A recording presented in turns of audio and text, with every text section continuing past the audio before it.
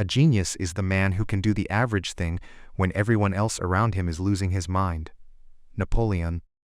The world is full of obvious things which nobody by any chance ever observes. Sherlock Holmes. I spent my college years working as a valet at a nice hotel in Los Angeles. One frequent guest was a technology executive. He was a genius, having designed and patented a key component in Wi-Fi routers in his 20s. He had started and sold several companies. He was wildly successful. He also had a relationship with money I'd describe as a mix of insecurity and childish stupidity. He carried a stack of $100 bills several inches thick. He showed it to everyone who wanted to see it and many who didn't. He bragged openly and loudly about his wealth, often while drunk and always apropos of nothing. One day he handed one of my colleagues several $1,000s of cash and said, "Go to the jewelry store down the street and get me a few $1,000 gold coins." An hour later, gold coins in hand, the tech executive and his buddies gathered around by a dock overlooking the Pacific Ocean. They then proceeded to throw the coins into the sea, skipping them like rocks, cackling as they argued whose went furthest. Just for fun, days later he shattered a lamp in the hotel's restaurant. A manager told him it was a $500 lamp and he'd have to replace it. "You want $500? The executive asked incredulously, while pulling a brick of cash from his pocket and handing it to the manager. "Here's $5,000. Now get out of my face, and don't ever insult me like that again." You may wonder how long this behavior could last, and the answer was, not long. I learned years later that he went broke. The premise of this book is that doing well with money has a little to do with how smart you are, and a lot to do with how you behave. And behavior is hard to teach, even to really smart people. A genius who loses control of their emotions can be a financial disaster. The opposite is also true. Ordinary folks with no financial education can be wealthy if they have a handful of behavioral skills that have nothing to do with formal measures of intelligence. My favorite Wikipedia entry begins, "Ronald James Reed was an American philanthropist, investor, janitor, and gas station attendant. Ronald Reed was born in rural Vermont. He was the first person in his family to graduate high school, made all the more impressive by the fact that he hitchhiked to campus each day. For those who knew Ronald Reed, there wasn't much else worth mentioning. His life was about as low-key as they come. Reed fixed cars at a gas station for 25 years and swept floors at JCPenney for 17 years. He bought a 2-bedroom house for $12,000 at age 38 and lived there for the rest of his life. He was widowed at age 50 and never remarried. A friend recalled that his main hobby was chopping firewood. Reed died in 2014, age 92, which is when the humble rural janitor made international headlines. 2,018,503 Americans died in 2014. Fewer than 4.0 of them had a net worth of over $8 million when they passed away. Ronald Reed was one of them. In his will, the former janitor left $2 million to his stepkids and more than $6 million to his local hospital and library. Those who knew Reed were baffled. Where did he get all that money? It turned out there was no secret. There was no lottery win and no inheritance. Reed saved what little he could and invested it in blue-chip stocks. Then he waited, for decades on end, as tiny savings compounded into more than $8 million. That's it. From janitor to philanthropist, a few months before Ronald Reed died, another man named Richard was in the news. Richard Fuscone was everything Ronald Reed was not. A Harvard-educated Merrill Lynch executive with an MBA, Fuscone had such a successful career in finance that he retired in his 40s to become a philanthropist. Former Merrill CEO David Kamansky praised Fuscone's business savvy, leadership skills, sound judgment, and personal integrity. Crane's Business magazine once included him in a 40 under 40 list of successful business people. So queried, but then, like the gold coin skipping tech executive, everything fell apart. In the mid-2000s, Fuscone borrowed heavily to expand an 18,000 square foot home in Greenwich, Connecticut that had 11 bathrooms, 2 elevators, 2 pools, 7 garages, and cost more than $90,000 a month to maintain. Then the 2008 financial crisis hit. The crisis hurt virtually everyone's finances. It apparently turned Fuscone's into dust. High debt and illiquid assets left him bankrupt. "I currently have no income," he allegedly told a bankruptcy judge in 2008. First, his Palm Beach house was foreclosed. In 2014, it was the Greenwich Mansion's turn, 5 months before Ronald Read left his fortune to charity. Richard Fuscone's home, where guests recalled the thrill of dining and dancing atop a see-through covering on the home's indoor swimming pool, was sold in a foreclosure auction for 75% less than an insurance company figured it was worth. Ronald Read was patient. Richard Fuscone was greedy. That's all it took to eclipse the massive education and experience gap between the two. The lesson here is not to be more like Ronald and less like Richard. Though that's not bad advice. The fascinating thing about these stories is how unique they are to finance. In what other industry does someone with no college degree, no training, no background, no formal experience, and no connections massively outperform someone with the best education, the best training, and the best connections? I struggle to think of any. It is impossible to think of a story about Ronald Read performing a heart transplant better than a Harvard-trained surgeon, or designing a skyscraper superior to the best-trained architects. There will never be a story of a janitor outperforming the world's top nuclear engineers, but these stories do happen in investing. The fact that Ronald Read can coexist with Richard Fuscone has two explanations. 1. Financial outcomes are driven by luck, independent of intelligence and effort. That's true to some extent, and this book will discuss it in further detail.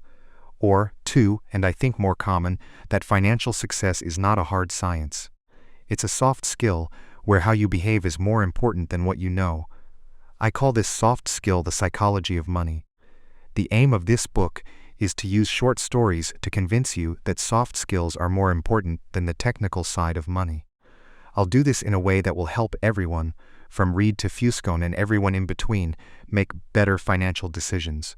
These soft skills are, I've come to realize, greatly underappreciated. Finance is overwhelmingly taught as a math-based field, where you put data into a formula and the formula tells you what to do, and it's assumed that you'll just go do it. This is true in personal finance, where you're told to have a 6-month emergency fund and save 10% of your salary. It's true in investing, where we know the exact historical correlations between interest rates and valuations. And it's true in corporate finance, where CFOs can measure the precise cost of capital. It's not that any of these things are bad or wrong. It's that knowing what to do tells you nothing about what happens in your head when you try to do it. Two topics impact everyone, whether you are interested in them or not: health and money. The healthcare industry is a triumph of modern science, with rising life expectancy across the world. Scientific discoveries have replaced doctors' old ideas about how the human body works, and virtually everyone is healthier because of it. The money industry, investing, personal finance, business planning is another story. Finance has scooped up the smartest minds coming from top universities over the last 2 decades. Financial engineering was the most popular major in Princeton's School of Engineering a decade ago. Is there any evidence it has made us better investors? I have seen none. Through collective trial and error over the years, we learned how to become better farmers, skilled plumbers, and advanced chemists. But has trial and error taught us to become better with our personal finances? Are we less likely to bury ourselves in debt? More likely to save for a rainy day? Prepare for retirement? Have realistic views about what money does and doesn't do to our happiness? I've seen no compelling evidence. Most of the reason why, I believe, is that we think about and are taught about money in ways that are too much like physics, with rules and laws, and not enough like psychology, with emotions and nuance. And that to me is as fascinating as it is important. Money is everywhere. It affects all of us and confuses most of us. Everyone thinks about it a little differently. It offers lessons on things that apply to many areas of life, like risk, confidence, and happiness. Few topics offer a more powerful magnifying glass that helps explain why people behave the way they do than money. It is one of the greatest shows on earth. My own appreciation for the psychology of money is shaped by more than a decade of writing on the topic. I began writing about finance in early 2008. It was the dawn of a financial crisis and the worst recession in 80 years. To write about what was happening, I wanted to figure out what was happening. But the first thing I learned after the financial crisis was that no one could accurately explain what happened or why it happened, let alone what should be done about it. For every good explanation there was an equally convincing rebuttal. Engineers can determine the cause of a bridge collapse because there's agreement that if a certain amount of force is applied to a certain area, that area will break. Physics isn't controversial, it's guided by laws. Finance is different. It's guided by people's behaviors, and how I behave might make sense to me but look crazy to you. The more I studied and wrote about the financial crisis, the more I realized that you could understand it better through the lenses of psychology and history, not finance. To grasp why people bury themselves in debt, you don't need to study interest rates. You need to study the history of greed, insecurity, and optimism. To get why investors sell out at the bottom of a bear market, you don't need to study the math of expected future returns. You need to think about the agony of looking at your family and wondering if your investments are imperiling their future. I love Voltaire's observation that history never repeats itself. Man always does. It applies so well to how we behave with money. In 2018, I wrote a report outlining 20 of the most important flaws, biases, and causes of bad behavior I've seen affect people when dealing with money. It was called The Psychology of Money, and over 1 million people have read it. This book is a deeper dive into the topic. Some short passages from the report appear unaltered in this book. What you're holding is 20 chapters, each describing what I consider to be the most important and often counterintuitive features of the psychology of money. The chapters revolve around a common theme but exist on their own and can be read independently. It's not a long book. You're welcome. Most readers don't finish the books they begin because most single topics don't require 300 pages of explanation. I'd rather make 20 short points you finish than one long one you give up on. On we go. Let me tell you about a problem. It might make you feel better about what you do with your money and less judgmental about what other people do with theirs. People do some crazy things with money. But no one is crazy. Here's the thing.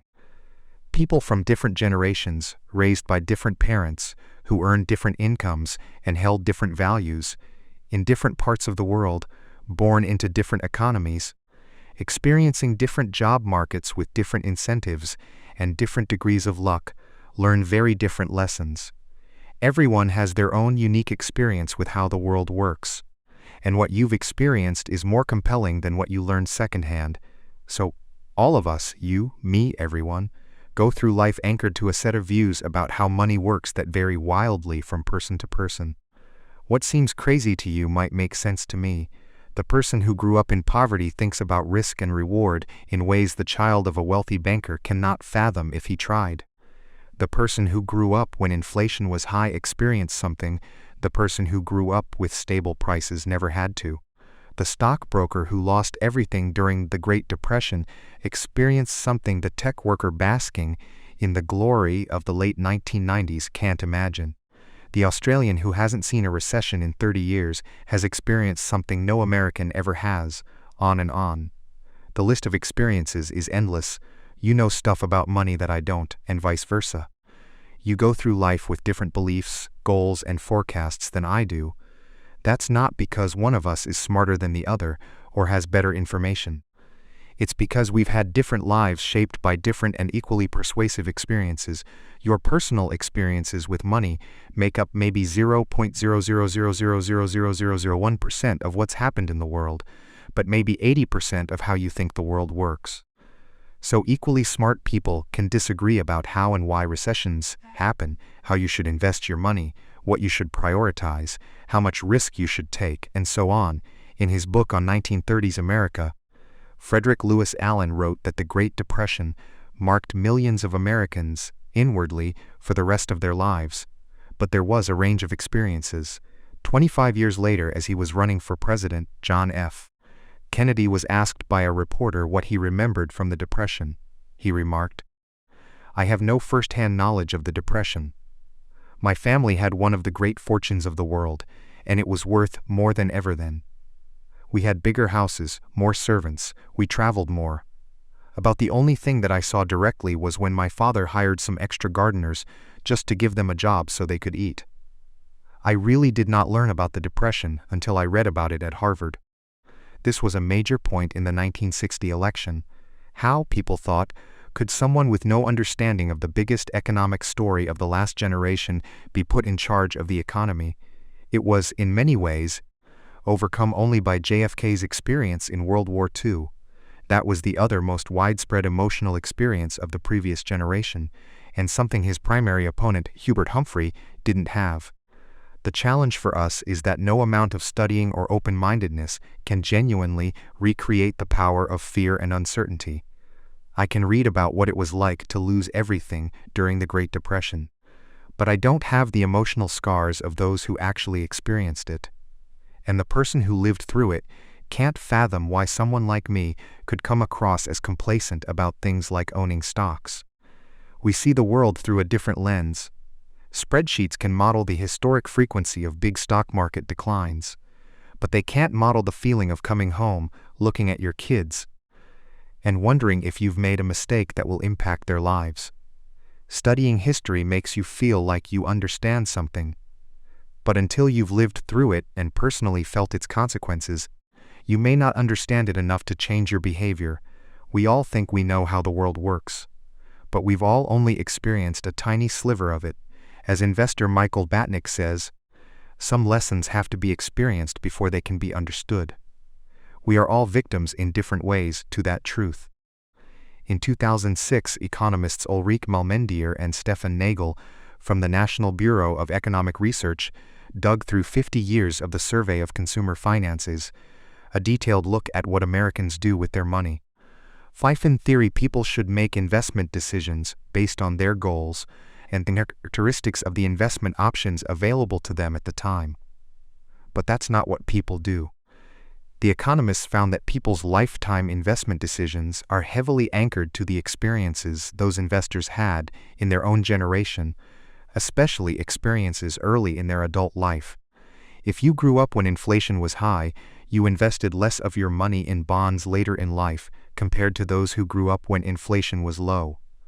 If you happened to grow up when the stock market was strong, you invested more of your money in stocks later in life compared to those who grew up when stocks were weak, the economists wrote.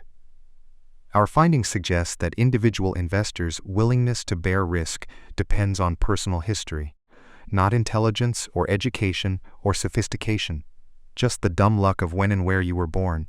The Financial Times interviewed Bill Gross, the famed bond manager, in 2019. Gross admits that he would probably not be where he is today if he had been born a decade earlier or later, the piece said. Gross's career coincided almost perfectly with a generational collapse in interest rates that gave bond prices a tailwind. That kind of thing doesn't just affect the opportunities you come across. It affects what you think about those opportunities when they're presented to you. To Gross, bonds were wealth-generating machines. To his father's generation, who grew up with and endured higher inflation, they might be seen as wealth incinerators. The differences in how people have experienced money are not small, even among those you might think are pretty similar. Take stocks. If you were born in 1970, the S&P 500 increased almost tenfold, adjusted for inflation, during your teens and 20s. That's an amazing return. If you were born in 1950, the market went literally nowhere in your teens and 20s adjusted for inflation. Two groups of people, separated by chance of their birth year, go through life with a completely different view on how the stock market works. Or inflation. If you were born in 1960s America, inflation during your teens and 20s, your young, impressionable years when you're developing a base of knowledge about how the economy works, sent prices up more than threefold. That's a lot. You remember gas lines and getting paychecks that stretched noticeably less far than the ones before them. But if you were born in 1990, inflation has been so low for your whole life that it's probably never crossed your mind. America's nationwide unemployment in November 2009 was around 10%. But the unemployment rate for African American males aged 16 to 19 without a high school diploma was 49%. For Caucasian females over age 45 with a college degree, it was 4%. Local stock markets in Germany and Japan were wiped out during World War II. Entire regions were bombed out. At the end of the war, German farms only produced enough food to provide the country's citizens with 1,000 calories a day. Compare that to the U.S., where the stock market more than doubled from 1941 through the end of 1945, and the economy was the strongest it had been in almost 2 decades. No one should expect members of these groups to go through the rest of their lives thinking the same thing about inflation, or the stock market, or unemployment, or money in general. No one should expect them to respond to financial information the same way. No one should assume they are influenced by the same incentives. No one should expect them to trust the same sources of advice. No one should expect them to agree on what matters, what's worth it, what's likely to happen next, and what the best path forward is. Their view of money was formed in different worlds, and when that's the case, a view about money that one group of people thinks is outrageous can make perfect sense to another. A few years ago, the New York Times did a story on the working conditions of Foxconn, the massive Taiwanese electronics manufacturer. The conditions are often atrocious. Readers were rightly upset. But a fascinating response to the story came from the nephew of a Chinese worker, who wrote in the comment section, "My aunt worked several years in what Americans call sweet shops. It was hard work, long hours, small wage, poor working conditions. Do you know what my aunt did before she worked in one of these factories? She was a prostitute. The idea of working in a sweet shop, compared to that old lifestyle, is an improvement, in my opinion. I know that my aunt would rather be exploited by an evil capitalist boss for a couple of dollars than have her body be exploited by several men for pennies. That is why I am upset by many Americans thinking, we do not have the same opportunities as the West. Our governmental infrastructure is different, the country is different. Yes, factory is hard labor. Could it be better? Yes. But only when you compare such to American jobs. I don't know what to make of this. Part of me wants to argue fiercely. Part of me wants to understand. But mostly it's an example of how different experiences can lead to vastly different views within topics that one side intuitively thinks should be black and white. Every decision people make with money is justified by taking the information they have at the moment and plugging it into their unique mental model of how the world works. Those people can be misinformed. They can have incomplete information. They can be bad at math. They can be persuaded by rotten marketing. They can have no idea what they're doing. They can misjudge the consequences of their actions. Oh, can they ever?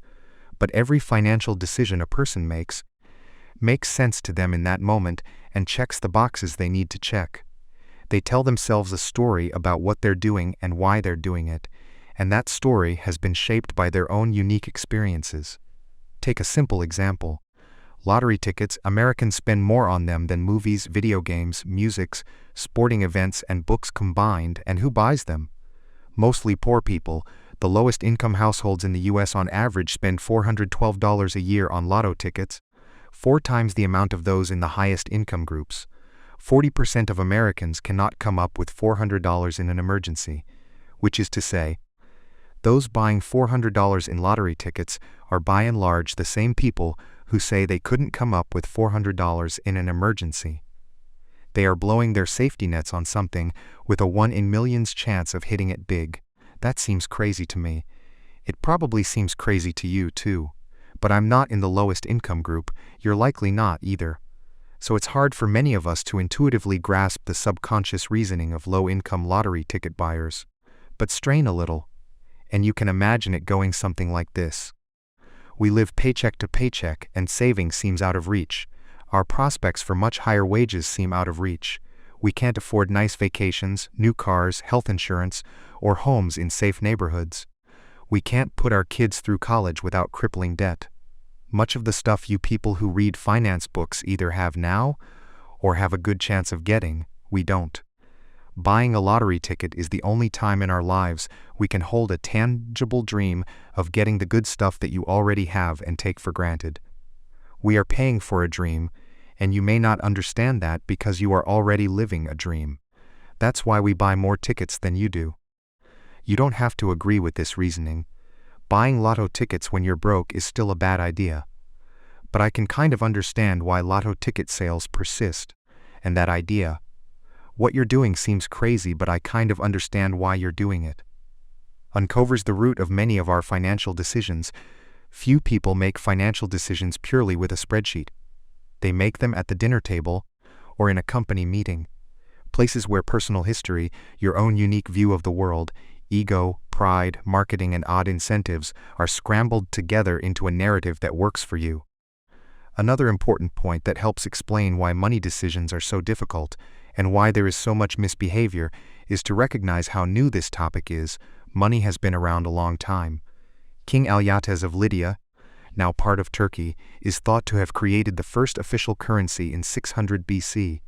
But the modern foundation of money decisions, saving and investing, is based around concepts that are practically infants. Take retirement. At the end of 2018, there was $27 trillion in U.S. retirement accounts, making it the main driver of the common investor's saving and investing decisions.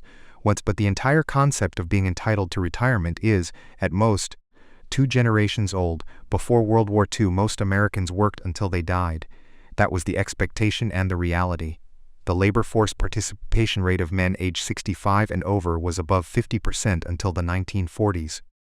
Social Security aimed to change this, but its initial benefits were nothing close to a proper pension.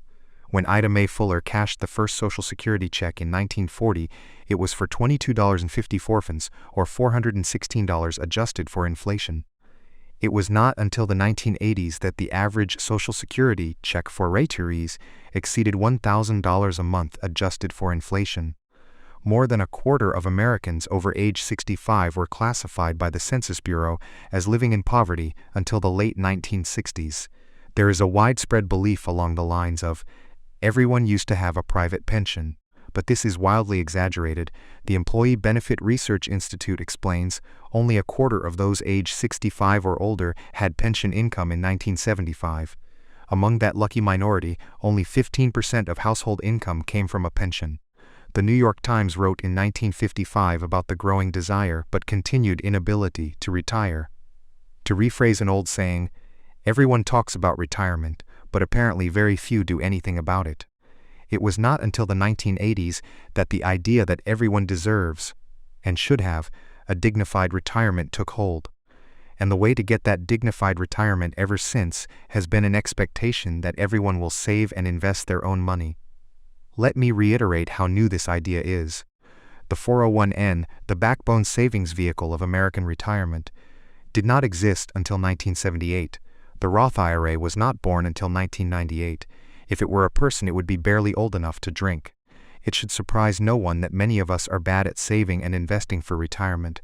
We're not crazy. We're all just newbies. Same goes for college. The share of Americans over age 25 with a bachelor's degree has gone from less than 1 in 20 in 1940 to 1 in 4 by 2015.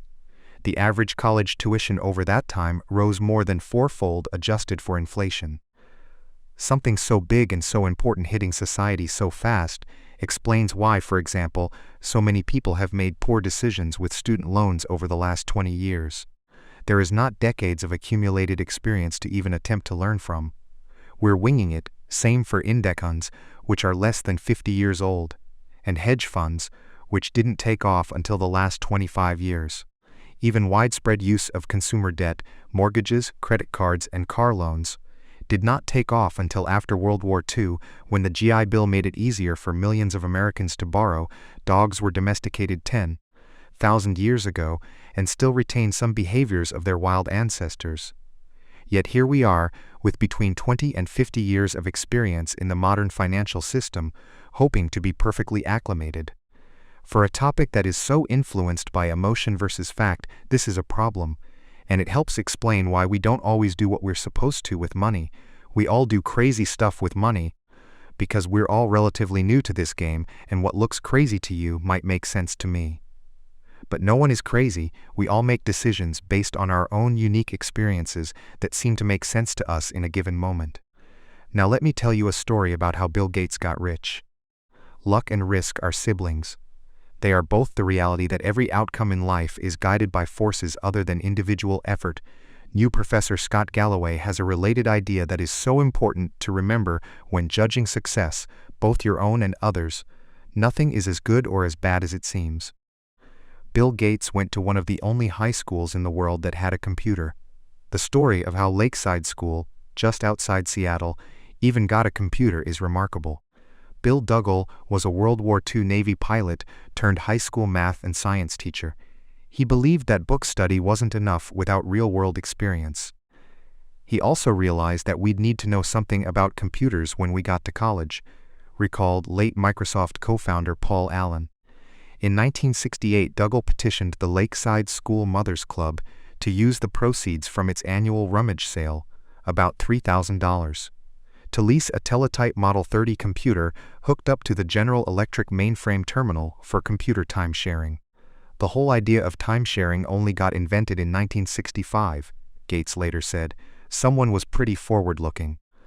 Most university graduate schools did not have a computer anywhere near as advanced as Bill Gates had access to in 8th grade. And he couldn't get enough of it. Gates was 13 years old in 1968 when he met classmate Paul Allen. Allen was also obsessed with the school's computer, and the two hit it off. Lakeside's computer wasn't part of its general curriculum. It was an independent study program. Bill and Paul could toy away with the thing at their leisure, letting their creativity run wild, after school, late into the night on weekends. They quickly became computing experts. During one of their late-night sessions, Allen recalled Gates showing him a Fortune magazine and saying, "What do you think it's like to run a Fortune 500 company?" Allen said he had no idea. "Maybe we'll have our own computer company someday," Gates said. Microsoft is now worth more than $1 trillion. A little quick math. In 1968, there were roughly 303 million high school-age people in the world, according to the UN.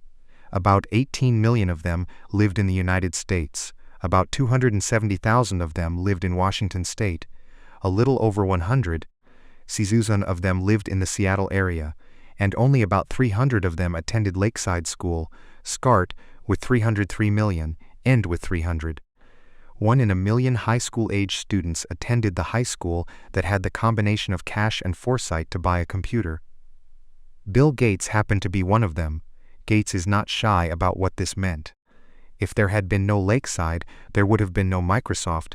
He told the school's graduating class in 2005, Gates is staggeringly smart, even more hard-working, and as a teenager had a vision for computers that even most seasoned computer executives couldn't grasp. He also had a 1 in a million head start by going to school at Lakeside. Now let me tell you about Gates' friend Kent Evans. He experienced an equally powerful dose of luck's close sibling, risk. Bill Gates and Paul Allen became household names thanks to Microsoft's success. But back at Lakeside, there was a third member of this gang of high school computer prodigies. Kent Evans and Bill Gates became best friends in 8th grade. Evans was, by Gates' own account, the best student in the class. The two talked on the phone ridiculous amounts. Gates recalls in the documentary Inside Bill's Brain, "I still know Kent's phone number," he says, 525-7851. Evans was as skilled with computers as Gates and Allen. Lakeside once struggled to manually put together the school's class schedule, a maze of complexity to get hundreds of students the classes they need, at times that don't conflict with other courses. The school tasked Bill and Kent, children, by any measure, to build a computer program to solve the problem. It worked, and unlike Paul Allen, Kent shared Bill's business mind and endless ambition. Kent always had the big briefcase, like a lawyer's briefcase, Gates recalls. "We were always scheming about what we'd be doing 5 or 6 years in the future. Should we go be CEOs? What kind of impact could you have? Should we go be generals? Should we go be ambassadors? Whatever it was." Bill and Kent knew they'd do it together. After reminiscing on his friendship with Kent, Gates trails off. "We would have kept working together. I'm sure we would have gone to college together." Kent could have been a founding partner of Microsoft with Gates and Allen, but it would never happen. Kent died in a mountaineering accident before he graduated high school. Every year there are around 36 mountaineering deaths in the United States. The odds of being killed on a mountain in high school are roughly 1 in a million. Bill Gates experienced 1 in a million luck by ending up at Lakeside. Kent Evans experienced 1 in a million risk by never getting to finish what he and Gates set out to achieve. The same force, the same magnitude, working in opposite directions. Luck and risk are both the reality that every outcome in life is guided by forces other than individual effort. They are so similar that you can't believe in one without equally respecting the other. They both happen because the world is too complex to allow 100% of your actions to dictate 100% of your outcomes. They are driven by the same thing. You are one person in a game with 7 billion other people and infinite moving parts. The accidental impact of actions outside of your control can be more consequential than the ones you consciously take. But both are so hard to measure and hard to accept that they too often go overlooked. For every Bill Gates there is a Kent Evans who was just as skilled and driven but ended up on the other side of life roulette. If you give luck and risk their proper respect, you realize that when judging people's financial success, both your own and others, it's never as good or as bad as it seems. Years ago I asked economist Robert Shiller, who won the Nobel Prize in economics, "What do you want to know about investing that we can't know?" "The exact role of luck in successful outcomes," he answered. I love that response, because no one actually thinks luck doesn't play a role in financial success. But since it's hard to quantify luck and rude to suggest people's success is owed to it, the default stance is often to implicitly ignore luck as a factor of success. If I say, there are 1 billion investors in the world, by sheer chance would you expect 10 of them to become billionaires predominantly off luck? You would reply, of course. But then if I ask you to name those investors to their face, you will likely back down. When judging others, attributing success to luck makes you look jealous and mean, even if we know it exists, and when judging yourself, attributing success to luck can be too demoralizing to accept. Economist Bhaskar Mazumdar has shown that incomes among brothers are more correlated than height or weight. If you are rich and tall, your brother is more likely to also be rich than he is tall. I think most of us intuitively know this is true. The quality of your education and the doors that open for you are heavily linked to your parents' socioeconomic status. But find me 2 rich brothers and I'll show you 2 men who do not think this study's findings apply to them. Failure, which can be anything from bankruptcy to not meeting a personal goal, is equally abused. Did failed businesses not try hard enough? Were bad investments not thought through well enough? Are wayward careers due to laziness? Sometimes, yes. Of course, but how much? It's so hard to know. Everything worth pursuing has less than 100% odds of succeeding, and risk is just what happens when you end up on the unfortunate side of that equation. Just as with luck, the story gets too hard, too messy, too complex if we try to pick apart how much of an outcome was a conscious decision versus a risk. Say I buy a stock, and 5 years later it's gone nowhere. It's possible that I made a bad decision by buying it in the first place. It's also possible that I made a good decision that had an 80% chance of making money, and I just happened to end up on the side of the unfortunate 20%. How do I know which is which? Did I make a mistake, or did I just experience the reality of risk? It's possible to statistically measure whether some decisions were wise. But in the real world, day to day, we simply don't. It's too hard. We prefer simple stories, which are easy but often devilishly misleading. After spending years around investors and business leaders, I've come to realize that someone else's failure is usually attributed to bad decisions, while your own failures are usually chalked up to the dark side of risk. When judging your failures, I'm likely to prefer a clean and simple story of cause and effect, because I don't know what's going on inside your head. You had a bad outcome, so it must have been caused by a bad decision, is the story that makes the most sense to me. But when judging myself, I can make up a wild narrative justifying my past decisions and attributing bad outcomes to risk. The cover of Forbes magazine does not celebrate poor investors who made good decisions but happened to experience the unfortunate side of risk. But it almost certainly celebrates rich investors who made okay or even reckless decisions and happened to get lucky. Both flipped the same coin that happened to land on a different side. The dangerous part of this is that we're all trying to learn about what works and what doesn't with money. What investing strategies work? Which ones don't? What business strategies work? Which ones don't? How do you get rich? How do you avoid being poor? We tend to seek out these lessons by observing successes and failures and saying, do what she did, avoid what he did. If we had a magic wand, we would find out exactly what proportion of these outcomes were caused by actions that are repeatable, versus the role of random risk and luck that swayed those actions one way or the other. But we don't have a magic wand. We have brains that prefer easy answers without much appetite for nuance. So identifying the traits we should emulate or avoid can be agonizingly hard. Let me tell you another story of someone who, like Bill Gates, was wildly successful, but whose success is hard to pin down as being caused by luck or skill. Cornelius Vanderbilt had just finished a series of business deals to expand his railroad empire. One of his business advisors leaned in to tell Vanderbilt that every transaction he agreed to broke the law. "My God, John," said Vanderbilt, "you don't suppose you can run a railroad in accordance with the statutes of the state of New York, do you?" My first thought when reading this was, that attitude is why he was so successful. Laws didn't accommodate railroads during Vanderbilt's day. So he said, "To hell with it," and went ahead anyway. Vanderbilt was wildly successful. So it's tempting to view his law flaunting, which was notorious and vital to his success, as sage wisdom. That scrappy visionary let nothing get in his way. But how dangerous is that analysis?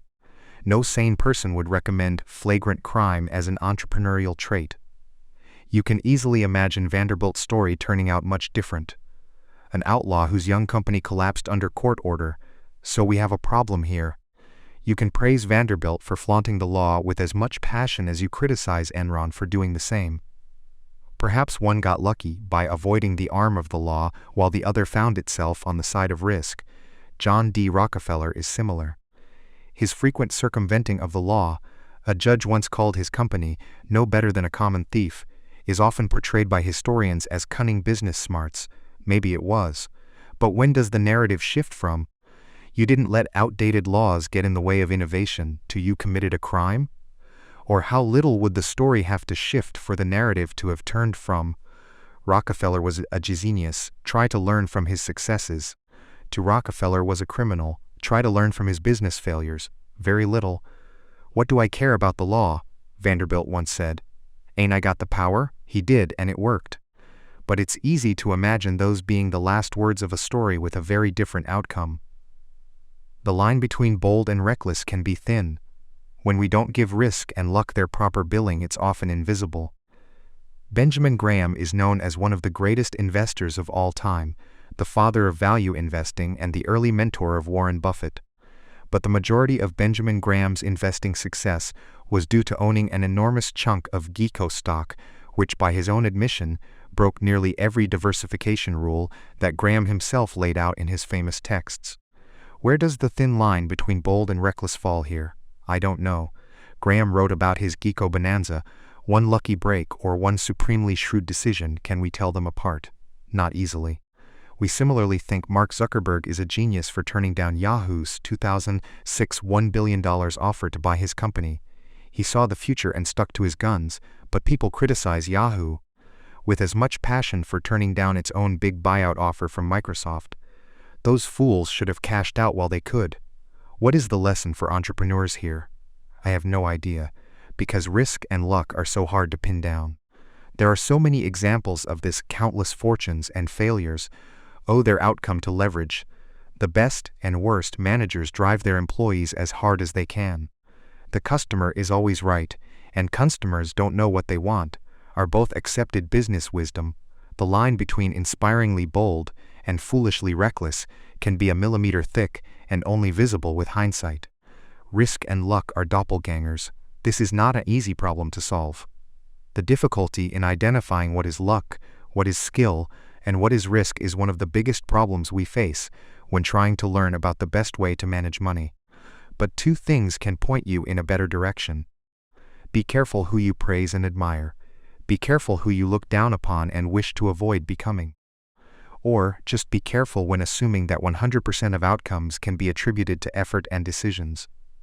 After my son was born, I wrote him a letter that said, in part, "Some people are born into families that encourage education, others are against it.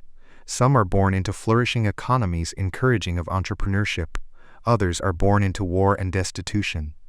I want you to be successful, and I want you to earn it. But realize that not all success is due to hard work, and not all poverty is due to laziness. Keep this in mind when judging people, including yourself.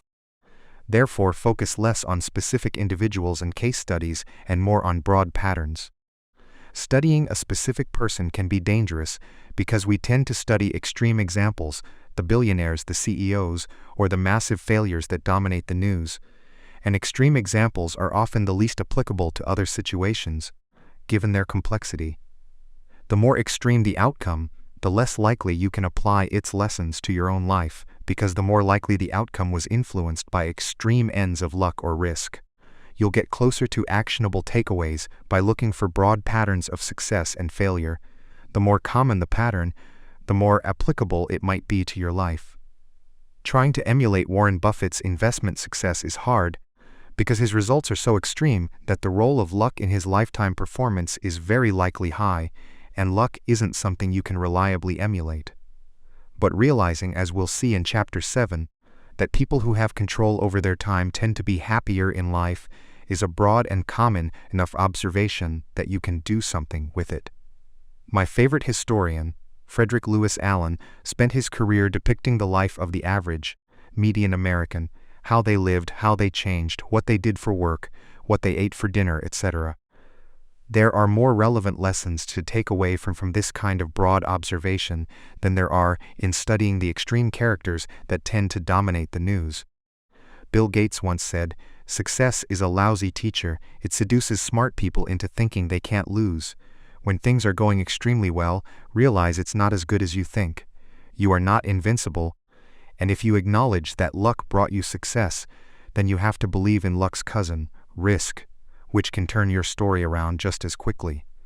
But the same is true in the other direction. Failure can be a lousy teacher, because it seduces smart people into thinking their decisions were terrible, when sometimes they just reflect the unforgiving realities of risk.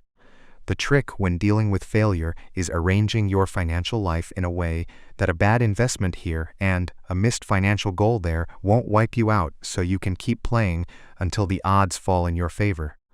But more important is that as much as we recognize the role of luck in success, the role of risk means we should forgive ourselves and leave room for understanding when judging failures.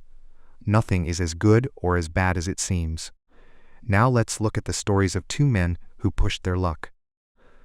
John Bogle, the Vanguard founder who passed away in 2019, once told a story about money that highlights something we don't think about enough. At a party given by a billionaire on Shelter Island, Kurt Vonnegut informs his pal, Joseph Heller, that their host, a hedge fund manager, had made more money in a single day than Heller had earned from his wildly popular novel Catch-22 over its whole history. Heller responds, "Yes, but I have something he will never have, enough. I was stunned by the simple eloquence of that word, stunned for two reasons. First, because I have been given so much in my own life, and, second, because Joseph Heller couldn't have been more accurate. For a critical element of our society, including many of the wealthiest and most powerful among us, there seems to be no limit today on what enough entails. It's so smart and so powerful. Let me offer two examples of the dangers of not having enough and what they can teach us. Rajat Gupta was born in Kolkata and orphaned as a teenager. People talk about the privileged few who begin life on third base.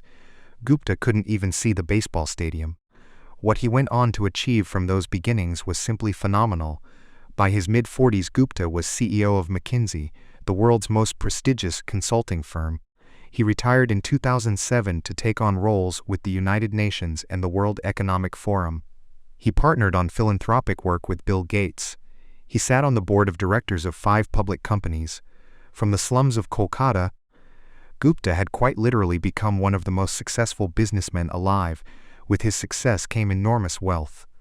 By 2008, Gupta was reportedly worth $100 million. It's an unfathomable sum of money to most. A 5% annual return on that much money generates almost $600 an hour, 24 hours a day. He could have done anything he wanted in life. And what he wanted, by all accounts, wasn't to be a mere centimillionaire. Rajat Gupta wanted to be a billionaire, and he wanted it badly. Gupta sat on the board of directors of Goldman Sachs, which surrounded him with some of the wealthiest investors in the world. One investor, citing the paydays of private equity tycoons, described Gupta like this: "I think he wants to be in that circle. That's a billionaire circle, right? Goldman is like the hundreds of millions circle, right? Acquired, right? So Gupta found a lucrative side hustle in 2008. As Goldman Sachs stared at the wrath of the financial crisis, Warren Buffett planned to invest $5 billion into the bank to help it survive. As a Goldman board member, Gupta learned of this transaction before the public. It was valuable information. Goldman's survival was in doubt, and Buffett's backing would surely send its stock soaring. 16 seconds after learning of the pending deal, Gupta, who was dialed into the Goldman board meeting, hung up the phone and called a hedge fund manager named Rajaratnam.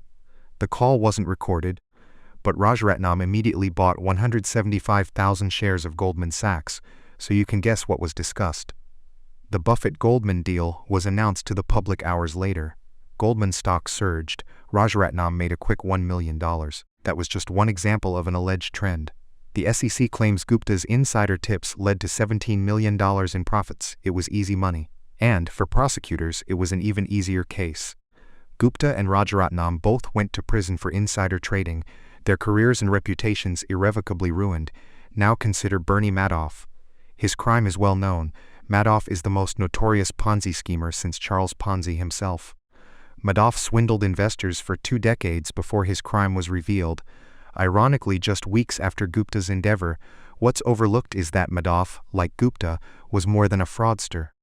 Before the Ponzi scheme that made Madoff famous, he was a wildly successful and legitimate businessman. Madoff was a market maker, a job that matches buyers and sellers of stocks. He was very good at it. Here's how the Wall Street Journal described Madoff's market-making firm in 1992. He has built a highly profitable securities firm, Bernard L. Madoff Investment Securities, which siphons a huge volume of stock trades away from the big board. The $740 million average daily volume of trades executed electronically by the Madoff firm off the exchange equals 9% of the New York exchanges. Mr. Madoff's firm can execute trades so quickly and cheaply that it actually pays other brokerage firms a penny a share to execute their customers' orders, profiting from the spread between bid and ask prices that most stocks trade for. This is not a journalist inaccurately describing a fraud yet to be uncovered. Madoff's market-making business was legitimate. A former staffer said the market-making arm of Madoff's business made between $25 million and $50 million per year. Bernie Madoff's legitimate, non-fraudulent business was by any measure a huge success.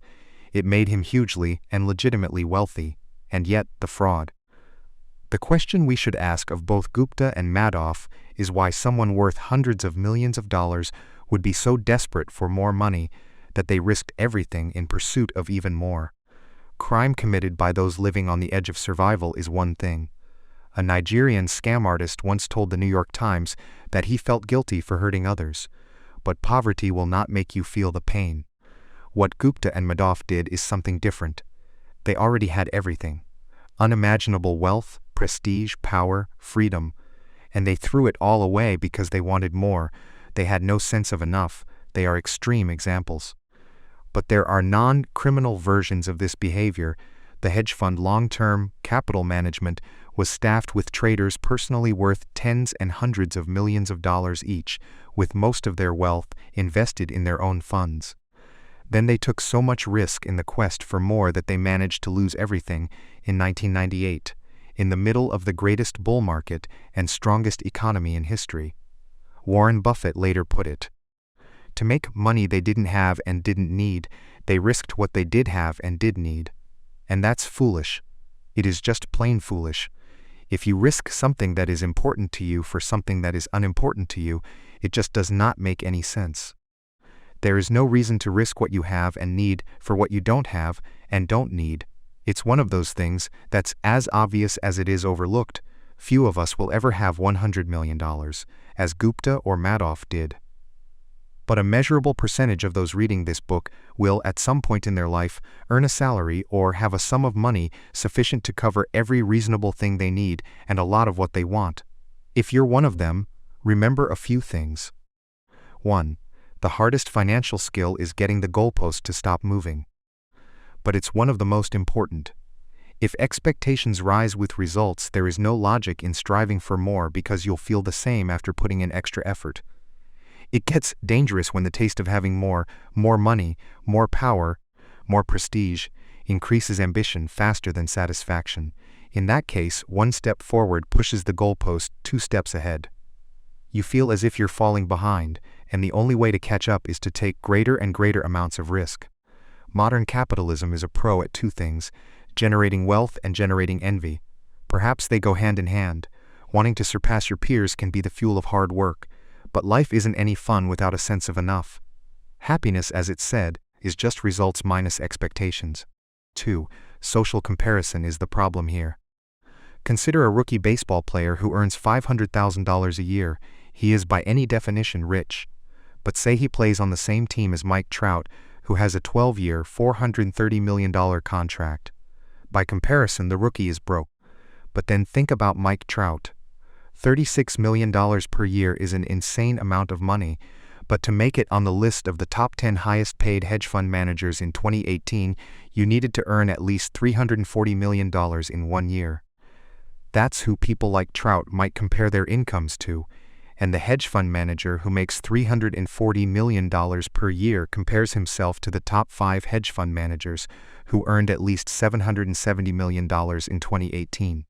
Those top managers can look ahead to people like Warren Buffett, whose personal fortune increased by $3.5 billion in 2018, and someone like Buffett could look ahead to Jeff Bezos, whose net worth increased by $24 billion in 2018, a sum that equates to more per hour than the rich baseball player made in a full year.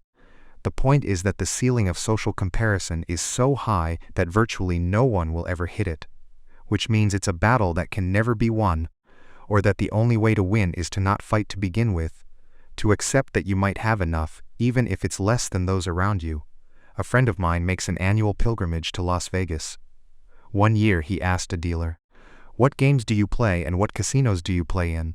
The dealer, stone cold serious, replied, "The only way to win in a Las Vegas casino is to exit as soon as you enter." That's exactly how the game of trying to keep up with other people's wealth works too. 3. Enough is not too little. The idea of having enough might look like conservatism, leaving opportunity and potential on the table. I don't think that's right. Enough is realizing that the opposite, an insatiable appetite for more, will push you to the point of regret. The only way to know how much food you can eat is to eat until you're sick. Few try this because vomiting hurts more than any meal is good.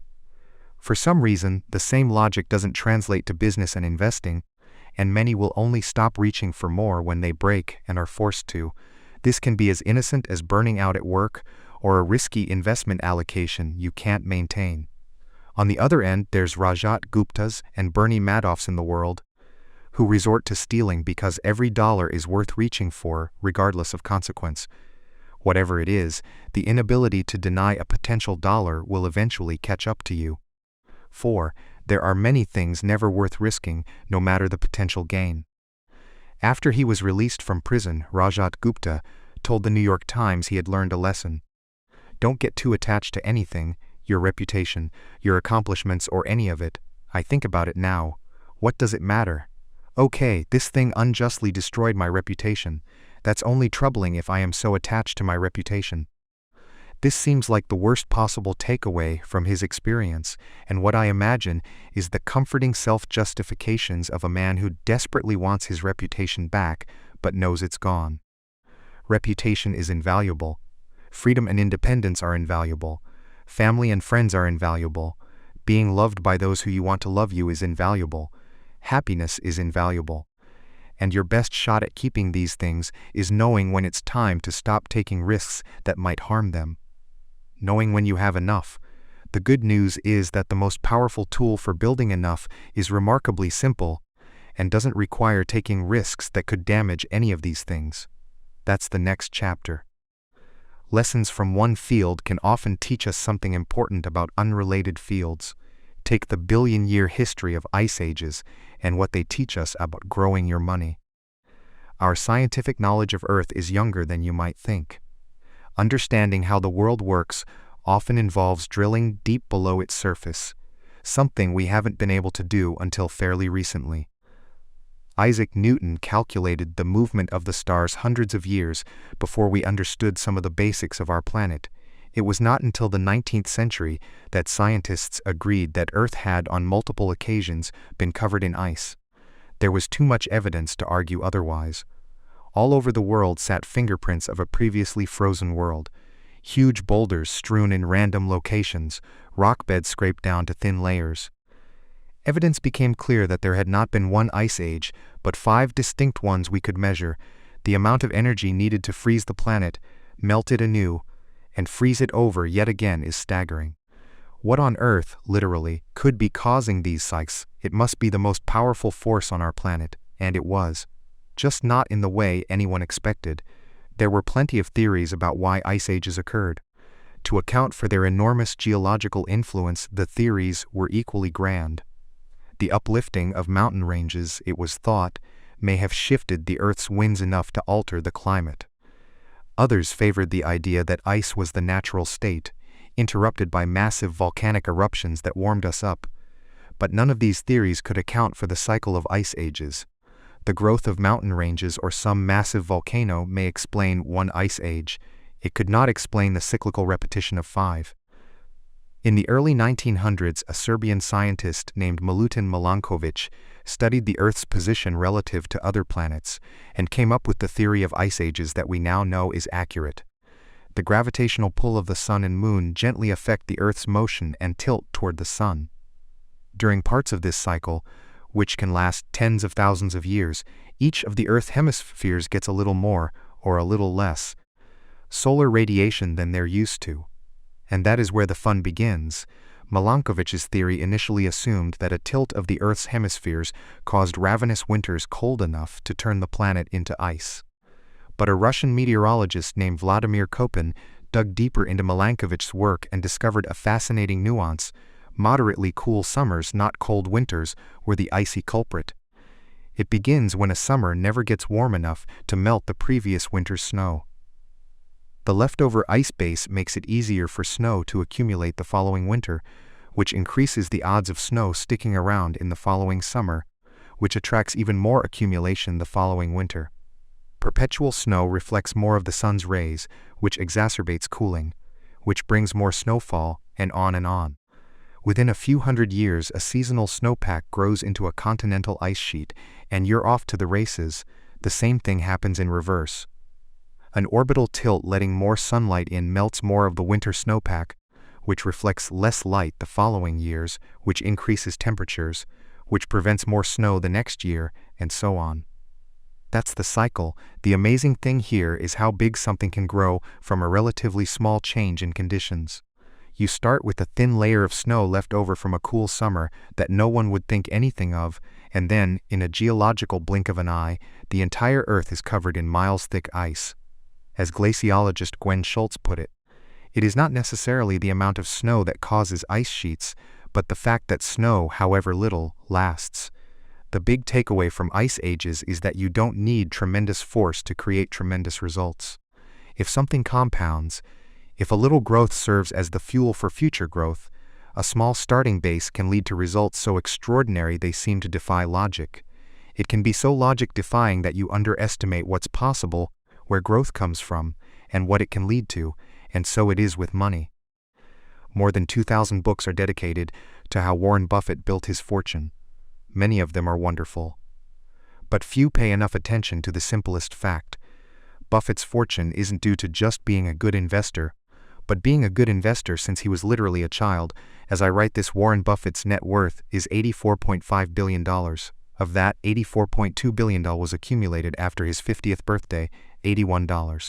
$5 billion came after he qualified for Social Security in his mid-60s. Warren Buffett is a phenomenal investor. But you miss a key point if you attach all of his success to investing acumen. The real key to his success is that he's been a phenomenal investor for 3/4 of a century. Had he started investing in his 30s and retired in his 60s, few people would have ever heard of him. Consider a little thought experiment. Buffett began serious investing when he was 10 years old. By the time he was 30, he had a net worth of $1 million, or $9.3 million adjusted for inflation. What if he was a more normal person, spending his teens and 20s exploring the world and finding his passion, and by age 30, his net worth was, say, $25,000? And let's say he still went on to earn the extraordinary annual investment returns he's been able to generate.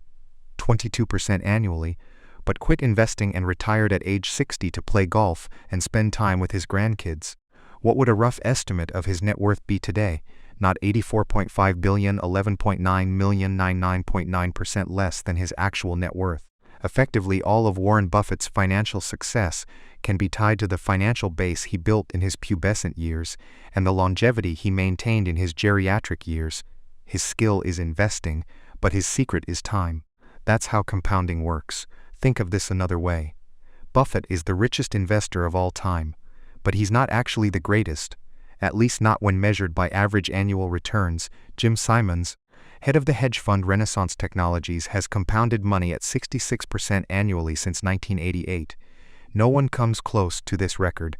As we just saw, Buffett has compounded at roughly 22% annually, a third as much. Simons' net worth, as I write, is $21 billion. He is, and I know how ridiculous this sounds given the numbers we're dealing with, 75% less rich than Buffett. Why the difference if Simons is such a better investor? Because Simons did not find his investment stride until he was 50 years old. He's had less than half as many years to compound as Buffett.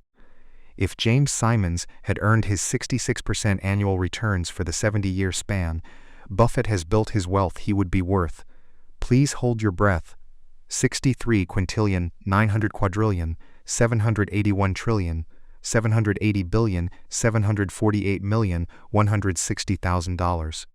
These are ridiculous, impractical numbers. The point is that what seem like small changes in growth assumptions can lead to ridiculous, impractical numbers. And so when we are studying why something got to become as powerful as it has, why an ice age formed, or why Warren Buffett is so rich, we often overlook the key drivers of success. I have heard many people say the first time they saw a compound interest table, or one of those stories about how much more you'd have for retirement if you began saving in your 20s versus your 30s, changed their life.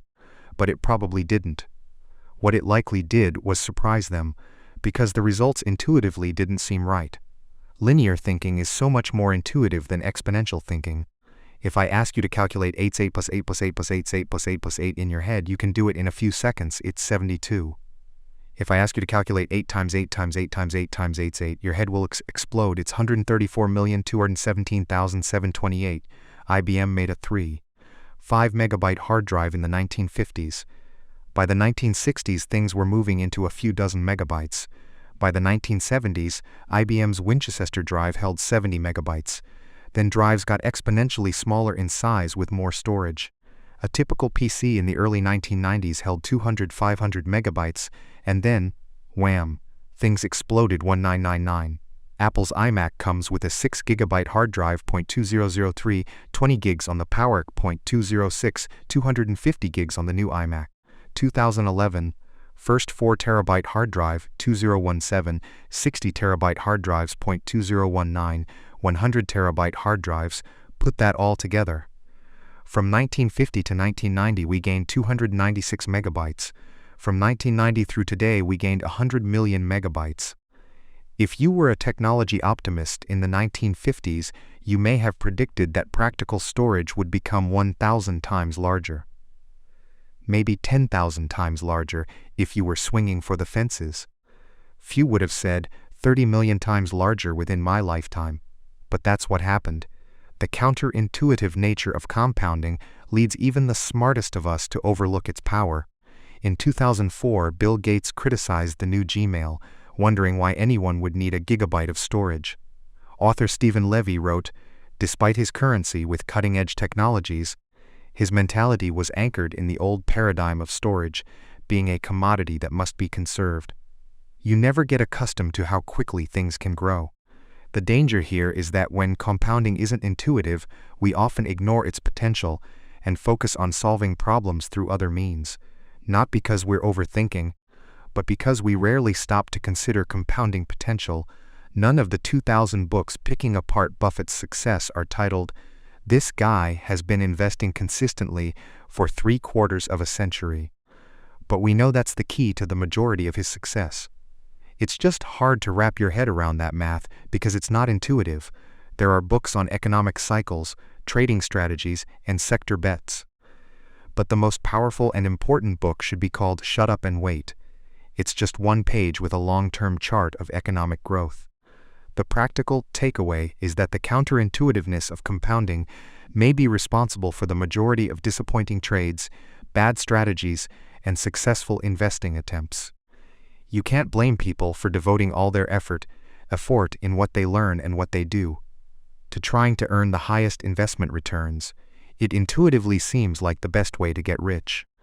But good investing isn't necessarily about earning the highest returns, because the highest returns tend to be one-off hits that can't be repeated.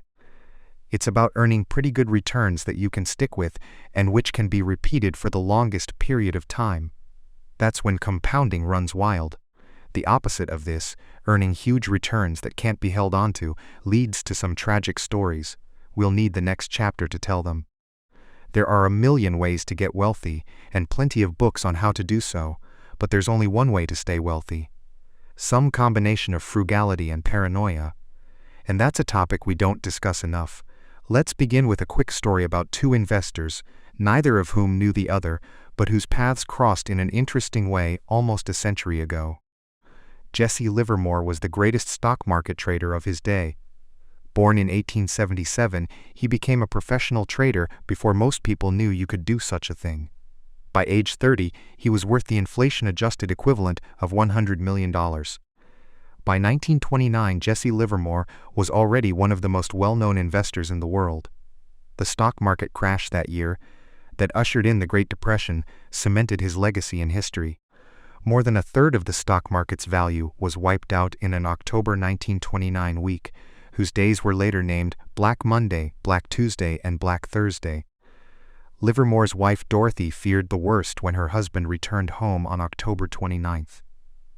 Reports of Wall Street speculators committing suicide were spreading across New York. She and her children greeted Jesse at the door in tears. While her mother was so distraught she hid in another room, screaming. Jess, according to biographer Tom Rubython, stood confused for a few moments before realizing what was happening. He then broke the news to his family. In a stroke of genius and luck, he had been short the market, betting stocks would decline. "You mean we are not ruined?" Dorothy asked. "No, darling. I have just had my best ever trading day.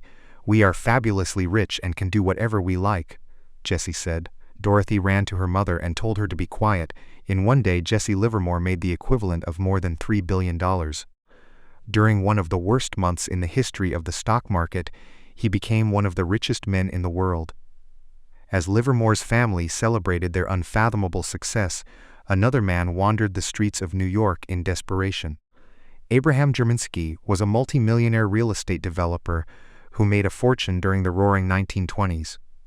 As the economy boomed, he did what virtually every other successful New Yorker did in the late 1920s. Bet heavily on the surging stock market. On October 26, 1929, the New York Times published an article that in 2 paragraphs portrays a tragic ending. Bernard H. Sandler, attorney of 225 Broadway, was asked yesterday morning by Mrs. Abraham Jermensky of Mount Vernon to help find her husband, missing since Thursday morning. Jermensky, who is 50 years old and an East Side real estate operator, was said by Sandler to have invested heavily in stocks. Sandler said he was told by Mrs. Jermensky that a friend saw her husband late Thursday on Wall Street near the stock exchange. According to her informant, her husband was tearing a strip of ticker tape into bits and scattering it on the sidewalk as he walked toward Broadway. And that, as far as we know, was the end of Abraham Jermensky. Here we have a contrast. The October 1929 crash made Jesse Livermore one of the richest men in the world. It ruined Abraham Jermensky, perhaps taking his life. But fast forward 4 years and the stories cross paths again. After his 1929 blowout, Livermore, overflowing with confidence, made larger and larger bets. He wound up far over his head, in increasing amounts of debt, and eventually lost everything in the stock market. Broke and ashamed, he disappeared for 2 days in 1933. His wife set out to find him, Jess L. Livermore, the stock market operator, of 1100 Park Avenue, missing and has not been seen since 3 p.m. yesterday. The New York Times wrote in 1933, he returned, but his path was set. Livermore eventually took his own life. The timing was different, but Jermensky and Livermore shared a character trait. They were both very good at getting wealthy and equally bad at staying wealthy. Even if wealthy is not a word you'd apply to yourself. The lessons from that observation apply to everyone, at all income levels. Getting money is one thing, keeping it is another. If I had to summarize money success in a single word, it would be survival. As we'll see in Chapter 6, 40% of companies successful enough to become publicly traded lost effectively all of their value over time. The Forbes 400 list of richest Americans has, on average, roughly 20% turnover per decade for causes that don't have to do with death or transferring money to another family member. Capitalism is hard. But part of the reason this happens is because getting money and keeping money are two different skills. Getting money requires taking risks, being optimistic, and putting yourself out there. But keeping money requires the opposite of taking risk. It requires humility and fear that what you've made can be taken away from you just as fast. It requires frugality and an acceptance that at least some of what you've made is attributable to luck. So past success can't be relied upon to repeat indefinitely. Michael Moritz, the billionaire head of Sequoia Capital, was asked by Charlie Rose why Sequoia was so successful. Moritz mentioned longevity, noting that some VC firms succeed for 5 or 10 years, but Sequoia has prospered for 4 decades. Rose asked why that was. Moritz, I think we've always been afraid of going out of business. Rose, really? So it's fear, only the paranoid survive? Moritz, there's a lot of truth to that. We assume that tomorrow won't be like yesterday. We can't afford to rest on our laurels. We can't be complacent. We can't assume that yesterday's success translates into tomorrow's good fortune. Here again, survival, not growth or brains or insight. The ability to stick around for a long time, without wiping out or being forced to give up, is what makes the biggest difference. This should be the cornerstone of your strategy. Whether it's in investing or your career or a business you own, there are 2 reasons why a survival mentality is so key with money. One is the obvious. Few gains are so great that they're worth wiping yourself out over. The other, as we saw in Chapter 4, is the counterintuitive math of compounding. Compounding only works if you can give an asset years and years to grow. It's like planting oak trees. A year of growth will never show much progress. 10 years can make a meaningful difference, and 50 years can create something absolutely extraordinary. But getting and keeping that extraordinary growth requires surviving all the unpredictable ups and downs that everyone inevitably experiences over time. We can spend years trying to figure out how Buffett achieved his investment returns. How he found the best companies, the cheapest stocks, the best managers. That's hard. Less hard but equally important is pointing out what he didn't do. He didn't get carried away with debt. He didn't panic and sell during the 14 recessions he's lived through. He didn't sully his business reputation. He didn't attach himself to one strategy, one worldview, or one passing trend. He didn't rely on others' money. Managing investments through a public company meant investors couldn't withdraw their capital. He didn't burn himself out and quit or retire.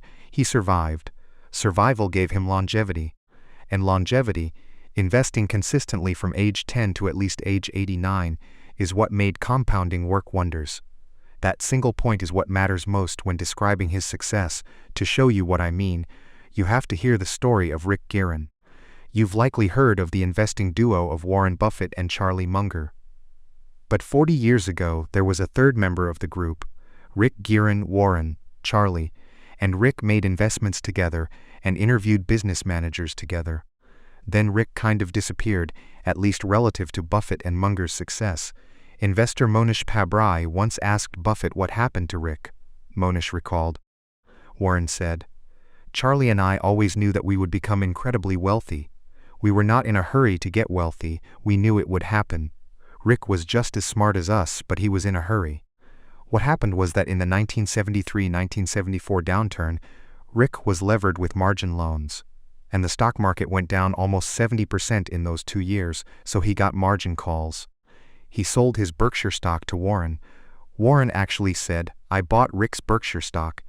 Under $40 apiece, Rick was forced to sell because he was levered. Charlie, Warren, and Rick were equally skilled at getting wealthy. But Warren and Charlie had the added skill of staying wealthy. Which, over time, is the skill that matters most? Nassim Taleb put it this way: having an edge and surviving are two different things. The first requires the second. You need to avoid ruin at all costs. Applying the survival mindset to the real world comes down to appreciating three things. 1. More than I want big returns, I want to be financially unbreakable. And if I'm unbreakable, I actually think I'll get the biggest returns, because I'll be able to stick around long enough for compounding to work wonders. No one wants to hold cash during a bull market. They want to own assets that go up a lot. You look and feel conservative holding cash during a bull market because you become acutely aware of how much return you're giving up by not owning the good stuff. Say cash earns 1% and stocks return 10% a year. That 9% gap will gnaw at you every day. But if that cash prevents you from having to sell your stocks during a bear market, the actual return you earned on that cash is not 1% a year. It could be many multiples of that, because preventing one desperate, ill-timed stock sale can do more for your lifetime returns than picking dozens of big-time winners. Compounding doesn't rely on earning big returns. Merely good returns sustained uninterrupted for the longest period of time, especially in times of chaos and havoc, will always win. 2. Planning is important, but the most important part of every plan is to plan on the plan not going according to plan. What's the saying? You plan, God laughs. Financial and investment planning are critical, because they let you know whether your current actions are within the realm of reasonable. But few plans of any kind survive their first encounter with the real world. If you're projecting your income, savings rate, and market returns over the next 20 years, think about all the big stuff that's happened in the last 20 years that no one could have foreseen.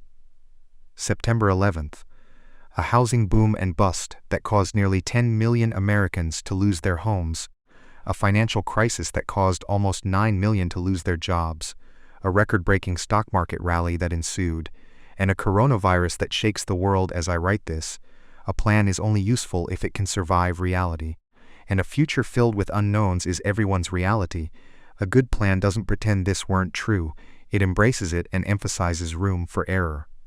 The more you need specific elements of a plan to be true, the more fragile your financial life becomes. If there's enough room for error in your savings rate that you can say, it'd be great if the market returns 8% a year over the next 30 years, but if it only does 4% a year, I'll still be okay, the more valuable your plan becomes. Many bets fail not because they were wrong, but because they were mostly right in a situation that required things to be exactly right. Room for error, often called margin of safety, is one of the most underappreciated forces in finance. It comes in many forms: a frugal budget, flexible thinking, and a loose timeline, anything that lets you live happily with a range of outcomes. It's different from being conservative. Conservative is avoiding a certain level of risk. Margin of safety is raising the odds of success at a given level of risk by increasing your chances of survival. Its magic is that the higher your margin of safety, the smaller your edge needs to be to have a favorable outcome. 3. A barbelled personality, optimistic about the future, but paranoid about what will prevent you from getting to the future, is vital. Optimism is usually defined as a belief that things will go well, but that's incomplete. Sensible optimism is a belief that the odds are in your favor, and over time things will balance out to a good outcome, even if what happens in between is filled with misery. And in fact, you know it will be filled with misery. You can be optimistic that the long-term growth trajectory is up and to the right, but equally sure that the road between now and then is filled with landmines, and always will be. Those two things are not mutually exclusive. The idea that something can gain over the long run while being a basket case in the short run is not intuitive, but it's how a lot of things work in life. By age 20, the average person can lose roughly half the synaptic connections they had in their brain at age 2, as inefficient and redundant neural pathways are cleared out. But the average 20-year-old is much smarter than the average 2-year-old. Destruction in the face of progress is not only possible, but an efficient way to get rid of excess. Imagine if you were a parent and could see inside your child's brain. Every morning you notice fewer synaptic connections in your kid's head. You would panic. You would say, "This can't be right. There's loss and destruction here. We need an intervention. We need to see a doctor." But you don't. What you are witnessing is the normal path of progress. Economies, markets, and careers often follow a similar path: growth amid loss. Here's how the U.S. economy performed over the last 170 years. But do you know what happened during this period? Where do we begin? 1.3 million Americans died while fighting 9 major wars. Roughly 99.9% of all companies that were created went out of business. 4 U.S. presidents were assassinated. 675,000 Americans died in a single year from a flu pandemic. 30 separate natural disasters killed at least 400 Americans each. 33 recessions lasted a cumulative 48 years. The number of forecasters who predicted any of those recessions rounds to 0. The stock market fell more than 10% from a recent high at least 102 times. Stocks lost a third of their value at least 12 times. Annual inflation exceeded 7% in 20 separate years. The words economic pessimism appeared in newspapers at least 29,000 times, according to Google. Our standard of living increased 20-fold in these 170 years, but barely a day went by that lacked tangible reasons for pessimism. A mindset that can be paranoid and optimistic at the same time is hard to maintain, because seeing things as black or white takes less effort than accepting nuance. But you need short-term paranoia to keep you alive long enough to exploit long-term optimism. Jess Livermore figured this out the hard way. He associated good times with the end of bad times. Getting wealthy made him feel like staying wealthy was inevitable, and that he was invincible. After losing nearly everything, he reflected, "I sometimes think that no price is too high for a speculator to pay to learn that which will keep him from getting the swelled head." A great many smashes by brilliant men can be traced directly to the swelled head. "It's an expensive disease," he said, "everywhere to everybody." Next, we'll look at another way growth in the face of adversity can be so hard to wrap your head around. "I've been banging away at this thing for 30 years. I think the simple math is some projects work and some don't. There's no reason to belabor either one. Just get on to the next." Brad Pitt accepting a Screen Actors Guild Award.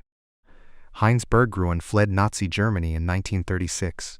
He settled in America, where he studied literature at UC Berkeley. By most accounts, he did not show particular promise in his youth. But by the 1990s, Berggruen was, by any measure, one of the most successful art dealers of all time. In 2000, Berggruen sold part of his massive collection of Picassos, Braques, Klees, and Matisses to the German government for more than 100 million euros. It was such a bargain that the Germans effectively considered it a donation. The private market value of the collection was well over $1 billion. That one person can collect huge quantities of masterpieces is astounding. Art is as subjective as it gets.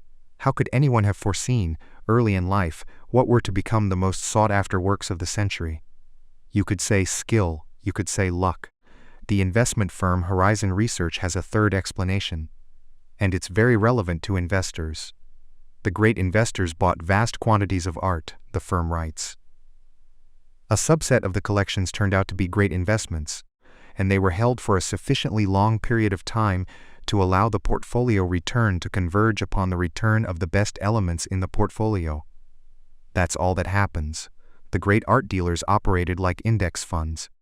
They bought everything they could, and they bought it in portfolios, not individual pieces they happened to like. Then they sat and waited for a few winners to emerge. That's all that happens.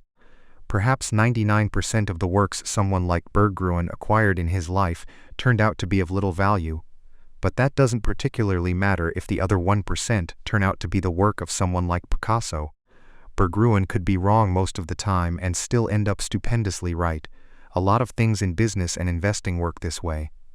Long tails, the farthest ends of a distribution of outcomes, have tremendous influence in finance. Where a small number of events can account for the majority of outcomes, that can be hard to deal with, even if you understand the math.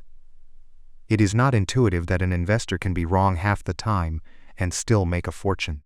It means we underestimate how normal it is for a lot of things to fail, which causes us to overreact when they do. Steamboat Willie put Walt Disney on the map as an animator. Business success was another story. Disney's first studio went bankrupt. His films were monstrously expensive to produce and financed at outrageous terms. By the mid-1930s, Disney had produced more than 400 cartoons. Most of them were short, most of them were beloved by viewers, and most of them lost to fortunes. Snow White and the Seven Dwarfs changed everything. The $8 million it earned in the first 6 months of 1938 was an order of magnitude higher than anything the company earned previously. It transformed Disney Studios. All company debts were paid off. Key employees got retention bonuses. The company purchased a new state-of-the-art studio in Burbank, where it remains today. An Oscar turned Walt from famous to full-blown celebrity. By 1938, he had produced several hundred hours of film, but in business terms, the 83 minutes of Snow White were all that mattered. Anything that is huge, profitable, famous, or influential is the result of a tail event, an outlying one in thousands or millions event. And most of our attention goes to things that are huge, profitable, famous, or influential. When most of what we pay attention to is the result of a tail, it's easy to underestimate how rare and powerful they are. Some tail-driven industries are obvious. Take venture capital. If a VC makes 50 investments, they likely expect half of them to fail, 10 to do pretty well, and 1 or 2 to be bonanzas that drive 100% of the fund's returns. Investment firm Correlation Ventures once crunched the numbers. Quoted, out of more than 21,000 venture financings from 2004 to 2014, 65% lost money, 2.5% of investments made 10x, 20x, 1% made more than a 20x return, 0.5%, about 100 companies out of 21, 0 earned 50x or more. That's where the majority of the industry's returns come from. This, you might think, is what makes venture capital so risky. And everyone investing in VC knows it's risky. Most startups fail, and the world is only kind enough to allow a few mega successes. If you want safer, predictable, and more stable returns, you invest in large public companies, or so you might think. Remember, tails drive everything. The distribution of success among large public stocks over time is not much different than it is in venture capital. Most public companies are duds, a few do well, and a handful become extraordinary winners that account for the majority of the stock market's returns. J.P. Morgan Asset Management once published the distribution of returns for the Russell 3000 Index, a big, broad collection of public companies. Since 1980, acquired 40% of all Russell 3000 stock components lost at least 70% of their value and never recovered over this period. Effectively, all of the index's overall returns came from 7% of component companies that outperformed by at least 2 standard deviations. That's the kind of thing you'd expect from venture capital. But it's what happened inside a boring, diversified index. This thumping of most public companies spares no industry. More than half of all public technology and telecom companies lose most of their value and never recover. Even among public utilities, the failure rate is more than 1 in 10. The interesting thing here is that you have to have achieved a certain level of success to become a public company and a member of the Russell 3000. These are established corporations, not fly-by-night startups. Even still, most have lifespans measured in years, not generations. Take an example, one of these companies. Carolco, a former member of the Russell 3000 Index. It produced some of the biggest films of the 1980s and 1990s, including the first 3 Rambo films, Terminator 2, Basic Instinct, and Total Recall. Carolco went public in 1987. It was a huge success, churning out hit after hit. It did $500 million in revenue in 1991, commanding a market cap of $400 million, big money back then, especially for a film studio. And then it failed. The blockbusters stopped. A few big budget projects flopped. And by the mid-1990s, Carolco was history.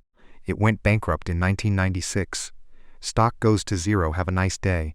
A catastrophic loss, and one that 4 in 10 public companies experience over time. Carolco's story is not worth telling because it's unique, but because it's common. Here's the most important part of this story. The Russell 3000 has increased more than 73-fold since 1980. That is a spectacular return. That is success. 40% of the companies in the index were effectively failures. But the 7% of components that performed extremely well were more than enough to offset the duds.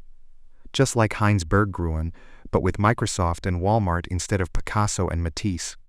Not only do a few companies account for most of the market's return, but within those companies are even more tail events. In 2018, Amazon drove 6% of the S&P 500's returns.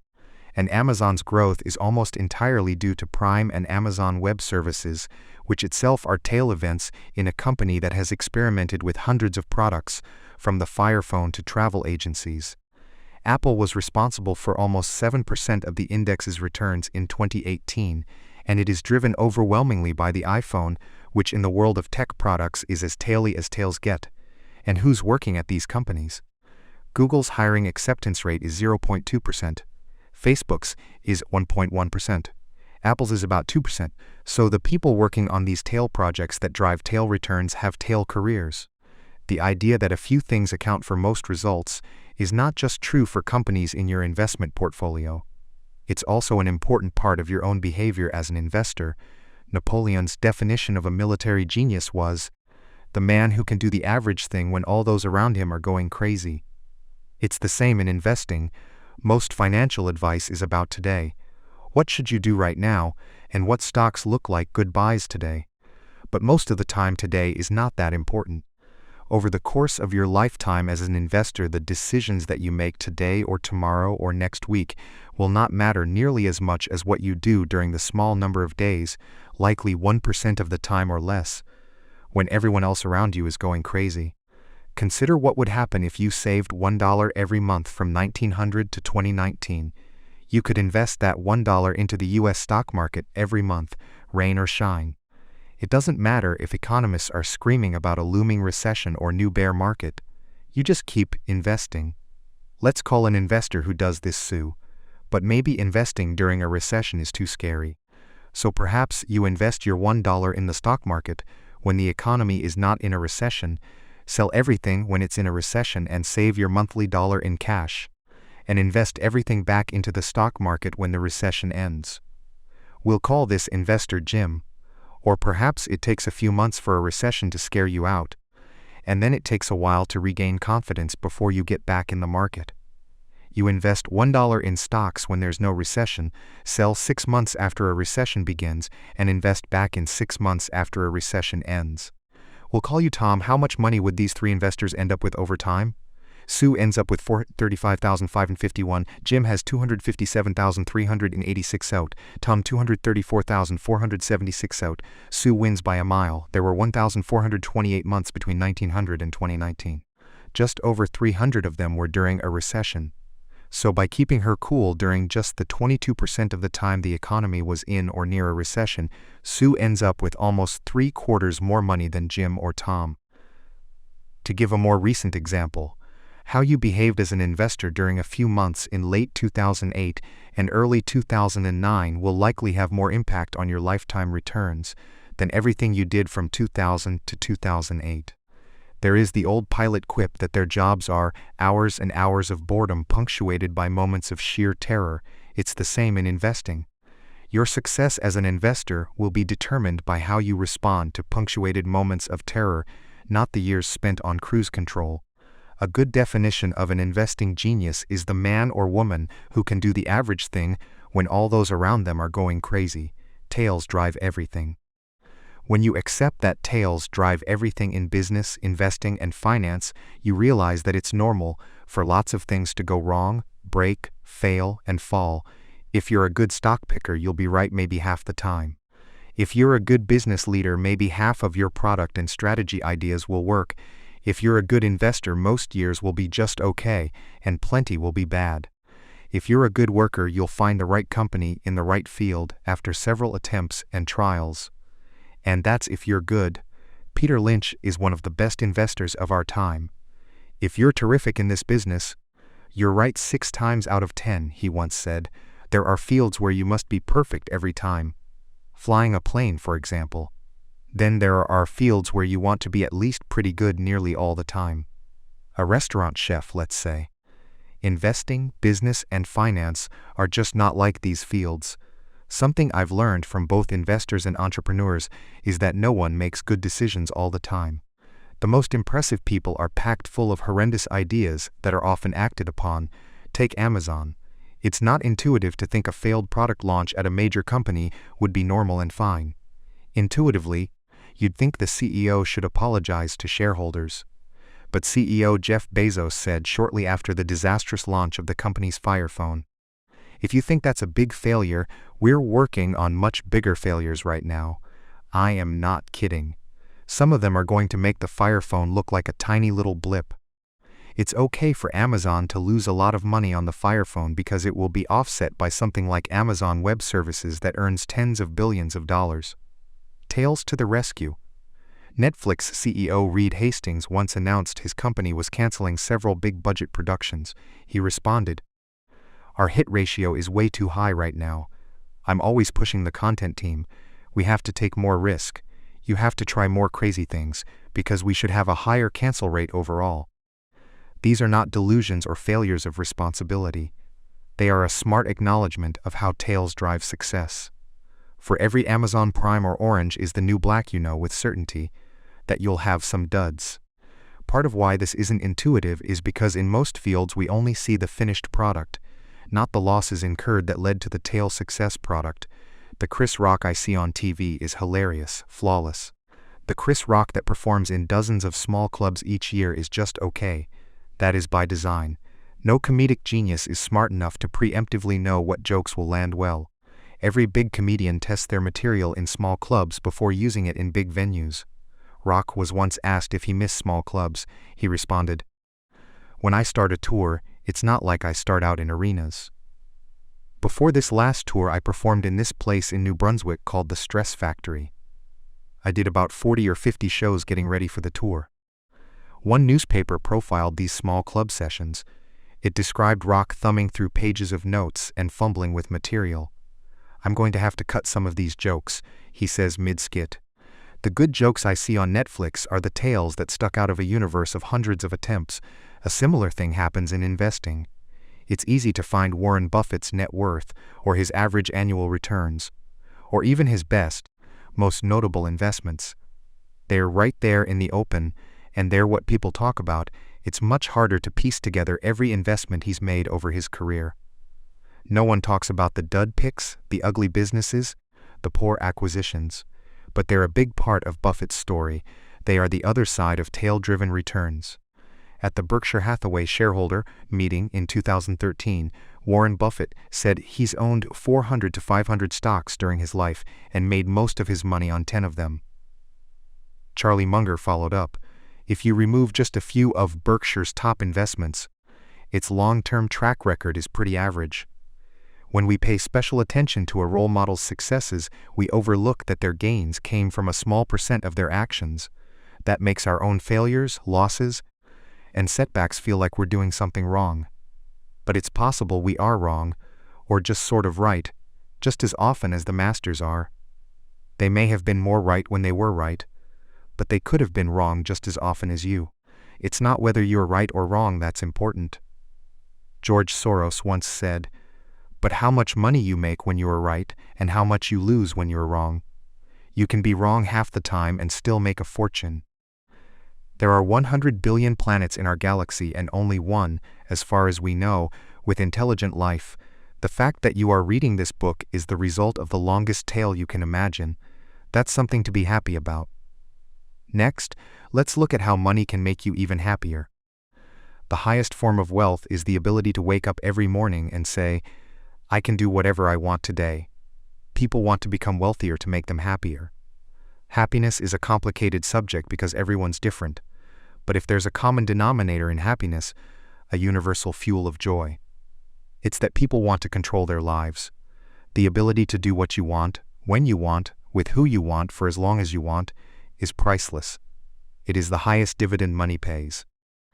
Angus Campbell was a psychologist at the University of Michigan.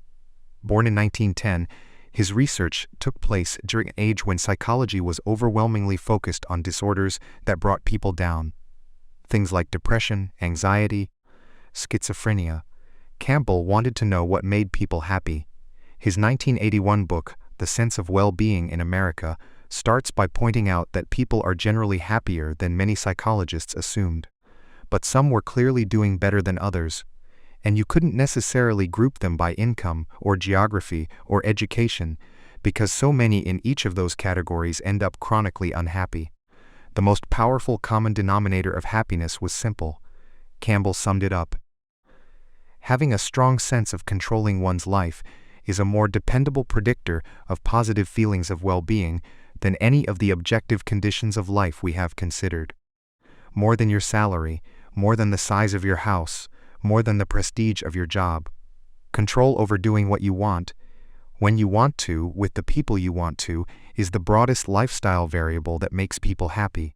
Money's greatest intrinsic value, and this can't be overstated, is its ability to give you control over your time, to obtain, bit by bit, a level of independence and autonomy that comes from unspent assets that give you greater control over what you can do and when you can do it. A small amount of wealth means the ability to take a few days off work when you're sick without breaking the bank. Gaining that ability is huge if you don't have it. A bit more means waiting for a good job to come around after you get laid off, rather than having to take the first one you find. That can be life-changing. 6 months emergency expenses means not being terrified of your boss, because you know you won't be ruined if you have to take some time off to find a new job. More still means the ability to take a job with lower pay but flexible hours. Maybe one with a shorter commute, or being able to deal with a medical emergency without the added burden of worrying about how you'll pay for it. Then there's retiring when you want to, instead of when you need to. Using your money to buy time and options has a lifestyle benefit few luxury goods can compete with. Throughout college, I wanted to be an investment banker. There was only one reason why: they made a lot of money. That was the only drive, and one I was 100% positive would make me happier once I got it. I scored a summer internship at an investment bank in Los Angeles in my junior year, and thought I won the career lottery. This is all I ever wanted. On my first day, I realized why investment bankers make a lot of money. They work longer and more controlled hours than I knew humans could handle. Actually, most can't handle it. Going home before midnight was considered a luxury, and there was a saying in the office: if you don't come to work on Saturday, don't bother coming back on Sunday. The job was intellectually stimulating, paid well, and made me feel important. But every waking second of my time became a slave to my boss's demands, which was enough to turn it into one of the most miserable experiences of my life. It was a 4-month internship. I lasted a month. The hardest thing about this was that I loved the work. And I wanted to work hard. But doing something you love on a schedule you can't control can feel the same as doing something you hate. There is a name for this feeling. Psychologists call it reactance. Jonah Berger, a marketing professor at the University of Pennsylvania, summed it up well. People like to feel like they're in control, in the driver's seat. When we try to get them to do something, they feel disempowered. Rather than feeling like they made the choice, they feel like we made it for them. So they say no or do something else, even when they might have originally been happy to go along. Acquired. When you accept how true that statement is, you realize that aligning money towards a life that lets you do what you want, when you want, with who you want, where you want, for as long as you want, has incredible return. Derek Sivers, a successful entrepreneur, once wrote about a friend who asked him to tell the story about how he got rich. I had a day job in Midtown Manhattan paying $20K per year, about minimum wage. I never ate out and never took a taxi. My cost of living was about $1,001, and I was earning $1,801. I did this for 2 years and saved up $12,000. I was 22 years old. Once I had $12,000, I could quit my job and become a full-time musician. I knew I could get a few gigs per month to pay my cost of living, so I was free. I quit my job a month later and never had a job again. When I finished telling my friend this story, he asked for more. I said no, that was it. He said no, what about when you sold your company? I said no, that didn't make a big difference in my life. That was just more money in the bank. The difference happened when I was 22 a squared fash. The United States is the richest nation in the history of the world.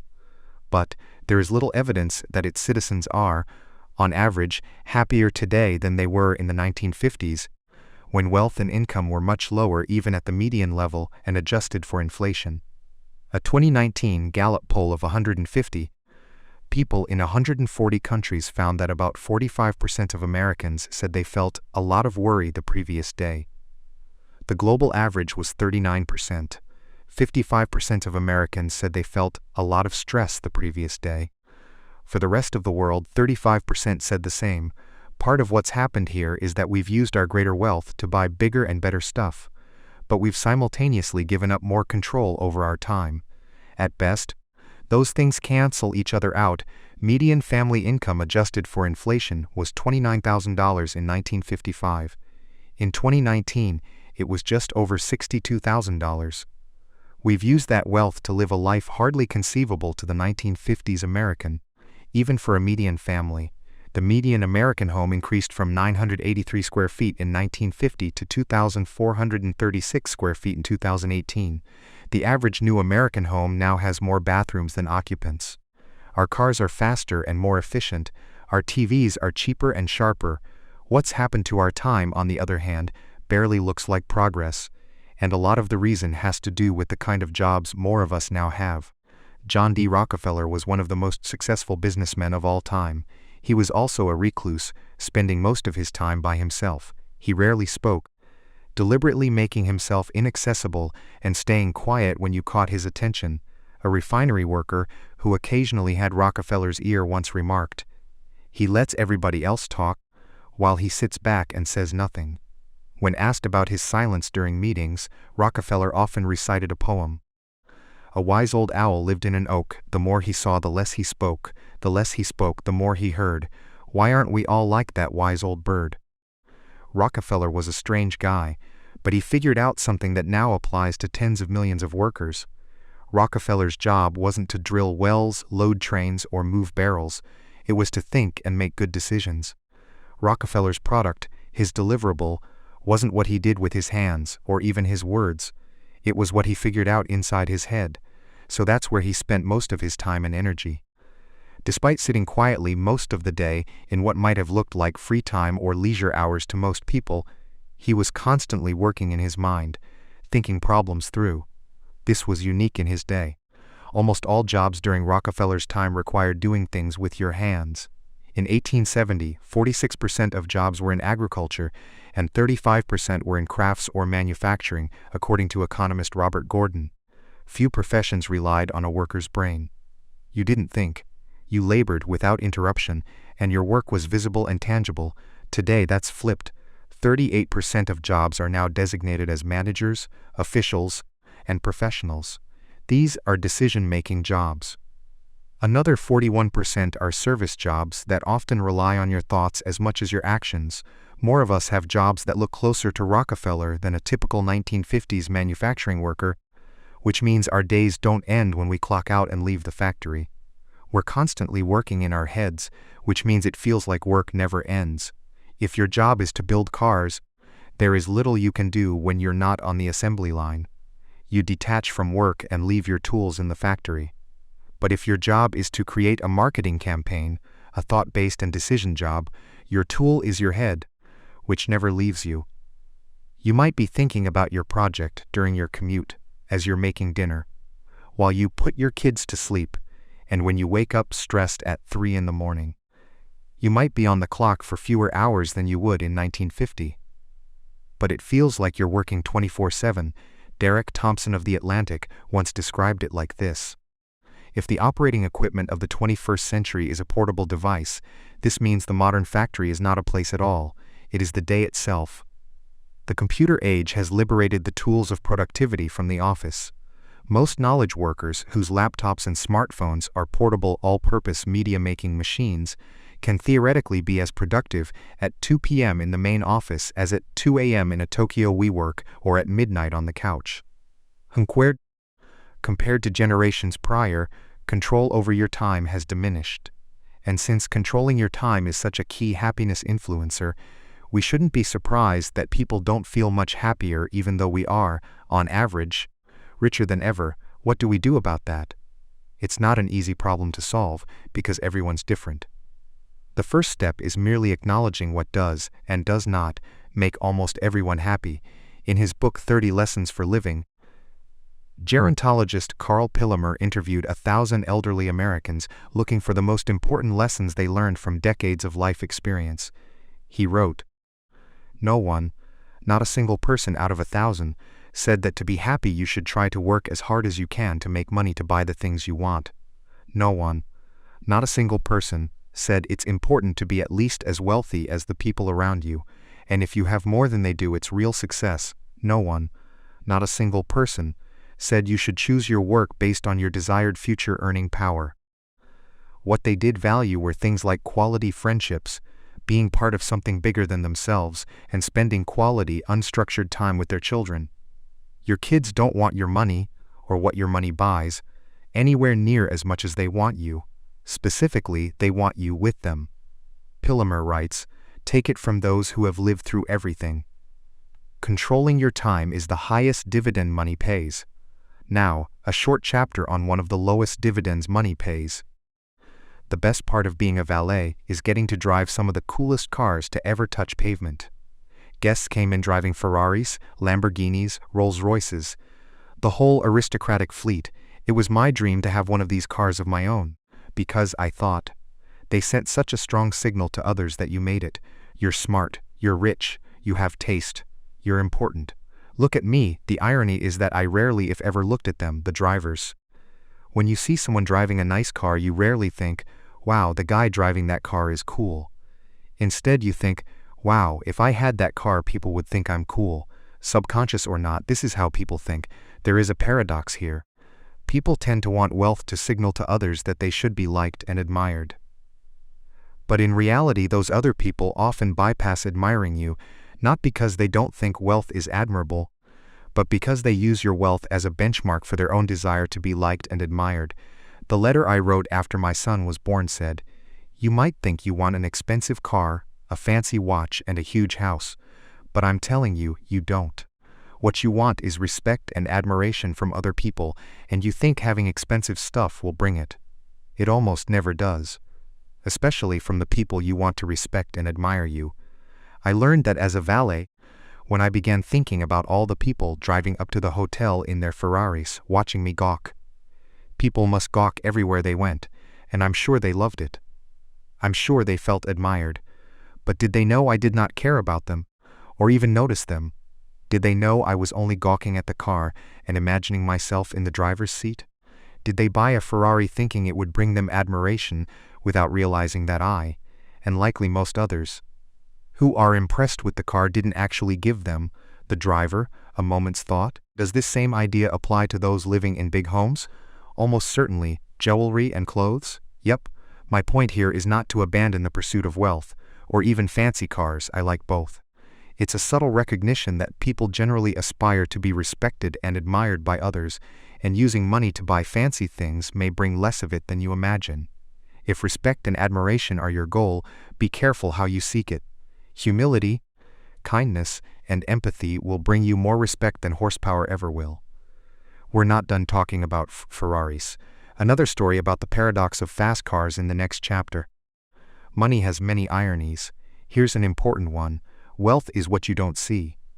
My time as a valet was in the mid-2000s in Los Angeles, when material appearance took precedence over everything but oxygen. If you see a Ferrari driving around, you might intuitively assume the owner of the car is rich, even if you're not paying much attention to them.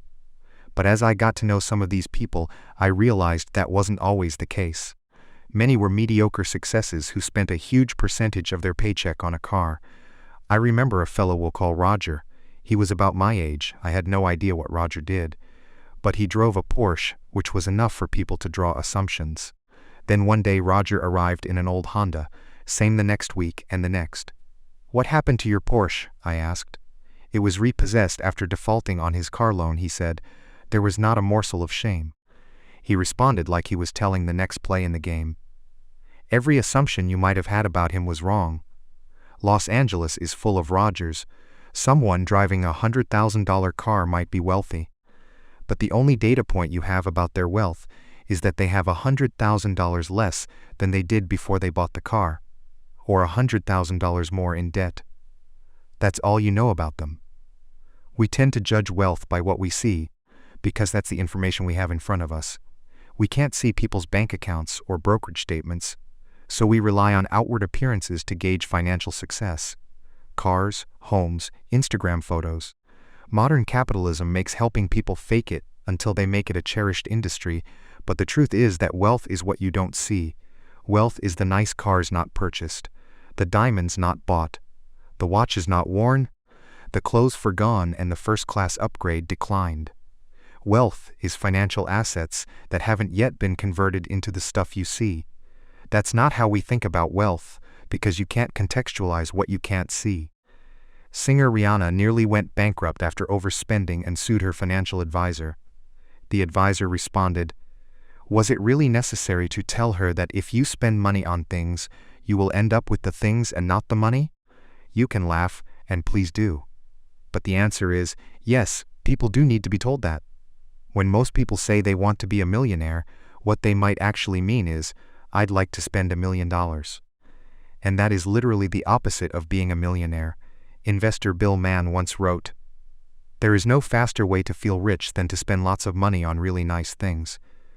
But the way to be rich is to spend money you have, and to not spend money you don't have. It's really that simple." It is excellent advice, but it may not go far enough. The only way to be wealthy is to not spend the money that you do have. It's not just the only way to accumulate wealth. It's the very definition of wealth. We should be careful to define the difference between wealthy and rich. It is more than semantics. Not knowing the difference is a source of countless poor money decisions. Rich is a current income. Someone driving a $100,000 car is almost certainly rich, because even if they purchase the car with debt, you need a certain level of income to afford the monthly payment. Same with those who live in big homes. It's not hard to spot rich people. They often go out of their way to make themselves known. But wealth is hidden. It's income not spent. Wealth is an option not yet taken to buy something later. Its value lies in offering you options, flexibility, and growth to one day purchase more stuff than you could right now. Diet and exercise offer a useful analogy. Losing weight is notoriously hard, even among those putting in the work of vigorous exercise. In his book The Body, Bill Bryson explains why. One study in America found that people overestimate the number of calories they burned in a workout by a factor of 4. They also then consumed, on average, about twice as many calories as they had just burned off. The fact is, you can quickly undo a lot of exercise by eating a lot of food, and most of us do. Exercise is like being rich. You think, "I did the work and I now deserve to treat myself to a big meal." Wealth is turning down that treat meal and actually burning net calories. It's hard and requires self-control, but it creates a gap between what you could do and what you choose to do that accrues to you over time. The problem for many of us is that it is easy to find rich role models. It's harder to find wealthy ones because by definition their success is more hidden. There are, of course, wealthy people who also spend a lot of money on stuff. But even in those cases, what we see is their richness, not their wealth. We see the cars they chose to buy and perhaps the school they choose to send their kids to. We don't see the savings, retirement accounts, or investment portfolios. We see the homes they bought, not the homes they could have bought had they stretched themselves thin. The danger here is that I think most people, deep down, want to be wealthy. They want freedom and flexibility, which is what financial assets not yet spent can give you. But it is so ingrained in us that to have money is to spend money that we don't get to see the restraint it takes to actually be wealthy. And since we can't see it, it's hard to learn about it. People are good at learning by imitation. But the hidden nature of wealth makes it hard to imitate others and learn from their ways. After he died, Ronald Read became many people's financial role model. He was lionized in the media and cherished on social media. But he was nobody's financial role model while he was living, because every penny of his wealth was hidden even to those who knew him. Imagine how hard it would be to learn how to write if you couldn't read the works of great authors. Who would be your inspiration? Who would you admire? Whose nuanced tricks and tips would you follow? It would make something that is already hard even harder. It's difficult to learn from what you can't see, which helps explain why it's so hard for many to build wealth. The world is filled with people who look modest but are actually wealthy, and people who look rich who live at the razor's edge of insolvency. Keep this in mind when quickly judging others' success and setting your own goals. If wealth is what you don't spend, what good is it? Well, let me convince you to save money. Let me convince you to save money. It won't take long, but it's an odd task, isn't it? Do people need to be convinced to save money? My observation is that, yes, many do. Past a certain level of income, people fall into three groups: those who save, those who don't think they can save, and those who don't think they need to save. This is for the latter two. The first idea, simple but easy to overlook, is that building wealth has little to do with your income or investment returns, and lots to do with your savings rate. A quick story about the power of efficiency. In the 1970s, the world looked like it was running out of oil. The calculation wasn't hard. The global economy used a lot of oil, the global economy was growing, and the amount of oil we could drill couldn't keep up. We didn't run out of oil, thank goodness. But that wasn't just because we found more oil or even got better at taking it out of the ground. The biggest reason we overcame the oil crisis is because we started building cars, factories, and homes that are more energy efficient than they used to be. The United States uses 60% less energy per dollar of GDP today than it did in 19 The average miles per gallon of all vehicles on the road has doubled since 1975. A 1989 Ford Taurus sedan averaged 18 mpg. A 2019 Chevy Suburban, absurdly large SUV, averages 18.1 mpg. The world grew its energy wealth, not by increasing the energy it had but by decreasing the energy it needed. U.S. oil and gas production has increased 65% since 1975, while conservation and efficiency has more than doubled what we can do with that energy. So it's easy to see which has mattered more.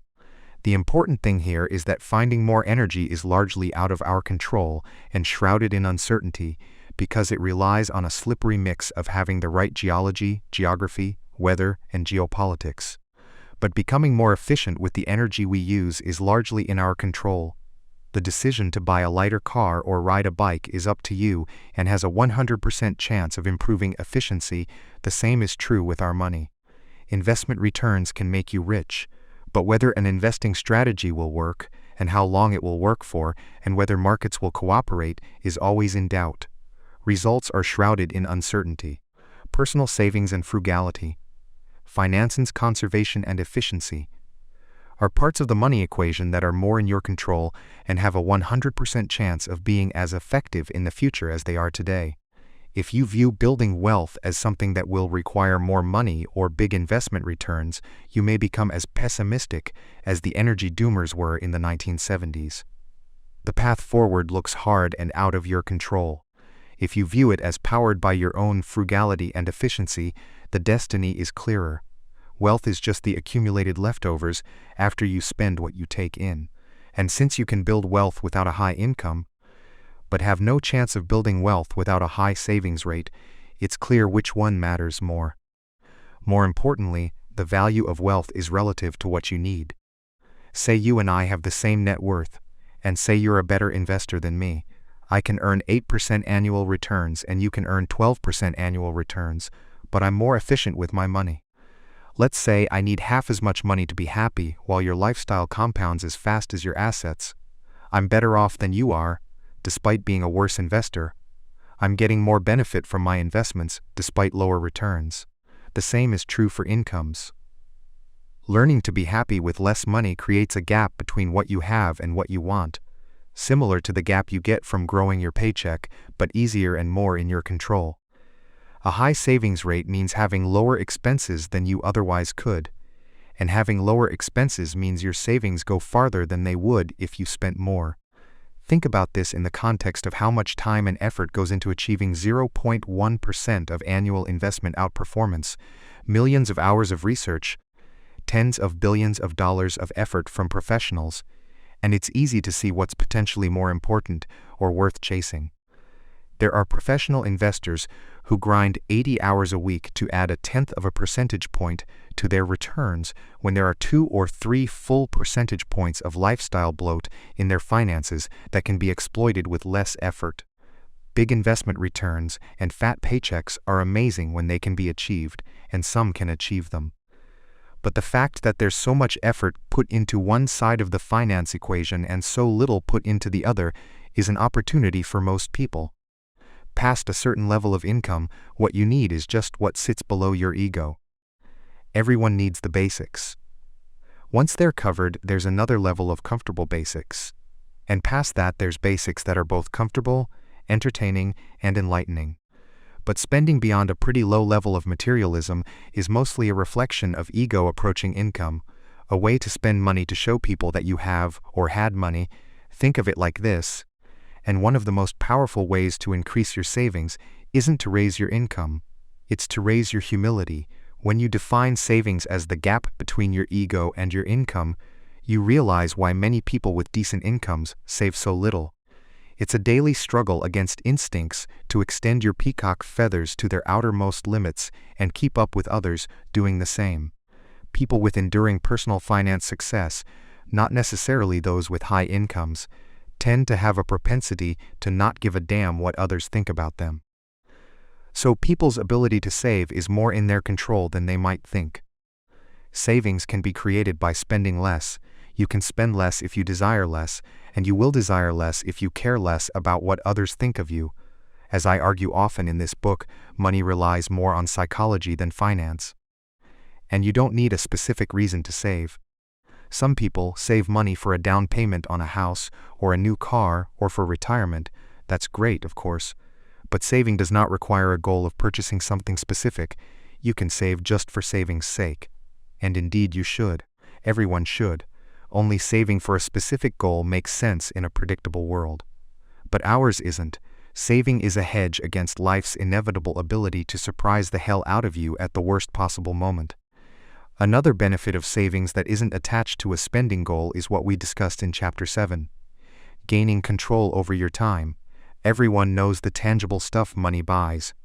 The intangible stuff is harder to wrap your head around, so it tends to go unnoticed.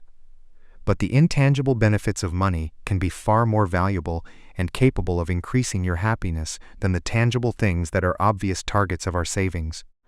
Savings without a spending goal gives you options and flexibility, the ability to wait and the opportunity to pounce. It gives you time to think. It lets you change course on your own terms. Every bit of savings is like taking a point in the future that would have been owned by someone else and giving it back to yourself. That flexibility and control over your time is an unseen return on wealth. What is the return on cash in the bank that gives you the option of changing careers, or retiring early, or freedom from worry?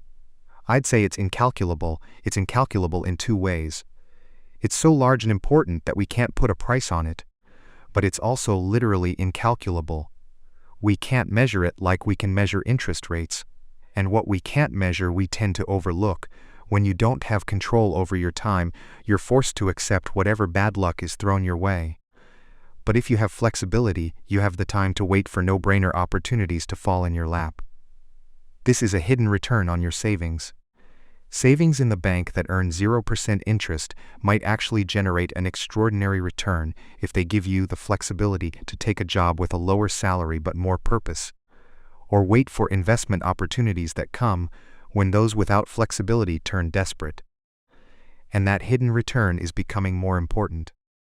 The world used to be hyperlocal. Just over 100 years ago, 75% of Americans had neither telephones nor regular mail service, according to historian Robert Gordon. That made competition hyperlocal. A worker with just average intelligence might be the best in their town, and they got treated like the best, because they didn't have to compete with a smarter worker in another town. That's now changed. A hyper-connected world means the talent pool you compete in has gone from hundreds or thousands spanning your town to millions or billions spanning the globe. This is especially true for jobs that rely on working with your head versus your muscles. Teaching, marketing, analysis, consulting, accounting, programming, journalism, and even medicine increasingly compete in global talent pools. More fields will fall into this category as digitization erases global boundaries, as software eats the world. As venture capitalist Mark Andreessen puts it, a question you should ask as the range of your competition expands is, how do I stand out?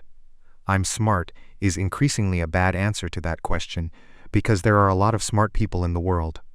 Almost 600 people ace the SATs each year. Another 7,000 come within a handful of points. In a winner-take-all and globalized world, these kinds of people are increasingly your direct competitors. Intelligence is not a reliable advantage in a world that's become as connected as ours has. But flexibility is. In a world where intelligence is hyper-competitive and many previous technical skills have become automated, competitive advantages tilt toward nuanced and soft skills like communication, empathy, and, perhaps most of all, flexibility. If you have flexibility, you can wait for good opportunities, both in your career and for your investments. You'll have a better chance of being able to learn a new skill when it's necessary. You'll feel less urgency to chase competitors who can do things you can't, and have more leeway to find your passion and your niche at your own pace. You can find a new routine, a slower pace, and think about life with a different set of assumptions. The ability to do those things when most others can't is one of the few things that will set you apart in a world where intelligence is no longer a sustainable advantage. Having more control over your time and options is becoming one of the most valuable currencies in the world. That's why more people can and more people should save money. You know what else they should do? Stop trying to be so rational. Let me tell you why. You're not a spreadsheet. You're a person. A screwed up, emotional person. It took me a while to figure this out, but once it clicked, I realized it's one of the most important parts of finance. With it comes something that often goes overlooked. Do not aim to be coldly rational when making financial decisions. Aim to just be pretty reasonable. Reasonable is more realistic, and you have a better chance of sticking with it for the long run, which is what matters most when managing money. To show you what I mean, let me tell you the story of a guy who tried to cure syphilis with malaria. Julius Wagner Jauregg was a 19th-century psychiatrist with two unique skills.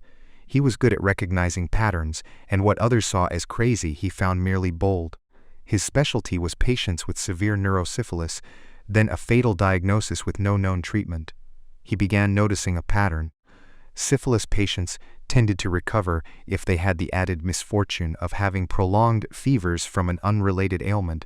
Wagner Jauregg assumed this was due to a hunch that had been around for centuries, but doctors didn't understand well. Fevers play a role in helping the body fight infection. So he jumped to the logical conclusion. In the early 1900s, Wagner Jauregg began injecting patients with low-end strains of typhoid, malaria, and smallpox to trigger fevers strong enough to kill off their syphilis. This was as dangerous as it sounds. Some of his patients died from the treatment. He eventually settled on a weak version of malaria, since it could be effectively countered with quinine. After a few days of bone-rattling fevers, after some tragic trial and error, his experiment worked. Wagner Jauregg reported that 6 in 10 syphilis patients treated with malariotherapy recovered, compared to around 3 in 10 patients left alone. He won the Nobel Prize in Medicine in 1927.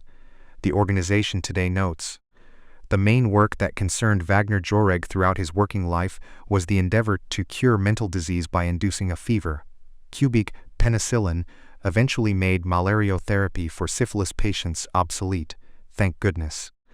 But Wagner Jauregg is one of the only doctors in history who not only recognized fever's role in fighting infection, but also prescribed it as a treatment. Fevers have always been as feared as they are mysterious. Ancient Romans worshipped Febri, the goddess who protected people from fevers. Amulets were left at temples to placate her, hoping to stave off the next round of shivers, but Wagner Jauregg was onto something. Fevers are not accidental nuisances, they do play a role in the body's road to recovery. We now have better, more scientific evidence of fever's usefulness in fighting infection. A 1-degree increase in body temperature has been shown to slow the replication rate of some viruses by a factor of 200. Numerous investigators have identified a better outcome among patients who displayed fever, one NIH paper writes. The Seattle Children's Hospital includes a section on its website to educate parents who may panic at the slightest rise in their child's temperature. Fevers turn on the body's immune system. They help the body fight infection. Normal fevers between 100 degrees and 104 degrees F are good for sick children. Scooby, but that's where the science ends and reality takes over. Fever is almost universally seen as a bad thing. They're treated with drugs like Tylenol to reduce them as quickly as they appear. Despite millions of years of evolution as a defense mechanism, No parent, no patient, few doctors, and certainly no drug company views fever as anything but a misfortune that should be eliminated. These views do not match the known science. One study was blunt. Treatment of fever is common in the ICU setting and likely related to standard dogma rather than evidence-based practice. Q-Beef Howard Markle, director of the Center for the History of Medicine, once said of fever phobia, "These are cultural practices that spread just as widely as the infectious diseases that are behind them." Why does this happen? If fevers are beneficial, why do we fight them so universally? I don't think it's complicated. Fevers hurt. And people don't want to hurt. That's it. A doctor's goal is not just to cure disease. It's to cure disease within the confines of what's reasonable and tolerable to the patient. Fevers can have marginal benefits in fighting infection, but they hurt, and I go to the doctor to stop hurting. I don't care about double-blind studies when I'm shivering under a blanket. If you have a pill that can make a fever stop, give it to me now. It may be rational to want a fever if you have an infection. But it's not reasonable. That philosophy, aiming to be reasonable instead of rational, is one more people should consider when making decisions with their money. Academic finance is devoted to finding the mathematically optimal investment strategies. My own theory is that in the real world, people do not want the mathematically optimal strategy. They want the strategy that maximizes for how well they sleep at night. Harry Markowitz won the Nobel Prize for exploring the mathematical trade-off between risk and return. He was once asked how he invested his own money and described his portfolio allocation in the 1950s when his models were first developed. I visualized my grief if the stock market went way up and I wasn't in it, or if it went way down and I was completely in it. My intention was to minimize my future regret, so I split my contributions 50-50 between bonds and equities. Markowitz eventually changed his investment strategy, diversifying the mix. But two things here are important. One is that minimizing future regret is hard to rationalize on paper but easy to justify in real life. A rational investor makes decisions based on numeric facts. A reasonable investor makes them in a conference room surrounded by coworkers you want to think highly of you, with a spouse you don't want to let down, or judged against the silly but realistic competitors that are your brother-in-law, your neighbor, and your own personal doubts. Investing has a social component that's often ignored when viewed through a strictly financial lens. The second is that this is fine. Jason Zweig, who conducted the interview when Markowitz described how he invested, later reflected, "My own view is that people are neither rational nor irrational. We are human. We don't like to think harder than we need to, and we have unceasing demands on our attention." Seen in that light, there's nothing surprising about the fact that the pioneer of modern portfolio theory built his initial portfolio with so little regard for his own research, nor is it surprising that he adjusted it later. Cubing Markowitz is neither rational or irrational. He's reasonable. What's often overlooked in finance is that something can be technically true but contextually nonsense. In 2008, a pair of researchers from Yale published a study arguing young savers should supercharge their retirement accounts using 2-to-1 margin, $2 of debt for every dollar of their own money when buying stocks. It suggests investors taper that leverage as they age, which lets a saver take more risk when they're young and can handle a magnified market roller coaster and less when they're older. Even if using leverage left you wiped out when you were young. If you use 2-to-1 margin, a 50% market drop leaves you with nothing. The researchers showed savers would still be better off in the long run, so long as they picked themselves back up, followed the plan, and kept saving in a 2-to-1 leveraged account the day after being wiped out. The math works on paper. It's a rational strategy, but it's almost absurdly unreasonable. No normal person could watch 100% of their retirement account evaporate and be so unfazed that they carry on with the strategy undeterred. They'd quit, look for a different option, and perhaps sue their financial advisor. The researchers argued that when using their strategy, the expected retirement wealth is 90% higher compared to life cycle funds. It is also 100% less reasonable. There is, in fact, a rational reason to favor what look like irrational decisions. Here's one. Let me suggest that you love your investments. This is not traditional advice. It's almost a badge of honor for investors to claim they're emotionless about their investments because it seems rational. But if lacking emotions about your strategy or the stocks you own increases the odds you'll walk away from them when they become difficult, what looks like rational thinking becomes a liability. The reasonable investors who love their technically imperfect strategies have an edge because they're more likely to stick with those strategies. There are few financial variables more correlated to performance than commitment to a strategy during its lean years. Both the amount of performance and the odds of capturing it over a given period of time. The historical odds of making money in U.S. markets are 50-50 over one-day periods, 68% in one-year periods, 88% in 10-year periods, and, so far, 100% in 20-year periods. Anything that keeps you in the game has a quantifiable advantage. If you view do what you love as a guide to a happier life, it sounds like empty fortune cookie advice.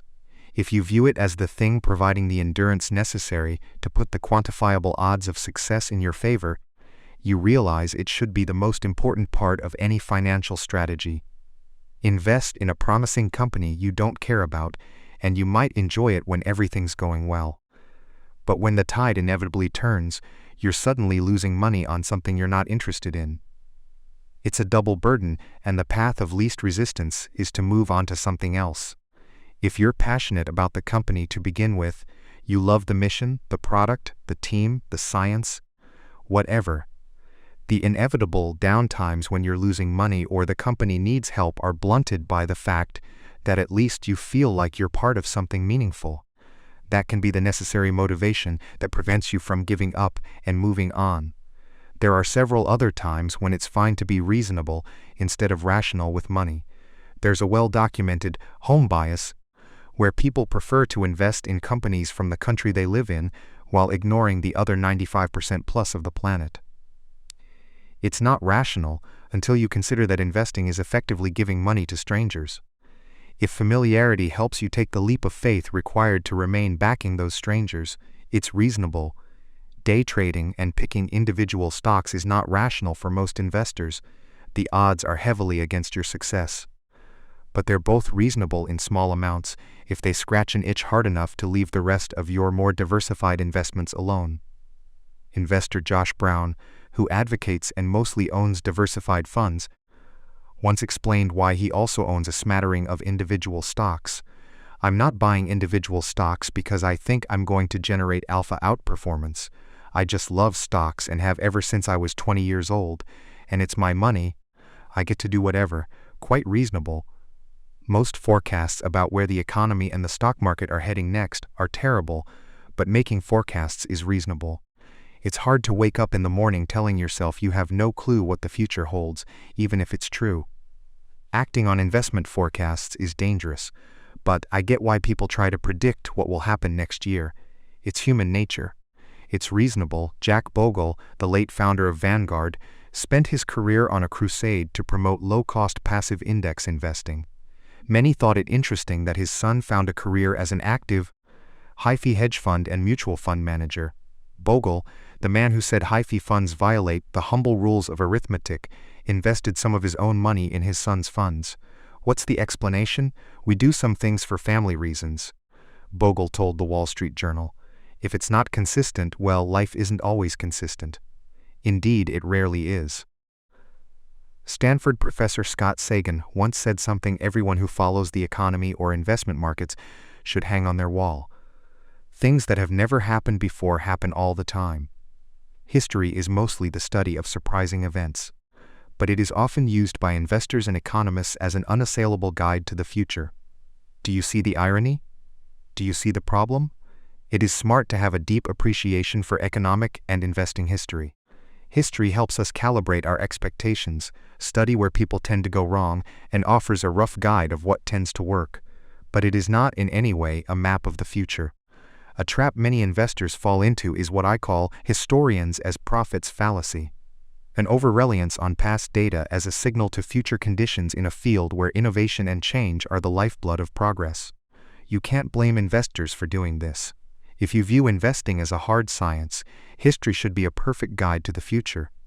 Geologists can look at 1 billion years of historical data and form models of how the Earth behaves, so can meteorologists. And doctors, kidneys operate the same way in 2020 as they did in 1020. But investing is not a hard science. It's a massive group of people making imperfect decisions with limited information about things that will have a massive impact on their well-being, which can make even smart people nervous, greedy, and paranoid.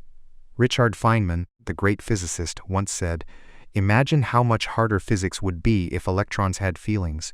Well, investors have feelings, quite a few of them. That's why it's hard to predict what they'll do next based solely on what they did in the past. The cornerstone of economics is that things change over time, because the invisible hand hates anything staying too good or too bad indefinitely. Investor Bill Bonner once described how Mr. Market works.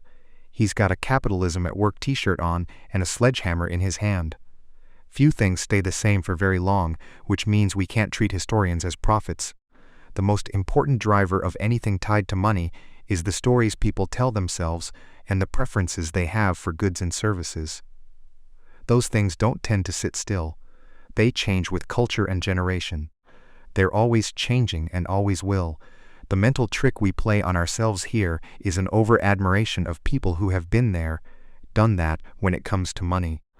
Experiencing specific events does not necessarily qualify you to know what will happen next. In fact, it rarely does, because experience leads to overconfidence more than forecasting ability. Investor Michael Batnick once explained this well. Confronted with the argument that few investors are prepared for rising interest rates because they've never experienced them. The last big period of rising interest rates occurred almost 40 years ago. He argued that it didn't matter, because experiencing or even studying what happened in the past might not serve as any guide to what will happen when rates rise in the future. So what? Will the current rate hike look like the last one, or the one before that? Will different asset classes behave similarly, the same, or the exact opposite? On the one hand, people that have been investing through the events of 1987, 2000, and 2008 have experienced a lot of different markets. On the other hand, isn't it possible that this experience can lead to overconfidence? Failing to admit you're wrong? Anchoring to previous outcomes? Two dangerous things happen when you rely too heavily on investment history as a guide to what's going to happen next. 1. You'll likely miss the outlier events that move the needle the most. The most important events in historical data are the big outliers, the record-breaking events. They are what move the needle in the economy and the stock market. The Great Depression, World War II, the dot-com bubble, September 11th. The housing crash of the mid-2000s. A handful of outlier events play an enormous role because they influence so many unrelated events in their wake. 15 billion people were born in the 19th and 20th centuries. But try to imagine how different the global economy and the whole world would be today if just 7 of them never existed. Adolf Hitler, Joseph Stalin, Mao Zedong, Gavrilo Princip, Thomas Edison, Bill Gates, Martin Luther King. I'm not even sure that's the most meaningful list. But almost everything about the world today, from borders to technology to social norms, would be different if these 7 people hadn't left their mark. Another way to put this is that 0.000000004% of people were responsible for perhaps the majority of the world's direction over the last century.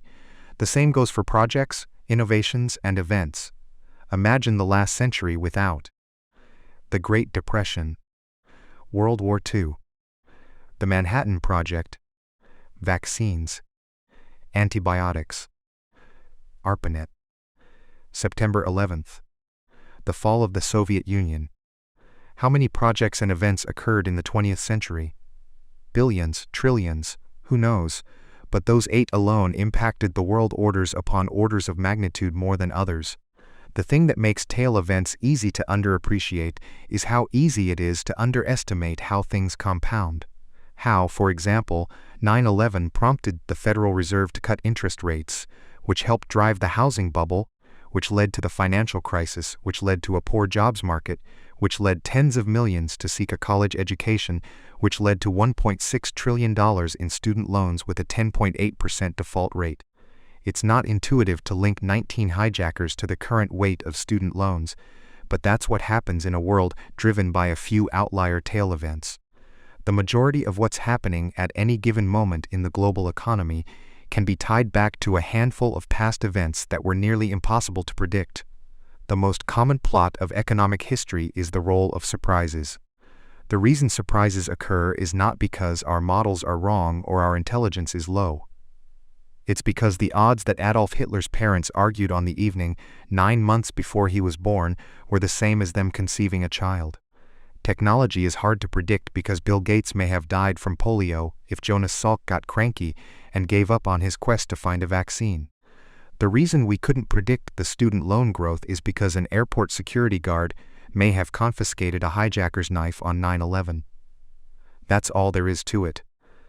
The problem is that we often use events like the Great Depression and World War II to guide our views of things like worst-case scenarios when thinking about future investment returns.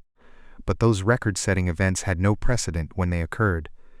So the forecaster who assumes the worst and best events of the past will match the worst and best events of the future is not following history. They're accidentally assuming that the history of unprecedented events doesn't apply to the future.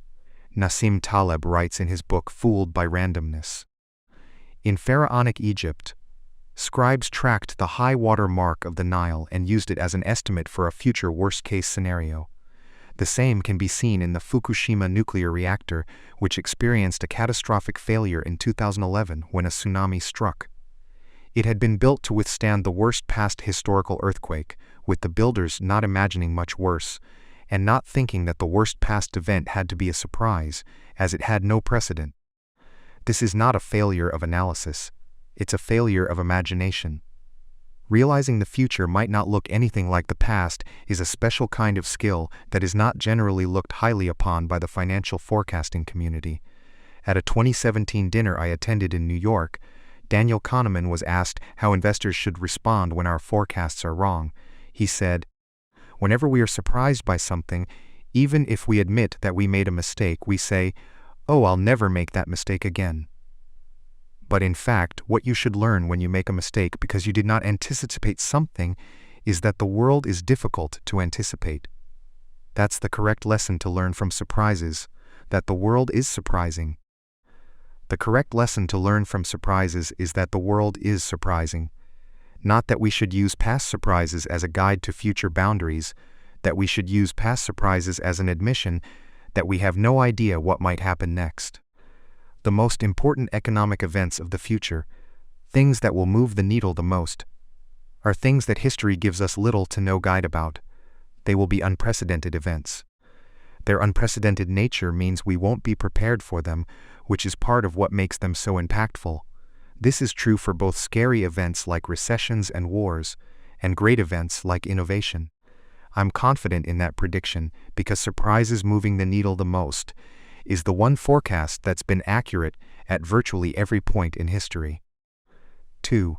History can be a misleading guide to the future of the economy and stock market because it doesn't account for structural changes that are relevant to today's world. Consider a few big ones. The 401a is 42 years old. The Roth IRA is younger, created in the 1990s. So personal financial advice and analysis about how Americans save for retirement today is not directly comparable to what made sense just a generation ago. We have new options. Things changed, or take venture capital. It barely existed 25 years ago. There are single venture capital funds today that are larger than the entire industry was a generation ago. In his memoir, Nike founder Phil Knight wrote about his early days in business. There was no such thing as venture capital. An aspiring young entrepreneur had very few places to turn, and those places were all guarded by risk-averse gatekeepers with imagination. In other words, bankers. What this means, in effect, is that all historical data going back just a few decades about how startups are financed is out of date. What we know about investment cycles and startup failure rates is not a deep base of history to learn from, because the way companies are funded today is such a new historical paradigm. Or take public markets. The S&P 500 did not include financial stocks until 1976. Today, financials make up 16% of the index. Technology stocks were virtually non-existent 50 years ago. Today, they're more than a fifth of the index. Accounting rules have changed over time. So have disclosures, auditing, and the amount of market liquidity. Things changed. The time between U.S. recessions has changed dramatically over the last 150 years. The average time between recessions has grown from about 2 years in the late 1800s to 5 years in the early 20th century to 8 years over the last half-century. As I write this, it looks like we're going into recession. 12 years since the last recession began in December 2007. That's the longest gap between recessions since before the Civil War.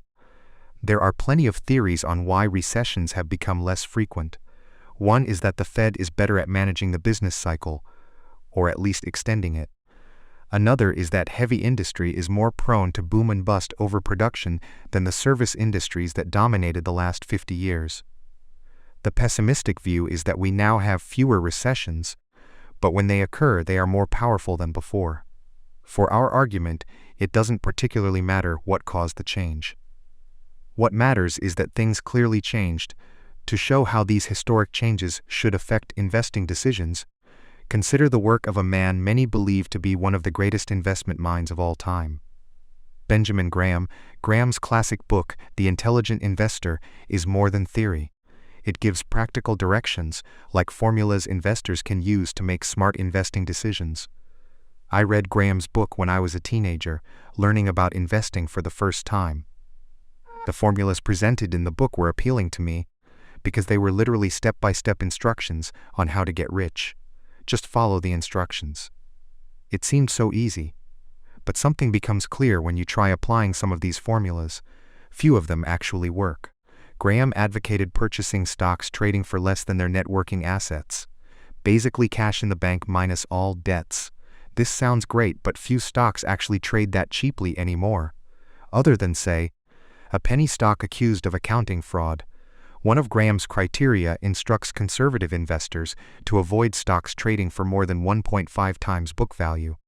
If you followed this rule over the last decade, you would have owned almost nothing but insurance and bank stocks.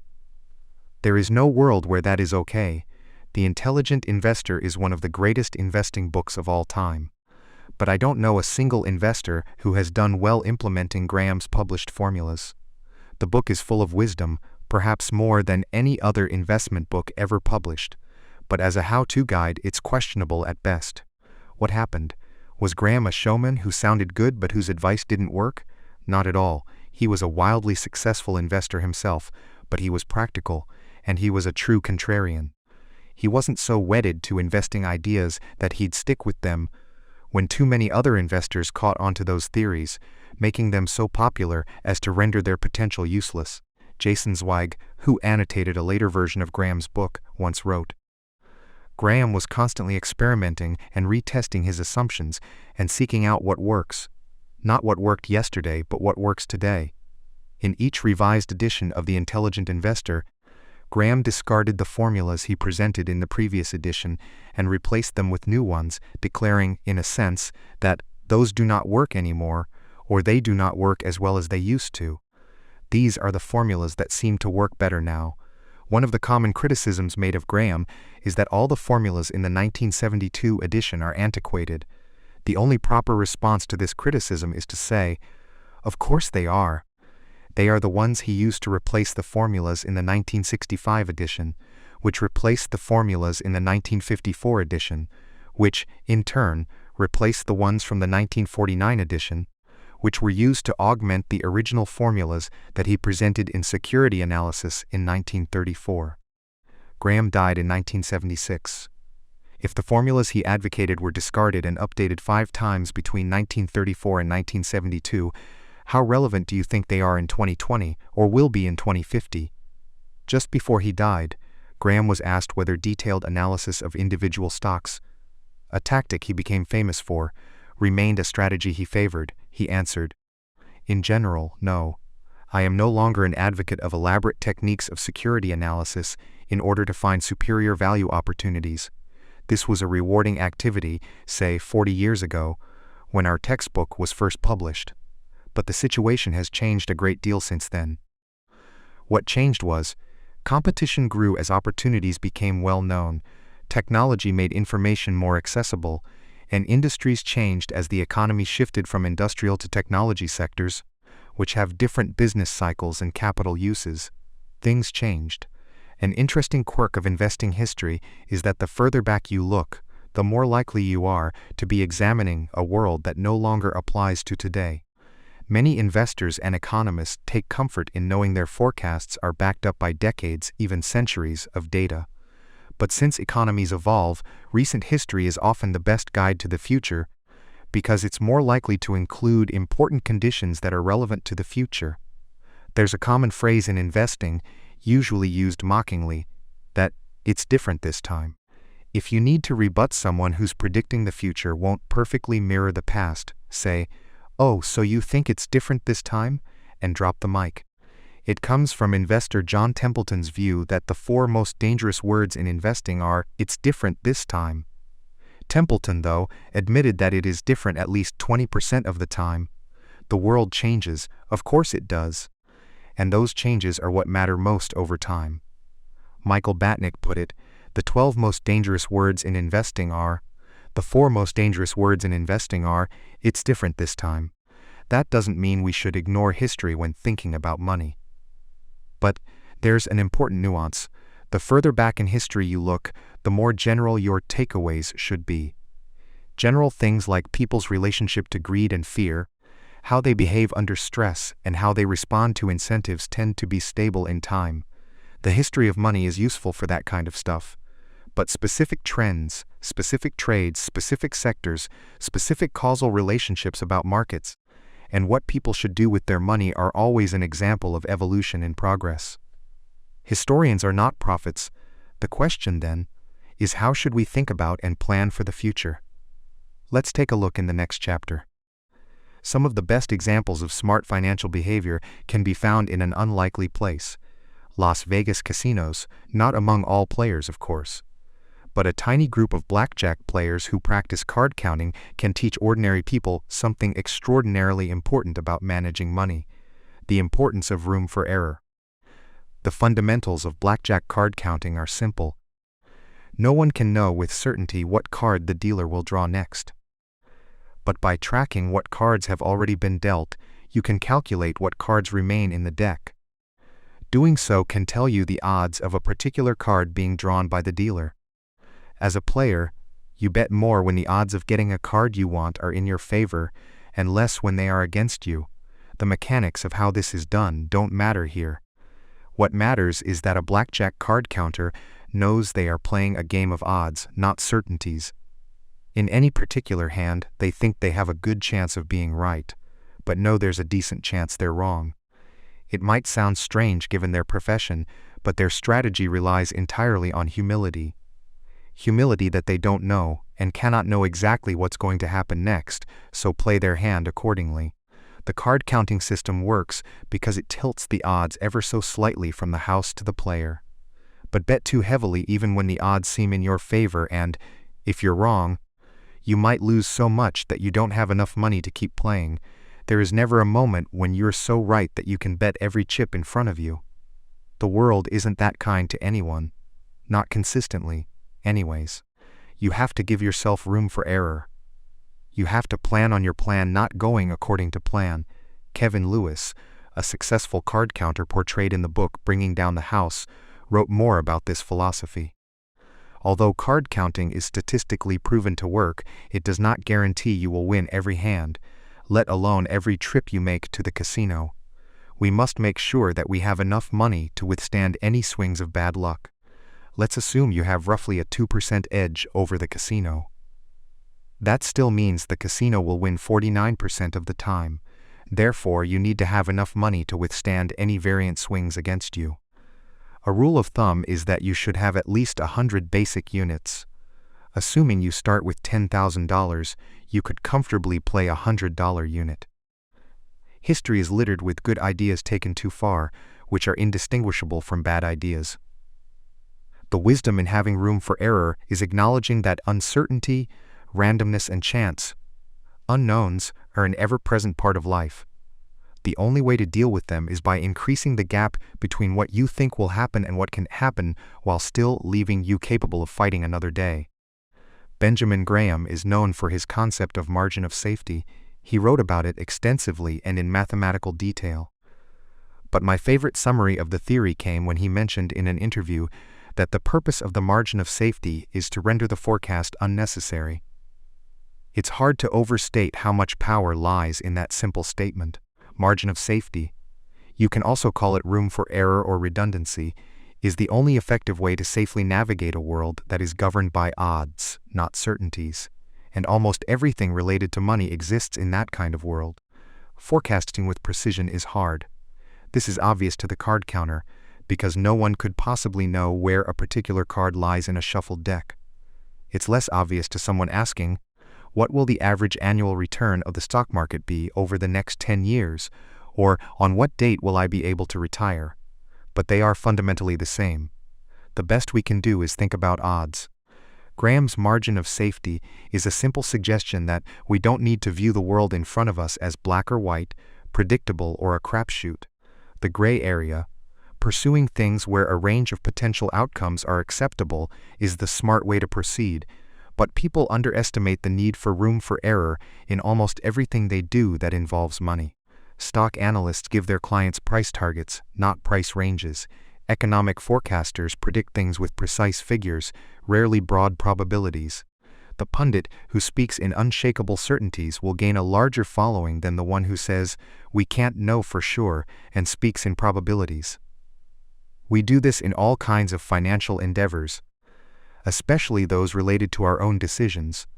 Harvard psychologist Max Bazerman once showed that when analyzing other people's home renovation plans, most people estimate the project will run between 25% and 50% over budget. But when it comes to their own projects, people estimate that renovations will be completed on time and at budget. Oh, the eventual disappointment. Two things cause us to avoid room for error. One is the idea that somebody must know what the future holds, driven by the uncomfortable feeling that comes from admitting the opposite. The second is that you're therefore doing yourself harm by not taking actions that fully exploit an accurate view of that future coming true. But room for error is underappreciated and misunderstood. It's often viewed as a conservative hedge, used by those who don't want to take much risk or aren't confident in their views. But when used appropriately, it's quite the opposite. Room for error lets you endure a range of potential outcomes, and endurance lets you stick around long enough to let the odds of benefiting from a low probability outcome fall in your favor. The biggest gains occur infrequently, either because they don't happen often or because they take time to compound. So the person with enough room for error in part of their strategy, cash to let them endure hardship in another, stocks, has an edge over the person who gets wiped out. Game over, insert more tokens when they're wrong. Bill Gates understood this well. When Microsoft was a young company, he came up with this incredibly conservative approach that I wanted to have enough money in the bank to pay a year's worth of payroll even if we didn't get any payments coming in. Warren Buffett expressed a similar idea when he told Berkshire Hathaway shareholders in 2008, "I have pledged to you, the rating agencies and myself, to always run Berkshire with more than ample cash. When forced to choose, I will not trade even a night's sleep for the chance of extra profits. There are a few specific places for investors to think about room for error. One is volatility. Can you survive your assets declining by 30%? On a spreadsheet, maybe yes, in terms of actually paying your bills and staying cash flow positive. But what about mentally? It is easy to underestimate what a 30% decline does to your psyche. Your confidence may become shot at the very moment opportunity is at its highest. You or your spouse may decide it's time for a new plan or new career. I know several investors who quit after losses because they were exhausted. Physically exhausted. Spreadsheets are good at telling you when the numbers do or don't add up. They're not good at modeling how you'll feel when you tuck your kids in at night, wondering if the investment decisions you've made were a mistake that will hurt their future. Having a gap between what you can technically endure versus what's emotionally possible is an overlooked version of room for error. Another is saving for retirement. We can look at history and see, for example, that the U.S. stock market has returned an annual average of 6.8% after inflation since the 1870s. It's a reasonable first approximation to use that as an estimate of what to expect on your own diversified portfolio when saving for retirement. You can use those return assumptions to back into the amount of money you'll need to save each month to achieve your target nest egg. But what if future returns are lower? Or what if long-term history is a good estimate of the long-term future, but your target retirement date ends up falling in the middle of a brutal bear market, like 2009? What if a future bear market scares you out of stocks, and you end up missing a future bull market, so the returns you actually earn are less than the market average? What if you need to cash out your retirement accounts in your 30s to pay for a medical mishap? The answer to those what-ifs is, you won't be able to retire like you once predicted, which can be a disaster. The solution is simple. Use room for error when estimating your future returns.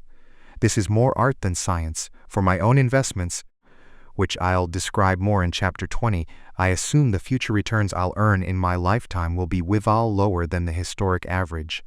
So I save more than I would if I assumed the future will resemble the past. It's my margin of safety. The future may be worse than we lower than the past, but no margin of safety offers a 100% guarantee. A 1/3 buffer is enough to allow me to sleep well at night. And if the future does resemble the past, I'll be pleasantly surprised. The best way to achieve felicity is to aim low, says Charlie Munger. Wonderful. An important cousin of room for error is what I call optimism bias in risk-taking, or Russian roulette should statistically work syndrome, an attachment to favorable odds when the downside is unacceptable in any circumstances. Nassim Taleb says, you can be risk-loving and yet completely averse to ruin. And indeed, you should. The idea is that you have to take risk to get ahead, but no risk that can wipe you out is ever worth taking. The odds are in your favor when playing Russian roulette. But the downside is not worth the potential upside. There is no margin of safety that can compensate for the risk. Same with money. The odds of many lucrative things are in your favor.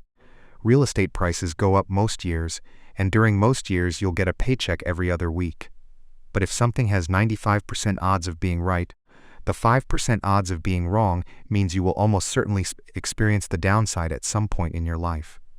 And if the cost of the downside is ruin, the upside the other 95% of the time likely isn't worth the risk.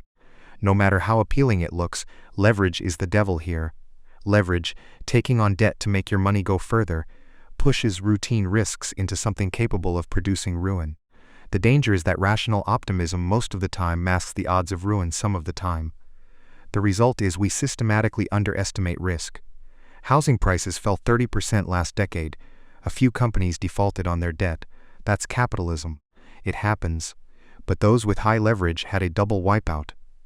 Not only were they left broke, but being wiped out erased every opportunity to get back in the game at the very moment opportunity was ripe. A homeowner wiped out in 2009 had no chance of taking advantage of cheap mortgage rates in 2010. Lehman Brothers had no chance of investing in cheap debt in 2009. They were done. To get around this, I think of my own money as barbelled. I take risks with one portion and am terrified with the other. This is not inconsistent, but the psychology of money would lead you to believe that it is. I just want to ensure I can remain standing long enough for my risks to pay off. You have to survive to succeed. To repeat a point we've made a few times in this book, the ability to do what you want, when you want, for as long as you want, has an infinite ROI. Room for error does more than just widen the target around what you think might happen. It also helps protect you from things you'd never imagine, which can be the most troublesome events we face. The Battle of Stalingrad during World War II was the largest battle in history. With it came equally staggering stories of how people dealt with risk. One came in late 1942, when a German tank unit sat in reserve on grasslands outside the city. When tanks were desperately needed on the front lines, something happened that surprised everyone. Almost none of them worked. Out of 104 tanks in the unit, fewer than 20 were operable. Engineers quickly found the issue. Historian William Craig writes, during the weeks of inactivity behind the front lines, field mice had nested inside the vehicles and eaten away insulation covering the electrical systems. The Germans had the most sophisticated equipment in the world. Yet there they were, defeated by mice. You can imagine their disbelief. This almost certainly never crossed their minds. What kind of tank designer thinks about mouse protection? Not a reasonable one, and not one who studied tank history, but these kinds of things happen all the time. You can plan for every risk except the things that are too crazy to cross your mind. And those crazy things can do the most harm because they happen more often than you think, and you have no plan for how to deal with them. In 2006, Warren Buffett announced a search for his eventual replacement. He said he needed someone genetically programmed to recognize and avoid serious risks, including those never before encountered. I have seen this skill at work with startups my firm, Collaborative Fund, has backed. Ask a founder to list the biggest risks they face, and the usual suspects are mentioned. But beyond the predictable struggles of running a startup, here are a few issues we've dealt with among our portfolio companies. Water pipes broke, flooding and ruining a company's office. A company's office was broken into 3 times. A company was kicked out of its manufacturing plant. A store was shut down after a customer called the health department because she didn't like that another customer brought a dog inside. A CEO's email was spoofed in the middle of a fundraise that required all of his attention. A founder had a mental breakdown.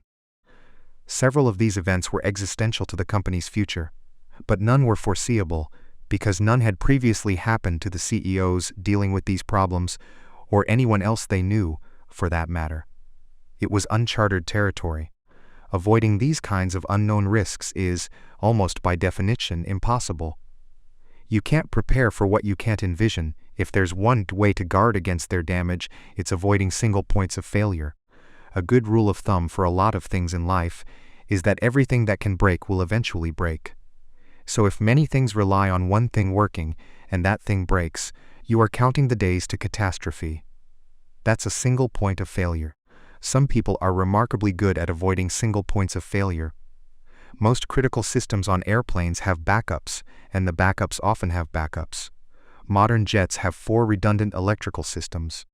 You can fly with one engine and technically land with none, as every jet must be capable of stopping on a runway with its brakes alone, without thrust reverse from its engines.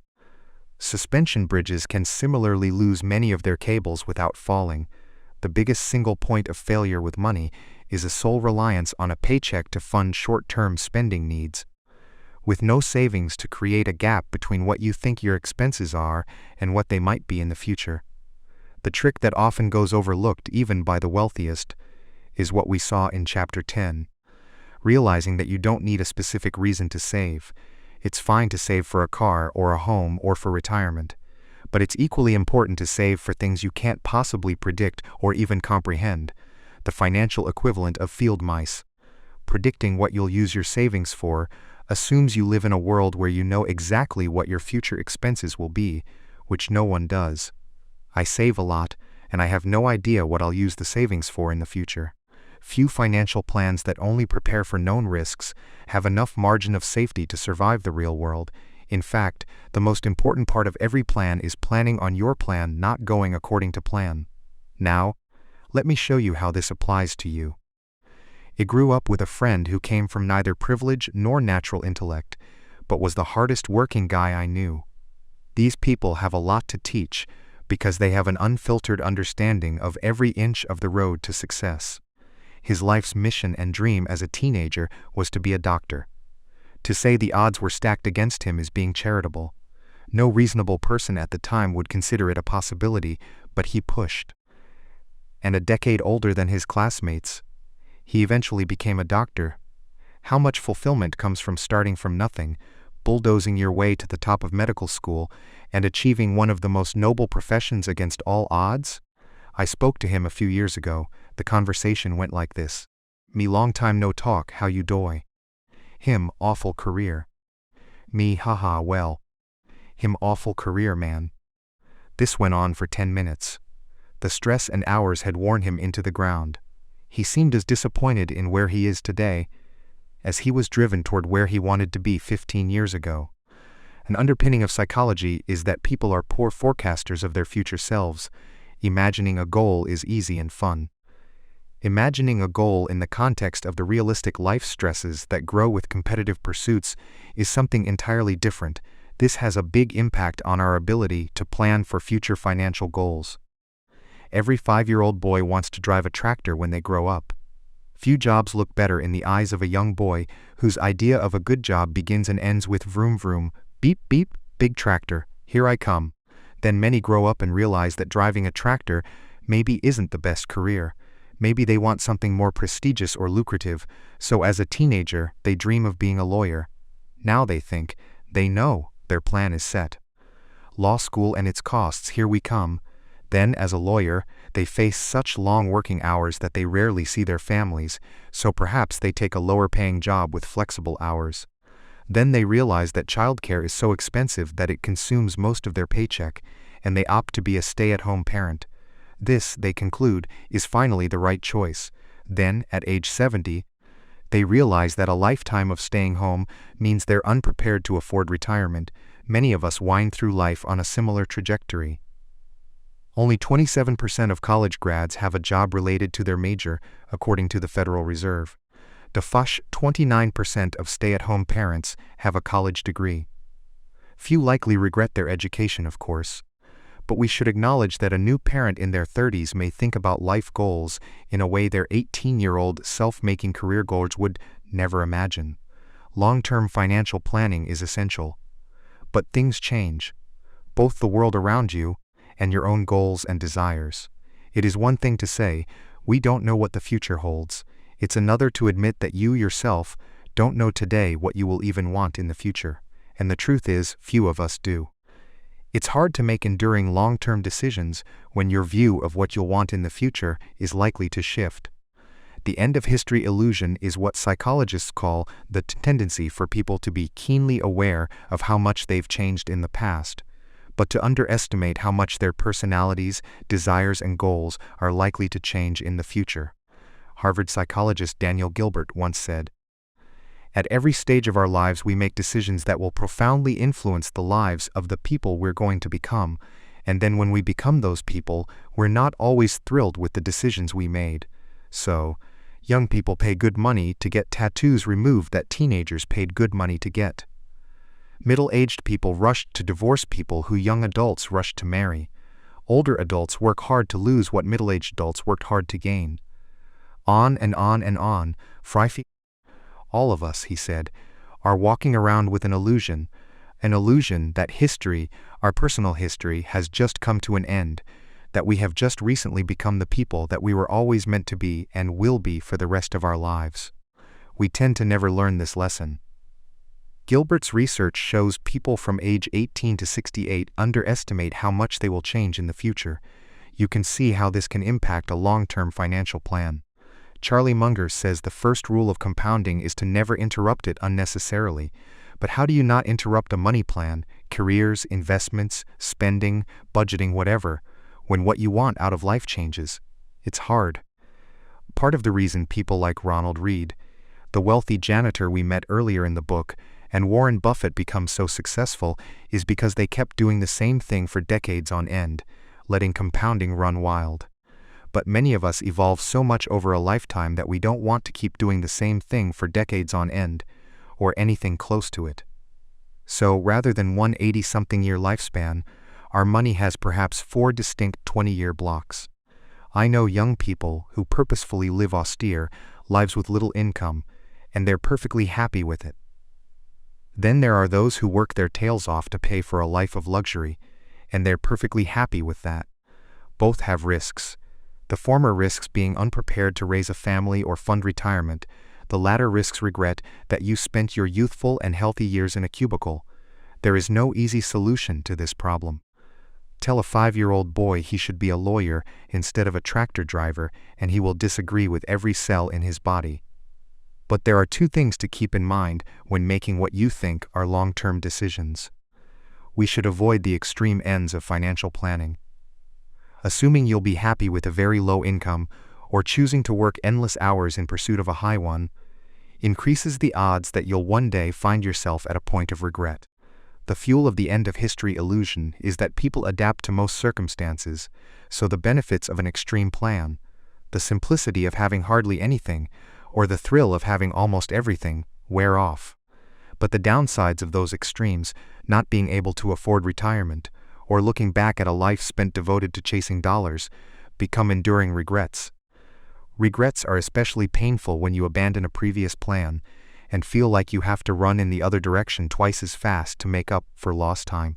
Compounding works best when you can give a plan years or decades to grow. This is true for not only savings but careers and relationships. Endurance is key. And when you consider our tendency to change who we are over time, balance at every point in your life becomes a strategy to avoid future regret and encourage endurance. Aiming at every point in your working life to have moderate annual savings, moderate free time, no more than a moderate commute, and at least moderate time with your family, increases the odds of being able to stick with a plan and avoid regret than if any one of those things fall to the extreme sides of the spectrum. We should also come to accept the reality of changing our minds. Some of the most miserable workers I've met are people who stay loyal to a career only because it's the field they picked when deciding on a college major at age 18. When you accept the end of history illusion, you realize that the odds of picking a job when you're not old enough to drink that you will still enjoy when you're old enough to qualify for Social Security are low. The trick is to accept the reality of change and move on as soon as possible. Jason Zweig, the Wall Street Journal investment columnist, worked with psychologist Daniel Kahneman on writing Kahneman's book Thinking, Fast and Slow. Zweig once told a story about a personality quirk of Kahneman's that served him well. "Nothing amazed me more about Danny than his ability to detonate what we had just done," Zweig wrote. He and Kahneman could work endlessly on a chapter, but the next thing you know, Kahneman sends a version so utterly transformed that it is unrecognizable. It begins differently, it ends differently, it incorporates anecdotes and evidence you never would have thought of, it draws on research that you've never heard of. When I asked Danny how he could start again as if we had never written an earlier draft, Zweig continued, he said the words I've never forgotten. I have no sunk costs. Sunk costs, and choring decisions to past efforts that can't be refunded, are a devil in a world where people change over time. They make our future selves prisoners to our past, different selves. It's the equivalent of a stranger making major life decisions for you. Embracing the idea that financial goals made when you were a different person should be abandoned without mercy versus put on life support and dragged on can be a good strategy to minimize future regret. The quicker it's done, the sooner you can get back to compounding. Next, let's talk about compounding's price of admission. Everything has a price, and the key to a lot of things with money is just figuring out what that price is and being willing to pay it. The problem is that the price of a lot of things is not obvious until you've experienced them firsthand, when the bill is overdue. General Electric was the largest company in the world in 2004, worth $1/3 trillion. It had either been first or second each year for the previous decade, capitalism's shining example of corporate aristocracy. Then everything fell to pieces. The 2008 financial crisis sent GE's financing division, which supplied more than half the company's profits, into chaos. It was eventually sold for scrap. Subsequent bets in oil and energy were disasters, resulting in billions in write-offs. GE stock fell from $40 in 2007 to $7 by 2018. Blame placed on CEO Jeff Immelt, who ran the company since 2001, was immediate and harsh. He was criticized for his leadership, his acquisitions, cutting the dividend, laying off workers, and, of course, the plunging stock price. Rightly so. Those rewarded with dynastic wealth when times are good hold the burden of responsibility when the tide goes out. He stepped down in 2017. But Immelt said something insightful on his way out. Responding to critics who said his actions were wrong and what he should have done was obvious, Immelt told his successor, "Every job looks easy when you're not the one doing it. Every job looks easy when you're not the one doing it, because the challenges faced by someone in the arena are often invisible to those in the crowd." Dealing with the conflicting demands of sprawling bloat, short-term investors, regulators, unions, and entrenched bureaucracy is not only hard to do, but it's hard to even recognize the severity of the problems until you're the one dealing with them. Immelt's successor, who lasted 14 months, learned this as well. Most things are harder in practice than they are in theory. Sometimes this is because we're overconfident. More often it's because we're not good at identifying what the price of success is, which prevents us from being able to pay it. The S&P 500 increased 119-fold in the 50 years ending 2018. All you had to do was sit back and let your money compound. But of course, successful investing looks easy when you're not the one doing it. Hold stocks for the long run. You'll hear. It's good advice. But do you know how hard it is to maintain a long-term outlook when stocks are collapsing? Like everything else worthwhile, successful investing demands a price. But its currency is not dollars and cents. It's volatility, fear, doubt, uncertainty, and regret. All of which are easy to overlook until you're dealing with them in real time. The inability to recognize that investing has a price can tempt us to try to get something for nothing. Which, like shoplifting, rarely ends well. Say you want a new car. It costs $30,000. You have 3 options. 1. Pay $30,000 for it. 2. Find a cheaper used one. Or 3. Steal it. In this case, 99% of people know to avoid the third option because the consequences of stealing a car outweigh the upside. But say you want to earn an 11% annual return over the next 30 years so you can retire in peace. Does this reward come free? Of course not. The world is never that nice. There's a price tag, a bill that must be paid. In this case, it's a never-ending taunt from the market, which gives big returns and takes them away just as fast. Including dividends, the Dow Jones Industrial Average returned about 11% per year from 1950 to 2019, which is great. But the price of success during this period was dreadfully high. The shaded lines in the chart show when it was at least 5% below its previous all-time high. This is the price of market returns, the fee. It is the cost of admission. And it hurts. Like most products, the bigger the returns, the higher the price. Netflix stock returned more than 35,000% from 2002 to 2018, but traded below its previous all-time high on 94% of days. Monster Beverage returned 319,000% from 1995-2018, among the highest returns in history, but traded below its previous high 95% of the time during that period. Now here's the important part. Like the car, you have a few options. You can pay this price, accepting volatility and upheaval, or you can find an asset with less uncertainty and a lower payoff, the equivalent of a used car. Or you can attempt the equivalent of Grand Theft Auto, try to get the return while avoiding the volatility that comes along with it. Many people in investing choose the third option. Like a car thief, though well-meaning and law-abiding, they form tricks and strategies to get the return without paying the price. They trade in and out. They attempt to sell before the next recession and buy before the next boom. Most investors with even a little experience know that volatility is real and common. Many then take what seems like the next logical step, trying to avoid it. But the money gods do not look highly upon those who seek a reward without paying the price. Some car thieves will get away with it. Many more will be caught and punished. Same thing with investing. Morningstar once looked at the performance of tactical mutual funds, whose strategy is to switch between stocks and bonds at opportune times, capturing market returns with lower downside risk. Farther they want the returns without paying the price. The study focused on the mid-2010 through late 2011 period, when U.S. stock markets went wild on fears of a new recession, and the S&P 500 declined more than 20%. This is the exact kind of environment the tactical funds are supposed to work in. It was their moment to shine. There were, by Morningstar's count, 112 tactical mutual funds during this period.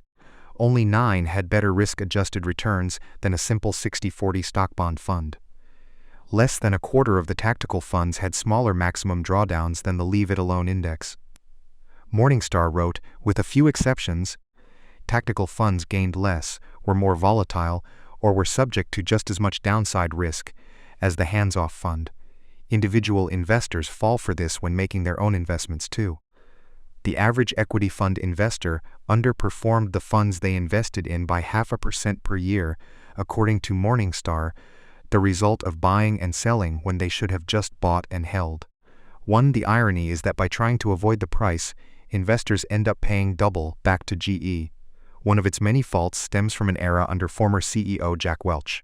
Welch became famous for ensuring quarterly earnings per share beat Wall Street estimates. He was the grandmaster. If Wall Street analysts expected 0.25 cents per share, Jack would deliver 0.26 cents, no matter the state of business or the economy. He'd do that by massaging the numbers. That description is charitable, often pulling gains from future quarters into the current quarter to make the obedient numbers salute their master. Forbes reported one of dozens of examples. General Electric, for 2 years in a row, sold locomotives to unnamed financial partners instead of end users in transactions that left most of the risks of ownership with GE. The squared Welch never denied this game. He wrote in his book Straight from the Gut. The response of our business leaders to the crises was typical of the GE culture. Even though the books had closed on the quarter, many immediately offered to pitch in to cover the earnings gap. Some said they could find an extra $10 million, $20 million, and even $30 million from their business to offset the surprise. The result was that under Welch's leadership, stockholders didn't have to pay the price. They got consistency and predictability, a stock that surged year after year without the surprises of uncertainty. Then the bill came due, like it always does. GE shareholders have suffered through a decade of mammoth losses that were previously shielded by accounting maneuvers. The penny gains of Welch's era became dime losses today. The strangest example of this comes from failed mortgage giants Freddie Mac and Fannie Mae, which in the early 2000s were caught underreporting current earnings by billions of dollars, with the intention of spreading those gains out over future periods, to give investors the illusion of smoothness and predictability, the illusion of not having to pay the price. The question is, why do so many people who are willing to pay the price of cars, houses, food, and vacations try so hard to avoid paying the price of good investment returns? The answer is simple. The price of investing success is not immediately obvious. It's not a price tag you can see, so when the bill comes due, it doesn't feel like a fee for getting something good. It feels like a fine for doing something wrong. And while people are generally fine with paying fees, fines are supposed to be avoided. You're supposed to make decisions that preempt and avoid fines. Traffic fines and IRS fines mean you did something wrong and deserve to be punished. The natural response for anyone who watches their wealth decline and views that drop as a fine is to avoid future fines. It sounds trivial, but thinking of market volatility as a fee rather than a fine is an important part of developing the kind of mindset that lets you stick around long enough for investing gains to work in your favor. Few investors have the disposition to say, "I'm actually fine if I lose 20% of my money." This is doubly true for new investors who have never experienced a 20% decline. But if you view volatility as a fee, things look different. Disneyland tickets cost $100. But you get an awesome day with your kids you'll never forget. Last year, more than 18 million people thought that fee was worth paying. Few felt the $100 was a punishment or a fine. The worthwhile trade-off of fees is obvious when it's clear you're paying one. Same with investing, where volatility is almost always a fee, not a fine. Market returns are never free and never will be. They demand you pay a price, like any other product. You're not forced to pay this fee, just like you're not forced to go to Disneyland. You can go to the local county fair where tickets might be $10, or stay home for free. You might still have a good time, but you'll usually get what you pay for. Same with markets. The volatility uncertainty fee, the price of returns, is the cost of admission to get returns greater than low-fee parks like cash and bonds. The trick is convincing yourself that the market's fee is worth it. That's the only way to properly deal with volatility and uncertainty. Not just putting up with it, but realizing that it's an admission fee worth paying. There's no guarantee that it will be. Sometimes it rains at Disneyland, but if you view the admission fee as a fine, you'll never enjoy the magic. Wind the price, then pay it. The implosion of the dot-com bubble in the early 2000s reduced household wealth by $6.2 trillion. The end of the housing bubble cut away more than $8 trillion. It's hard to overstate how socially devastating financial bubbles can be. They ruin lives. Why do these things happen? And why do they keep happening? Why can't we learn our lessons? The common answer here is that people are greedy, and greed is an indelible feature of human nature. That may be true, and it's a good enough answer for most. But remember from Chapter 1, no one is crazy. People make financial decisions they regret, and they often do so with scarce information and without logic. But the decisions made sense to them when they were made. Blaming bubbles on greed and stopping there misses important lessons about how and why people rationalize what in hindsight look like greedy decisions. Part of why bubbles are hard to learn from is that they are not like cancer, where a biopsy gives us a clear warning and diagnosis. They are closer to the rise and fall of a political party, where the outcome is known in hindsight but the cause and blame are never agreed upon. Competition for investment returns is fierce, and someone has to own every asset at every point in time. That means the mere idea of bubbles will always be controversial, because no one wants to think they own an overvalued asset. In hindsight, we're more likely to point cynical fingers than to learn lessons. I don't think we'll ever be able to fully explain why bubbles occur. It's like asking why wars occur. There are almost always several reasons, many of them conflicting, all of them controversial. It's too complicated a subject for simple answers. But let me propose one reason they happen that both goes overlooked and applies to you personally. Investors often innocently take cues from other investors who are playing a different game than they are. An idea exists in finance that seems innocent but has done incalculable damage. It's the notion that assets have one rational price in a world where investors have different goals and time horizons. Ask yourself, how much should you pay for Google stock today? The answer depends on who you are. Do you have a 30-year time horizon? Then the smart price to pay involves a sober analysis of Google's discounted cash flows over the next 30 years. Are you looking to cash out within 10 years? Then the price to pay can be figured out by an analysis of the tech industry's potential over the next decade, and whether Google management can execute on its vision. Are you looking to sell within a year? Then pay attention to Google's current product sales cycles and whether we'll have a bear market. Are you a day trader? Then the smart price to pay is who cares? Because you're just trying to squeeze a few bucks out of whatever happens between now and lunchtime, which can be accomplished at any price. When investors have different goals and time horizons, and they do in every asset class, prices that look ridiculous to one person can make sense to another, because the factors those investors pay attention to are different. Take the dot-com bubble in the 1990s. People can look at Yahoo stock in 1999 and say, that was crazy, a zillion times revenue, the valuation made no sense, but many investors who owned Yahoo stock in 1999 had time horizons so short that it made sense for them to pay a ridiculous price. A day trader could accomplish what they need whether Yahoo was at $5 a share or $500 a share as long as it moved in the right direction that day. And it did for years. An iron rule of finance is that money chases returns to the greatest extent that it can. If an asset has momentum, it's been moving consistently up for a period of time. It's not crazy for a group of short-term traders to assume it will keep moving up. Not indefinitely, just for the short period of time they need it to. Momentum attracts short-term traders in a reasonable way, then it's off to the races. Bubbles form when the momentum of short-term returns attracts enough money that the makeup of investors shifts from mostly long-term to mostly short-term.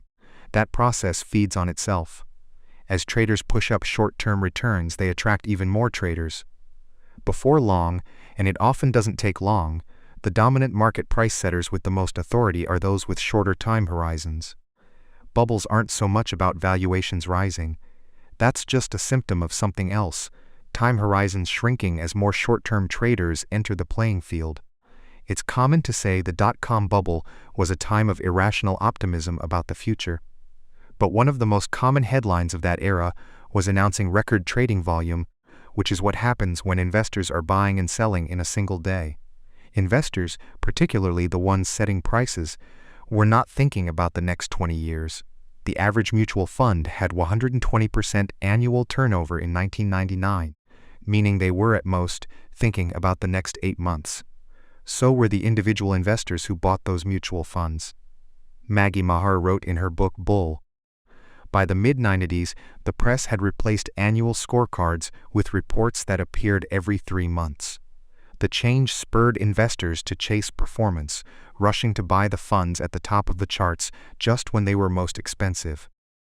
This was the era of day trading, short-term option contracts, and up-to-the-minute market commentary. It's not the kind of thing you'd associate with long-term views. The same thing happened during the housing bubble of the mid-2000s.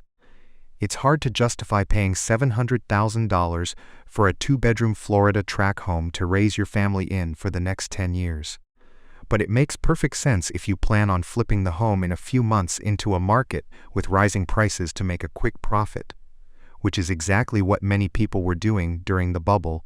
Data from Atom, a company that tracks real estate transactions, shows the number of houses in America that sold more than once in a 12-month period. They were flipped, rose 5-fold during the bubble, from 20,000 in the first quarter of 2000 to over 100, zero in the first quarter of 2004. Flipping plunged after the bubble to less than 40,000 per quarter, where it's roughly remained since. Do you think these flippers cared about long-term price-to-rent ratios? Or whether the prices they paid were backed up by long-term income growth? Of course not. Those numbers weren't relevant to their game. The only thing that mattered to flippers was that the price of the home would be more next month than it was this month, and for many years it was. You can say a lot about these investors. You can call them speculators. You can call them irresponsible. You can shake your head at their willingness to take huge risks. But I don't think you can call all of them irrational. The formation of bubbles isn't so much about people irrationally participating in long-term investing. They're about people somewhat rationally moving towards short-term trading to capture momentum that had been feeding on itself.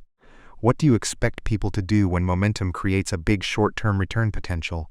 Sit and watch patiently? Never. That's not how the world works. Profits will always be chased. And short-term traders operate in an area where the rules governing long-term investing, particularly around valuation, are ignored because they're irrelevant to the game being played. That's where things get interesting, and where the problems begin. Bubbles do their damage when long-term investors playing one game start taking their cues from those short-term traders playing another. Cisco stock rose 300% in 1999 to $60 per share. At that price, the company was valued at $600 billion, which is insane. Few actually thought it was worth that much. The day traders were just having their fun. Economist Burton Malkiel once pointed out that Cisco's implied growth rate at that valuation meant it would become larger than the entire U.S. economy within 20 years. But if you were a long-term investor in 1999, $60 was the only price available to buy, and many people were buying it at that price. So you may have looked around and said to yourself, wow, maybe these other investors know something I don't. Maybe you went along with it. You even felt smart about it. What you don't realize is that the traders who were setting the marginal price of the stock were playing a different game than you were. $60 a share was a reasonable price for the traders because they planned on selling the stock before the end of the day, when its price would probably be higher. But $60 was a disaster in the making for you, because you planned on holding shares for the long run. These two investors rarely even know that each other exist, but they're on the same field, running toward each other. When their paths blindly collide, someone gets hurt. Many finance and investment decisions are rooted in watching what other people do, and either copying them or betting against them. But when you don't know why someone behaves like they do, you won't know how long they'll continue acting that way, what will make them change their mind, or whether they'll ever learn their lesson. When a commentator on CNBC says, "You should buy this stock," keep in mind that they do not know who you are. Are you a teenager trading for fun? An elderly widow on a limited budget? A hedge fund manager trying to shore up your books before the quarter ends? Are we supposed to think those three people have the same priorities, and that whatever level a particular stock is trading at is right for all three of them? It's crazy. It's hard to grasp that other investors have different goals than we do, because an anchor of psychology is not realizing that rational people can see the world through a different lens than your own. Rising prices persuade all investors in ways the best marketers envy. They are a drug that can turn value-conscious investors into dewy-eyed optimists, detached from their own reality by the actions of someone playing a different game than they are. Being swayed by people playing a different game can also throw off how you think you're supposed to spend your money. So much consumer spending, particularly in developed countries, is socially driven, subtly influenced by people you admire, and done because you subtly want people to admire you. But while we can see how much money other people spend on cars, homes, clothes, and vacations, we don't get to see their goals, worries, and aspirations. A young lawyer aiming to be a partner at a prestigious law firm might need to maintain an appearance that I, a writer who can work in sweatpants, have no need for. But when his purchases set my own expectations, I'm wandering down a path of potential disappointment because I'm spending the money without the career boost he's getting. We might not even have different styles, we're just playing a different game. It took me years to figure this out. A takeaway here is that few things matter more with money than understanding your own time horizon and not being persuaded by the actions and behaviors of people playing different games than you are. The main thing I can recommend is going out of your way to identify what game you're playing. It's surprising how few of us do. We call everyone investing money, investors like they're basketball players, all playing the same game with the same rules. When you realize how wrong that notion is, you see how vital it is to simply identify what game you're playing. How I invest my own money is detailed in Chapter 20, but years ago I wrote out, I am a passive investor optimistic in the world's ability to generate real economic growth, and I'm confident that over the next 30 years that growth will accrue to my investments. This might seem quaint, but once you write that mission statement down, you realize everything that's unrelated to it. What the market did this year, or whether we'll have a recession next year, is part of a game I'm not playing. So I don't pay attention to it, and am in no danger of being persuaded by it. Next, let's talk about pessimism. For reasons I have never understood, people like to hear that the world is going to hell. Historian Deirdre McCloskey. Optimism is the best bet for most people because the world tends to get better for most people most of the time. But pessimism holds a special place in our hearts. Pessimism isn't just more common than optimism. It also sounds smarter. It's intellectually captivating, and it's paid more attention than optimism, which is often viewed as being oblivious to risk. Before we go further, we should define what optimism is. Real optimists don't believe that everything will be great. That's complacency. Optimism is a belief that the odds of a good outcome are in your favor over time, even when there will be setbacks along the way. The simple idea that most people wake up in the morning trying to make things a little better and more productive than wake up looking to cause trouble is the foundation of optimism. It's not complicated. It's not guaranteed either. It's just the most reasonable bet for most people most of the time. The late statistician Hans Rosling put it differently. I am not an optimist. I am a very serious possibilist. Now we can discuss optimism's more compelling sibling, pessimism. December 29, 2008, the worst year for the economy in modern history, is about to close. Stock markets around the world had collapsed. The global financial system was on day-to-day life support. Unemployment was surging. As things looked like they couldn't get worse, the Wall Street Journal published a story arguing that we hadn't seen anything yet. It ran a front-page article on the outlook of a Russian professor named Igor Panarin, whose economic views rival the flair of science fiction writers. The journal wrote, around the end of June 2010 or early July, Panarin says, the U.S. will break into 6 pieces, with Alaska reverting to Russian control. California will form the nucleus of what he calls the Californian Republic, and will be part of China or under Chinese influence. Texas will be the heart of the Texas Republic, a cluster of states that will go to Mexico or fall under Mexican influence. Washington, D.C., and New York will be part of an Atlantic America that may join the European Union. Canada will grab a group of northern states Professor Panarin calls the Central North American Republic. Hawaii, he suggests, will be a protectorate of Japan or China, and Alaska will be subsumed into Russia. This was not the ramblings of a backroom blog or tinfoil hat newsletter. This was on the front page of the most prestigious financial newspaper in the world. It is fine to be pessimistic about the economy. It's even okay to be apocalyptic. History is full of examples of countries experiencing not just recessions but disintegrations. The interesting thing about Panarin-type stories is that they're polar opposite. Forecasts of outrageous optimism are rarely taken as seriously as prophets of doom. Take Japan in the late 1940s. The nation was gutted by defeat from World War II in every way, economically, industrially, culturally, socially.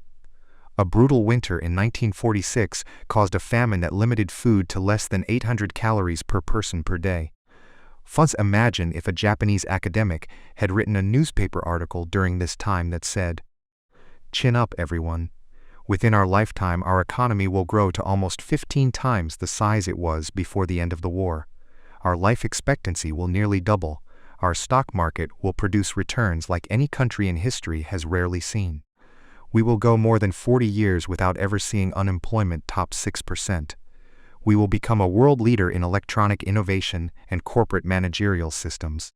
Before long, we will be so rich that we will own some of the most prized real estate in the United States.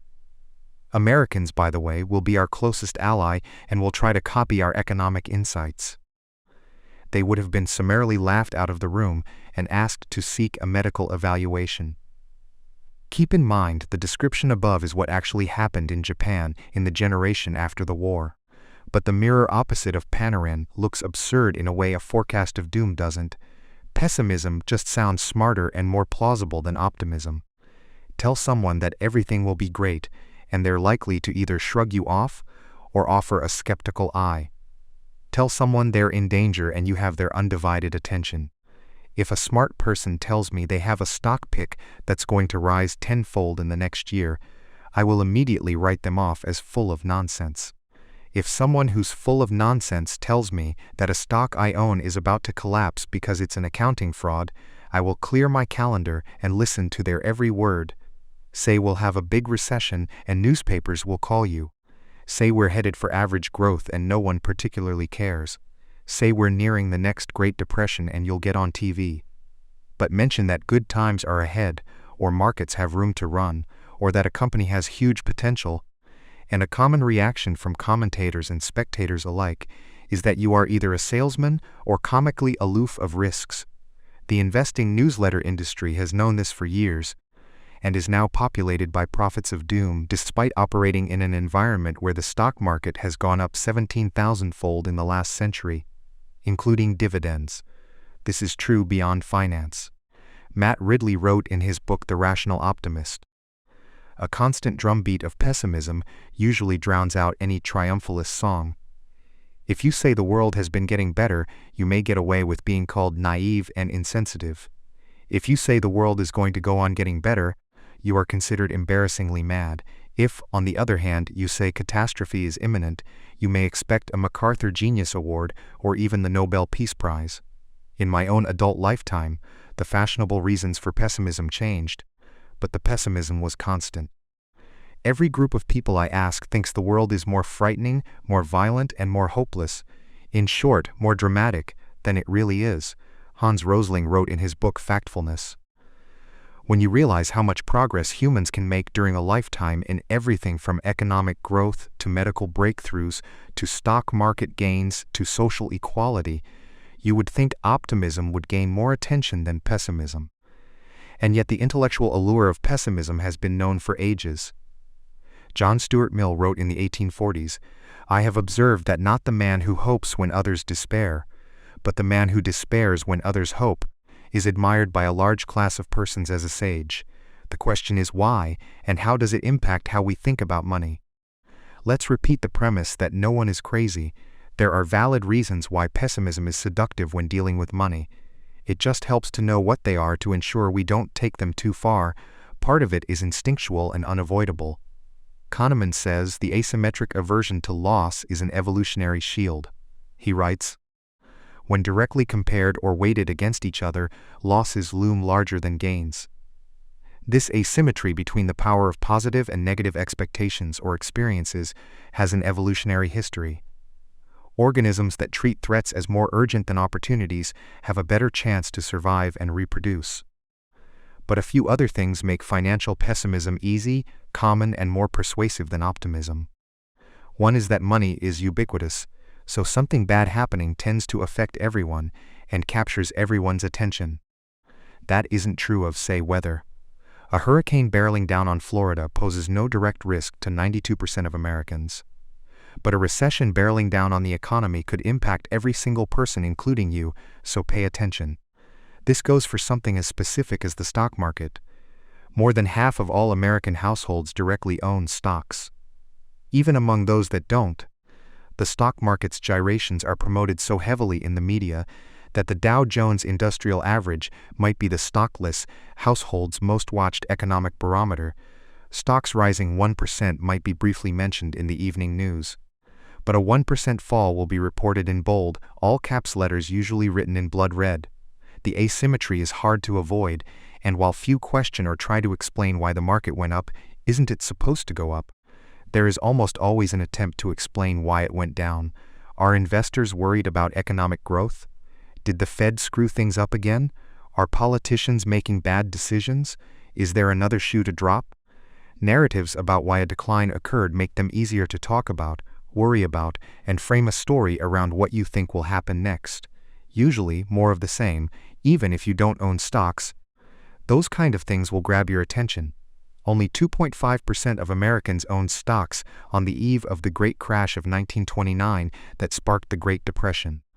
But the majority of Americans, if not the world, watched in amazement as the market collapsed, wondering what it signaled about their own fate. This was true whether you were a lawyer or a farmer or a car mechanic. Historian Eric Rauchway writes, "This fall in value immediately afflicted only a few Americans, but so closely had the others watched the market and regarded it as an index of their fates that they suddenly stopped much of their economic activity." As the economist Joseph Schumpeter later wrote, "People felt that the ground under their feet was giving way." There are two topics that will affect your life whether you are interested in them or not: money and health. While health issues tend to be individual, money issues are more systemic. In a connected system where one person's decisions can affect everyone else, it's understandable why financial risks gain a spotlight and capture attention in a way few other topics can. Another is that pessimists often extrapolate present trends without accounting for how markets adapt. In 2008, environmentalist Lester Brown wrote, "By 2030, China would need 98 million barrels of oil a day. The world is currently producing 85 million barrels a day and may never produce much more than that. There go the world's oil reserves." He's right. The world would run out of oil in that scenario, but that's not how markets work. There is an iron law in economics. Extremely good and extremely bad circumstances rarely stay that way for long, because supply and demand adapt in hard-to-predict ways. Consider what happened to oil immediately after Brown's prediction.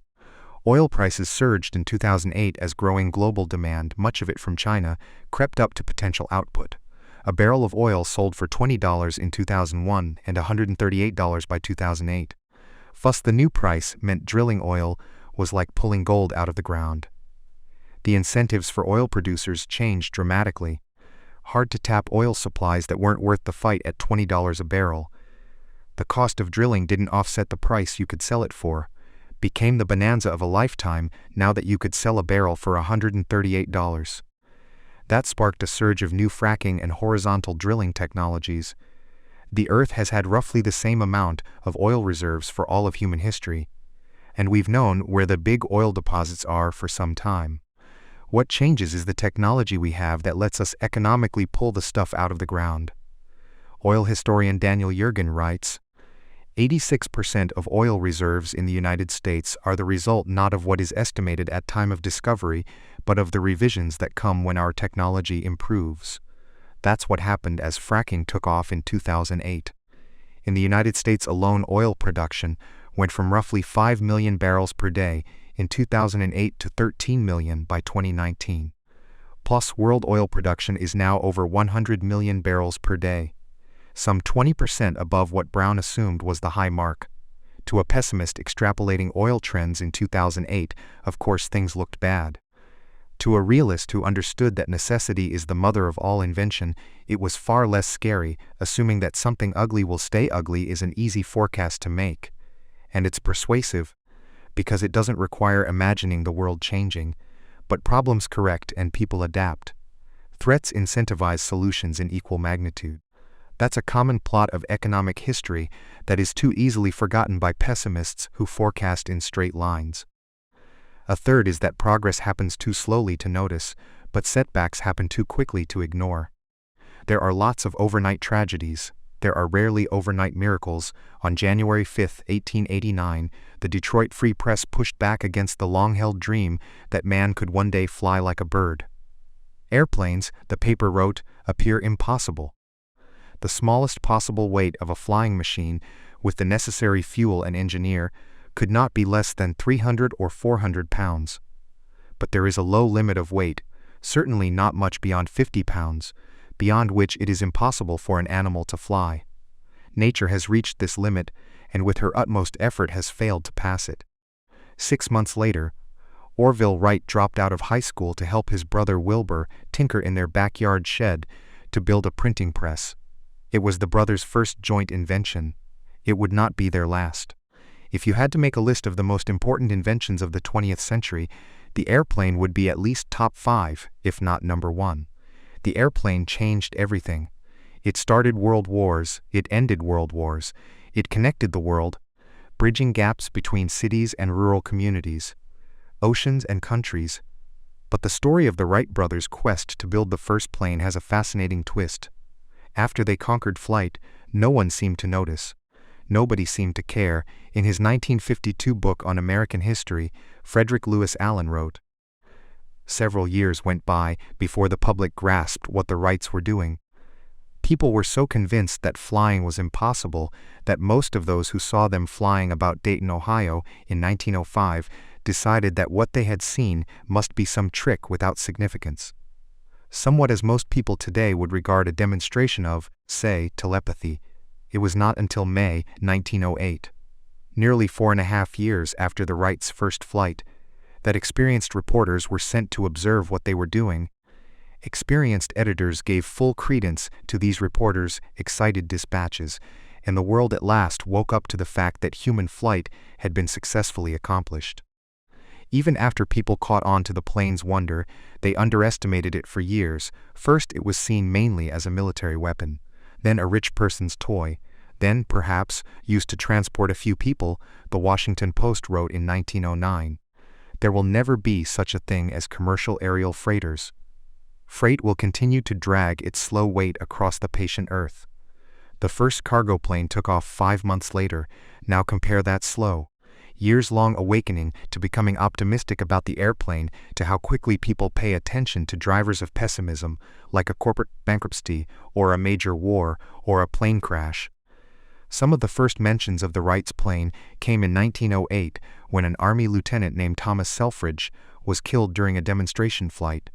Fos-squared growth is driven by compounding, which always takes time.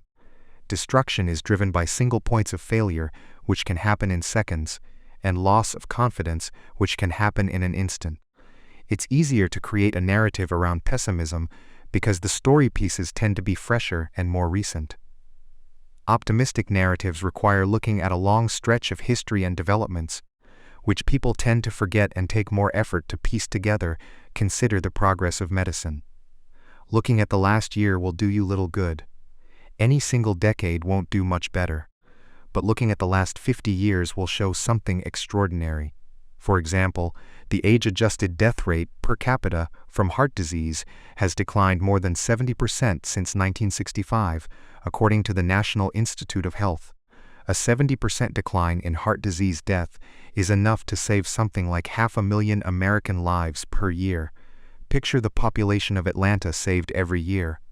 But since that progress happens so slowly, it captures less attention than quick, sudden losses like terrorism, plane crashes, or natural disasters.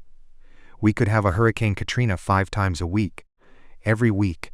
Imagine how much attention that would receive. And it would not offset the number of annual lives saved by the decline in heart disease in the last 50 years. This same thing applies to business.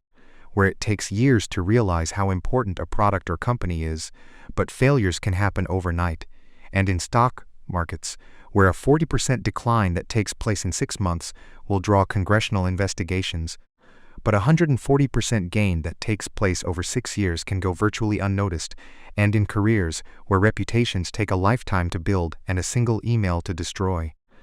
The short sting of pessimism prevails while the powerful pull of optimism goes unnoticed. This underscores an important point made previously in this book.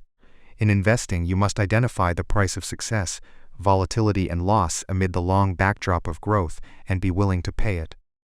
In 2004, the New York Times interviewed Stephen Hawking, the scientist whose incurable motor neuron disease left him paralyzed and unable to talk at age 21. Through his computer, Hawking told the interviewer how excited he was to sell books to laypeople.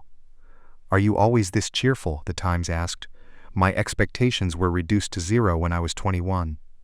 Everything since then has been a bonus," he replied. Expecting things to be great means a best-case scenario that feels flat. Pessimism reduces expectations, narrowing the gap between possible outcomes and outcomes you feel great about. Maybe that's why it's so seductive. Expecting things to be bad is the best way to be pleasantly surprised when they're not, which, ironically, is something to be optimistic about. Now, a short story about stories. Imagine an alien dispatched to Earth. His job is to keep tabs on our economy. He circles above New York City, trying to size up the economy and how it changed between 2007 and 2009. On New Year's Eve 2007, he hovers over Times Square. He sees tens of thousands of happy partygoers surrounded by bright lights, monstrous billboards, fireworks, and TV cameras. He comes back to Times Square on New Year's Eve 2009. He sees tens of thousands of happy partygoers surrounded by bright lights, monstrous billboards, fireworks, and TV cameras. It looks about the same. He cannot see much difference. He sees roughly the same number of New Yorkers hustling around the city. Those people are surrounded by the same number of office buildings, which house the same number of desks with the same number of computers, hooked up to the same number of internet connections. Outside the city, he sees the same number of factories and warehouses, connected by the same highways, carrying the same number of trucks. He gets a little closer to the ground and sees the same universities teaching the same topics and handing out the same degrees to the same number of people. He sees the same number of patents protecting the same groundbreaking ideas. He notices that technology has improved. Everyone in 2009 carries smartphones that didn't exist in 2007. Computers are now faster.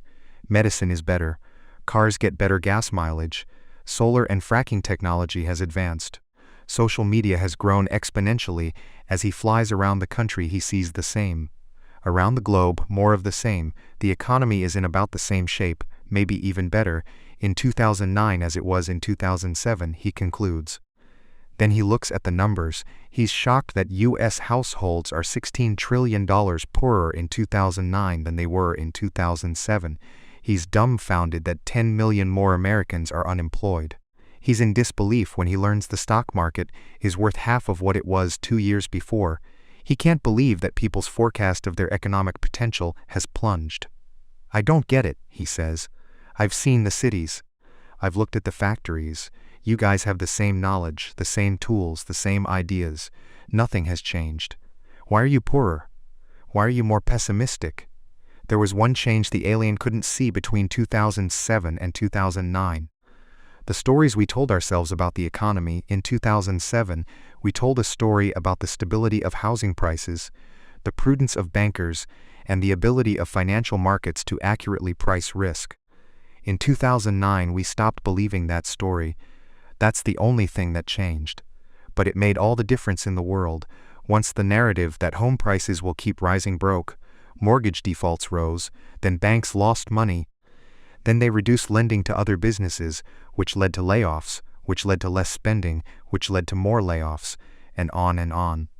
Other than clinging to a new narrative, we had an identical, if not greater, capacity for wealth and growth in 2009 as we did in 2007. Yet the economy suffered its worst hit in 80 years. This is different from, say, Germany in 1945, whose manufacturing base had been obliterated, or Japan in the 2000s, whose working-age population was shrinking. That's tangible economic damage. In 2009, we inflicted narrative damage on ourselves, and it was vicious. It's one of the most potent economic forces that exists. When we think about the growth of economies, businesses, investments, and careers, we tend to think about tangible things. How much stuff do we have, and what are we capable of? But stories are, by far, the most powerful force in the economy. They are the fuel that can let the tangible parts of the economy work, or the brake that holds our capabilities back. At the personal level, there are two things to keep in mind about a story-driven world when managing your money. 1. The more you want something to be true, the more likely you are to believe a story that overestimates the odds of it being true. What was the happiest day of your life? The documentary How to Live Forever asked that innocent question to a centenarian who offered an amazing response. Armistice Day, she said, referring to the 1918 agreement that ended World War I. Why? The producer asks. Because we knew there would be no more wars ever again, she says. World War II began 21 years later, killing 75 million people. There are many things in life that we think are true because we desperately want them to be true. I call these things appealing fictions. They have a big impact on how we think about money, particularly investments and the economy. An appealing fiction happens when you are smart, you want to find solutions, but face a combination of limited control and high stakes. They are extremely powerful. They can make you believe just about anything. Take a short example. Ali Hajjaji's son was sick. Elders in his Yemeni village proposed a folk remedy, shoved the tip of a burning stick through his son's chest to drain the sickness from his body. After the procedure, Hajjaji told the New York Times, "When you have no money and your son is sick, you'll believe anything.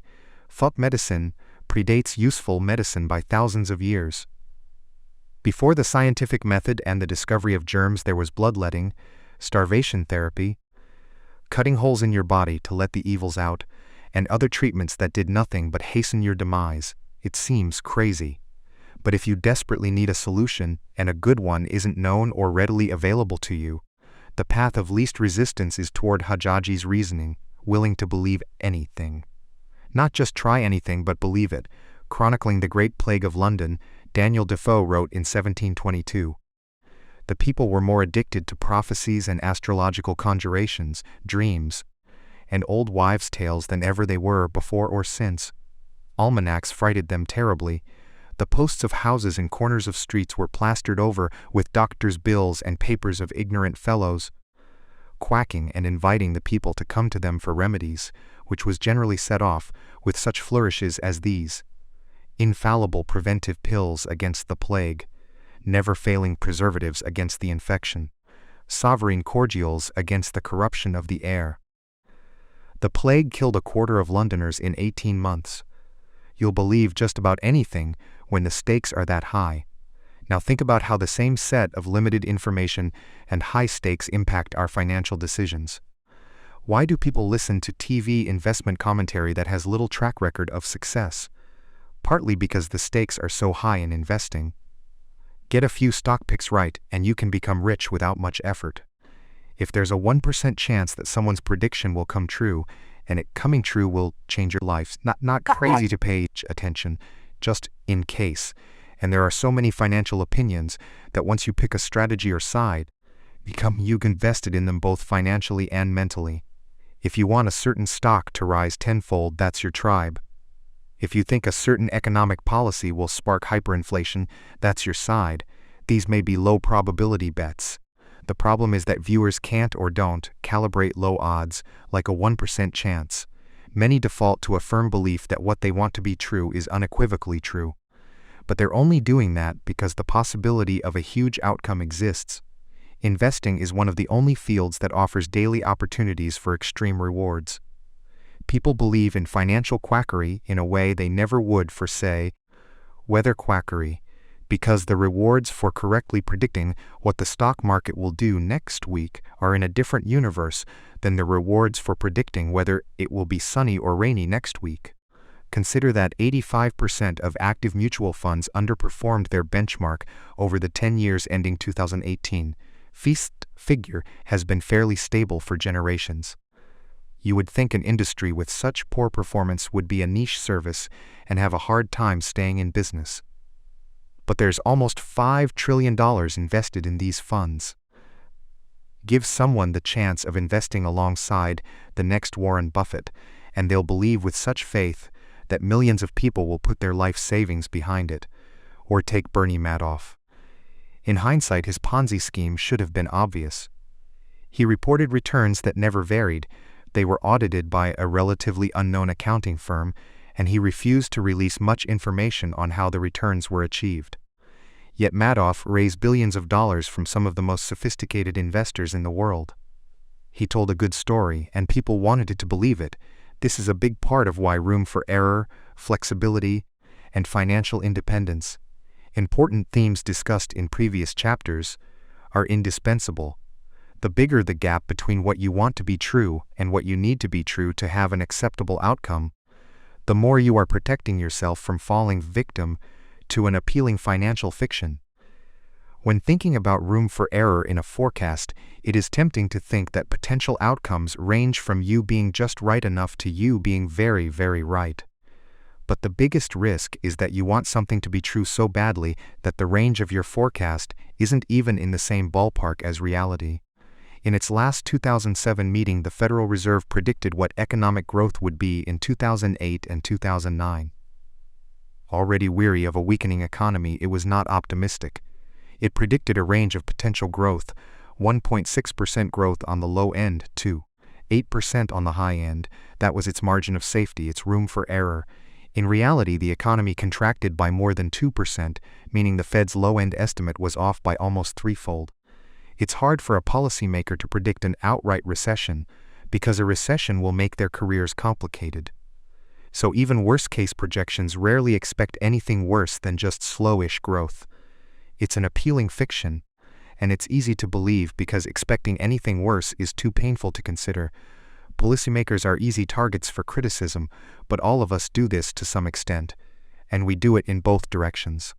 If you think a recession is coming and you cash out your stocks in anticipation, your view of the economy is suddenly going to be warped by what you want to happen. Every blip, every anecdote, will look like a sign that doom has arrived. Maybe not because it has, but because you want it to. Incentives are a powerful motivator, and we should always remember how they influence our own financial goals and outlooks. It can't be overstated. There is no greater force in finance than room for error, and the higher the stakes, the wider it should be. 2. Everyone has an incomplete view of the world. But we form a complete narrative to fill in the gaps. My daughter is about a year old as I write this. She's curious about everything and learns so fast, but sometimes I think about all the stuff she can't comprehend. She has no idea why her dad goes to work every morning. The concept of bills, budgets, careers, promotions, and saving for retirement are completely foreign to her. Imagine trying to explain the Federal Reserve, credit derivatives, or NAFTA to her. Impossible, but her world isn't dark. She does not wander around in confusion. Even at a year old, she's written her own internal narrative of how everything works. Blankets keep you warm, mom snuggles keep you safe, and dates taste good. Everything she comes across fits into one of a few dozen mental models she's learned. When I go to work, she doesn't stop in confusion, wondering what salary and bills are. She has a crystal clear explanation of the situation. Dad isn't playing with me, and I wanted him to play with me, so I'm sad. Even though she knows little, she doesn't realize it, because she tells herself a coherent story about what's going on based on the little she does know.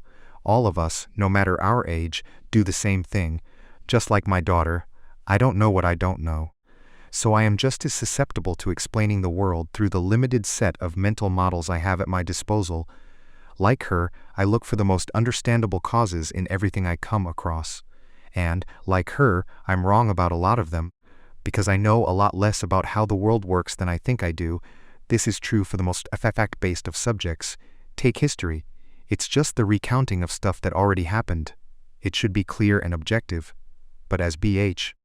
Liddell Hart writes in the book, Why Don't We Learn from History? History cannot be interpreted without the aid of imagination and intuition. The sheer quantity of evidence is so overwhelming that selection is inevitable. Where there is selection, there is art.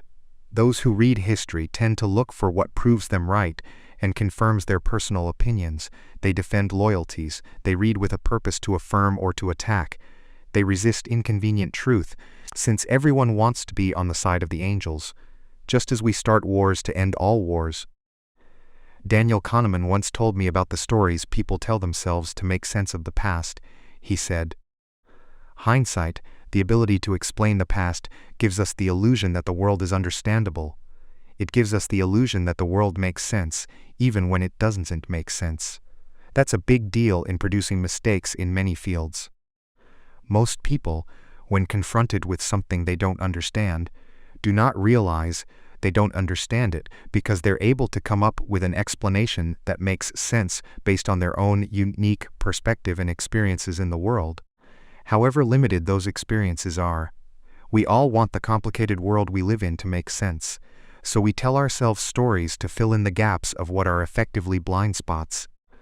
What these stories do to us financially can be both fascinating and terrifying. When I'm blind to parts of how the world works, I might completely misunderstand why the stock market is behaving like it is, in a way that gives me too much confidence in my ability to know what it might do next. Part of the reason forecasting the stock market and the economy is so hard is because you are the only person in the world who thinks the world operates the way you do. When you make decisions for reasons that I can't even comprehend, I might follow you blindly into a decision that's right for you and disastrous to me.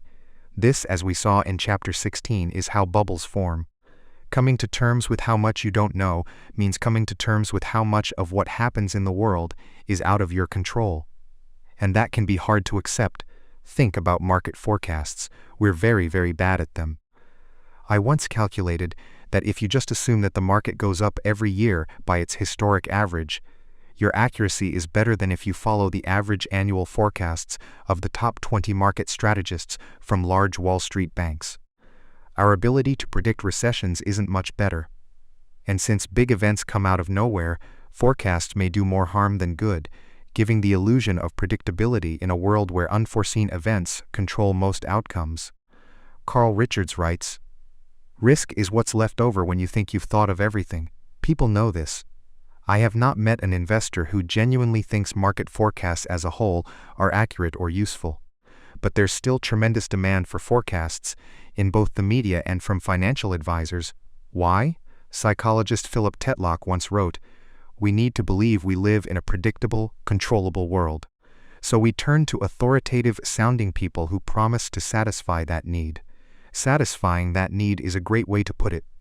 Wanting to believe we are in control is an emotional itch that needs to be scratched, rather than an analytical problem to be calculated and solved. The illusion of control is more persuasive than the reality of uncertainty. So we cling to stories about outcomes being in our control. Part of this has to do with confusing fields of precision with fields of uncertainty. NASA's New Horizons spacecraft passed by Pluto 2 years ago. It was a 3 billion-mile trip that took 9.5 years. According to NASA, the trip took about 1 minute less than predicted when the craft was launched in January 2006. Think about that. In an untested, decade-long journey, NASA's forecast was 99.99998% accurate. That's like forecasting a trip from New York to Boston and being accurate to within 4 millionths of a second. But astrophysics is a field of precision. It isn't impacted by the vagaries of human behavior and emotions like finance is. Business, economics, and investing are fields of uncertainty, overwhelmingly driven by decisions that can't easily be explained with clean formulas, like a trip to Pluto can. But we desperately want it to be like a trip to Pluto, because the idea of a NASA engineer being in 99.99998% control of an outcome is beautiful and comforting. It's so comforting that we're tempted to tell ourselves stories about how much control we have in other parts of our life, like money. Kahneman once laid out the path these stories take. When planning, we focus on what we want to do and can do, neglecting the plans and skills of others whose decisions might affect our outcomes. Both in explaining the past and in predicting the future, we focus on the causal role of skill and neglect the role of luck. We focus on what we know and neglect what we do not know, which makes us overly confident in our beliefs. He described how this impacts businesses. I have had several occasions to ask founders and participants in innovative startups a question: to what extent will the outcome of your effort depend on what you do in your firm? This is evidently an easy question. The answer comes quickly, and it has never been less than 80%. Even when they are not sure they will succeed, these bold people think their fate is almost entirely in their own hands. They are surely wrong.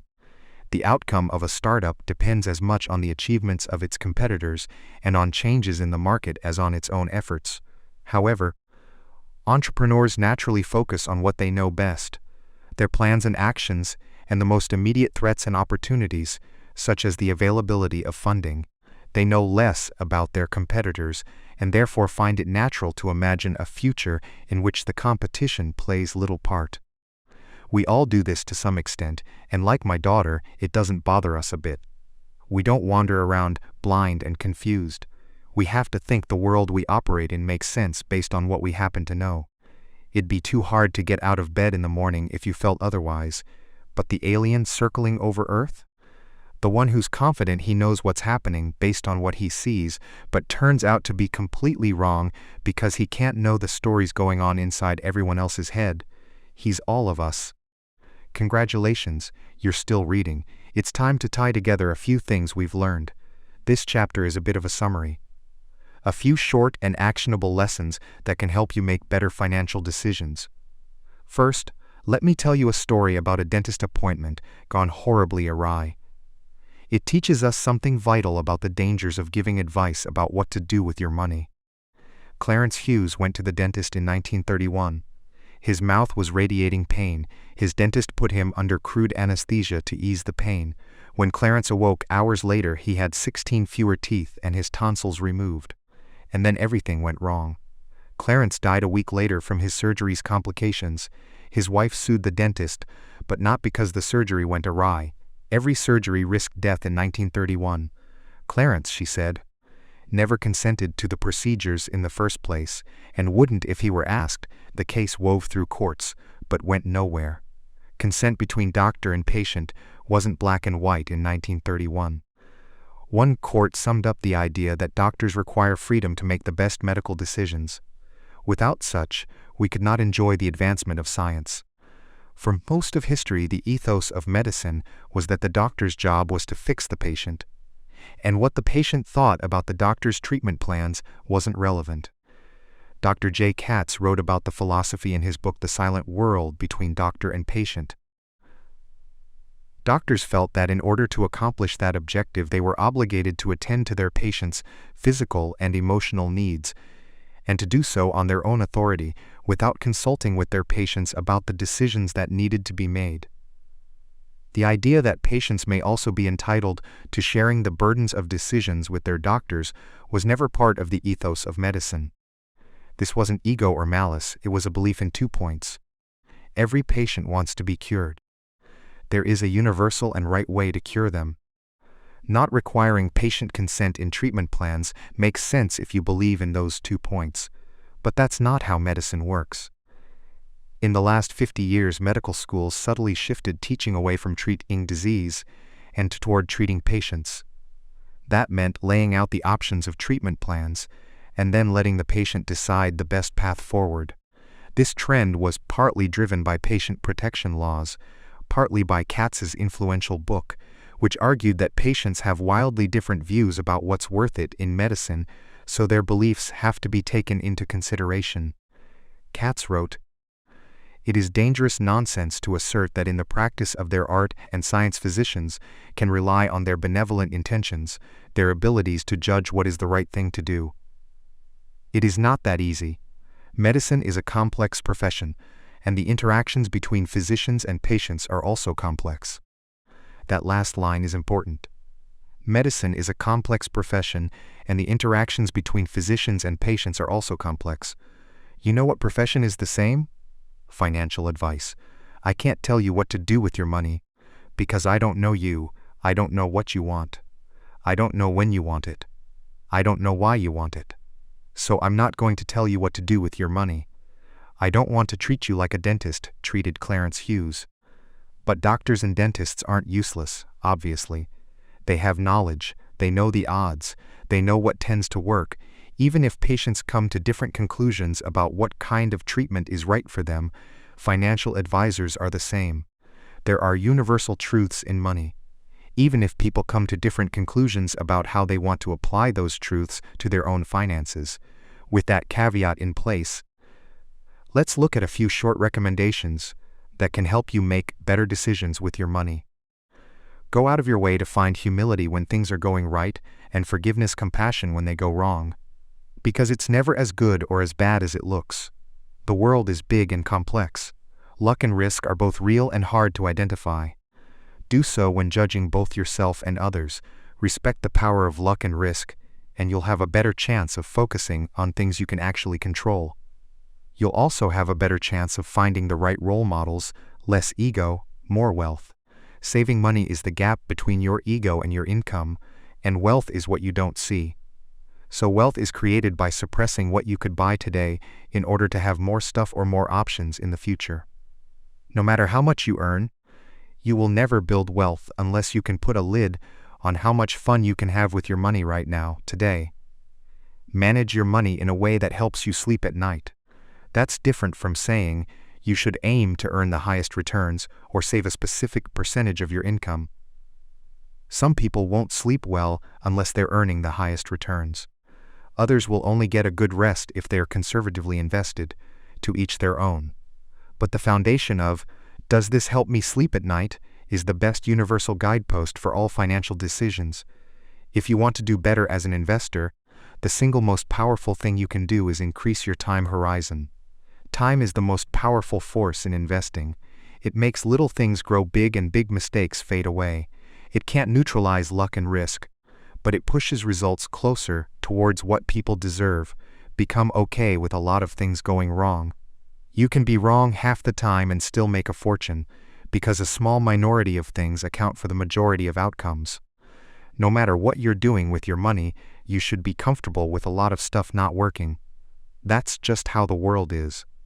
So you should always measure how you've done by looking at your full portfolio rather than individual investments. It is fine to have a large chunk of poor investments and a few outstanding ones. That's usually the best case scenario. Judging how you've done by focusing on individual investments makes winners look more brilliant than they were, and losers appear more regrettable than they should. Use money to gain control over your time, because not having control of your time is such a powerful and universal drag on happiness. The ability to do what you want, when you want, with who you want, for as long as you want to, pays the highest dividend that exists in finance. Be nicer and less flashy. No one is impressed with your possessions as much as you are. You might think you want a fancy car or a nice watch. But what you probably want is respect and admiration, and you're more likely to gain those things through kindness and humility than horsepower and chrome. So just save. You don't need a specific reason to save. It's great to save for a car, or a down payment or a medical emergency. But saving for things that are impossible to predict or define is one of the best reasons to save. Everyone's life is a continuous chain of surprises. Savings that aren't earmarked for anything in particular is a hedge against life's inevitable ability to surprise the hell out of you at the worst possible moment. Define the cost of success and be ready to pay it. Because nothing worthwhile is free. And remember that most financial costs don't have visible price tags. Uncertainty, doubt, and regret are common costs in the finance world. They're often worth paying. But you have to view them as fees, a price worth paying to get something nice in exchange, rather than fines, a penalty you should avoid. Worship room for error. A gap between what could happen in the future and what you need to happen in the future in order to do well is what gives you endurance, and endurance is what makes compounding magic over time. Room for error often looks like a conservative hedge, but if it keeps you in the game, it can pay for itself many times over. Avoid the extreme ends of financial decisions. Everyone's goals and desires will change over time, and the more extreme your past decisions were, the more you may regret them as you evolve. You should like risk because it pays off over time. But you should be paranoid of ruinous risk because it prevents you from taking future risks that will pay off over time. Define the game you're playing, and make sure your actions are not being influenced by people playing a different game. Respect the mess. Smart, informed, and reasonable people can disagree in finance because people have vastly different goals and desires. There is no single right answer, just the answer that works for you. Now let me tell you what works for me. Sandy Gottesman, a billionaire investor who founded the consulting group First Manhattan, is said to ask one question when interviewing candidates for his investment team: what do you own, and why? Not, what stocks do you think are cheap? Or what economy is about to have a recession? Just show me what you do with your own money. I love this question because it highlights what can often be a mile-wide gap between what makes sense, which is what people suggest you do, and what feels right to them, which is what they actually do. Half of all U.S. mutual fund portfolio managers do not invest a cent of their own money in their funds, according to Morningstar. This might seem atrocious, and surely the statistic uncovers some hypocrisy, but this kind of stuff is more common than you'd think. Ken Murray, a professor of medicine at USC, wrote an essay in 2011 titled "How Doctors Die" that showed the degree to which doctors choose different end-of-life treatments for themselves than they recommend for their patients. Doctors don't die like the rest of us, he wrote. What's unusual about them is not how much treatment they get compared to most Americans, but how little. For all the time they spend fending off the deaths of others, they tend to be fairly serene when faced with death themselves. They know exactly what is going to happen.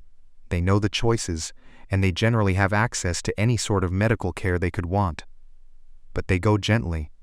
A doctor may throw the kitchen sink at her patient's cancer, but choose palliative care for herself. The difference between what someone suggests you do and what they do for themselves isn't always a bad thing. It just underscores that, when dealing with complicated and emotional issues that affect you and your family, there is no one right answer. There is no universal truth. There's only what works for you and your family. Checking the boxes you want, checked in a way that leaves you comfortable and sleeping well at night. There are basic principles that must be adhered to. This is true in finance and in medicine, but important financial decisions are not made in spreadsheets or in textbooks. They are made at the dinner table. They often aren't made with the intention of maximizing returns, but minimizing the chance of disappointing a spouse or child.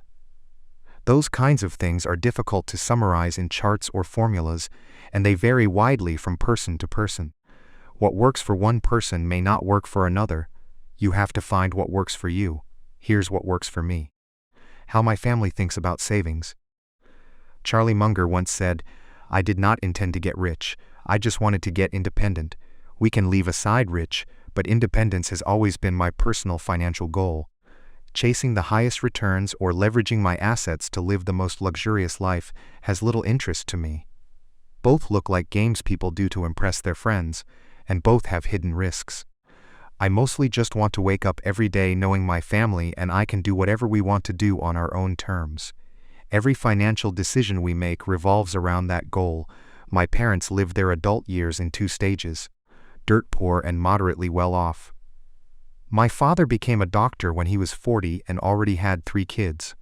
Earning a doctor's salary did not offset the frugal mentality that is forced when supporting 3 hungry kids while in medical school, and my parents spent the good years living well below their means with a high savings rate. This gave them a degree of independence. My father was an emergency room doctor, one of the highest stress professions I can imagine, and one that requires a painful toggling of circadian rhythms between night and day shifts. After 2 decades, he decided he'd had enough, so he stopped, just quit, moved on to the next phase of his life. That stuck with me. Being able to wake up one morning and change what you're doing on your own terms whenever you're ready seems like the grandmother of all financial goals. Independence, to me, doesn't mean you'll stop working. It means you only do the work you like with people you like at the times you want for as long as you want. And achieving some level of independence does not rely on earning a doctor's income. It's mostly a matter of keeping your expectations in check and living below your means. Independence at any income level is driven by your savings rate. And past a certain level of income, your savings rate is driven by your ability to keep your lifestyle expectations from running away. My wife and I met in college and moved in with each other years before we got married. After school, we both had entry-level jobs with entry-level pay and settled into a moderate lifestyle. All lifestyles exist on a spectrum, and what is decent to one person can feel like royalty or poverty to another. But at our incomes, we got what we considered a decent apartment, a decent car, decent clothes, decent food. Comfortable, but nothing close to fancy despite more than a decade of rising incomes. Myself in finance, my wife in healthcare, we've more or less stayed at that lifestyle ever since. That's pushed our savings rate continuously higher. Virtually every dollar of raise has accrued to savings, our independence fund. We now live considerably below our means, which tells you little about our income, and more about our decision to maintain a lifestyle that we established in our 20s. If there's a part of our household financial plan I'm proud of, it's that we got the goalpost of lifestyle desires to stop moving at a young age. Our savings rate is fairly high, but we rarely feel like we're repressively frugal because our aspirations for more stuff haven't moved much. It's not that our aspirations are non-existent. We like nice stuff and live comfortably. We just got the goalpost to stop moving. This would not work for everyone, and it only works for us because we both agree to it equally. Neither of us are compromising for the other. Most of what we get pleasure from, going for walks, reading, podcast, costs little, so we rarely feel like we're missing out. On the rare occasion when I question our savings rate, I think of the independence my parents earned from years of high savings, and I quickly come back. Independence is our top goal. A secondary benefit of maintaining a lifestyle below what you can afford is avoiding the psychological treadmill of keeping up with the Joneses.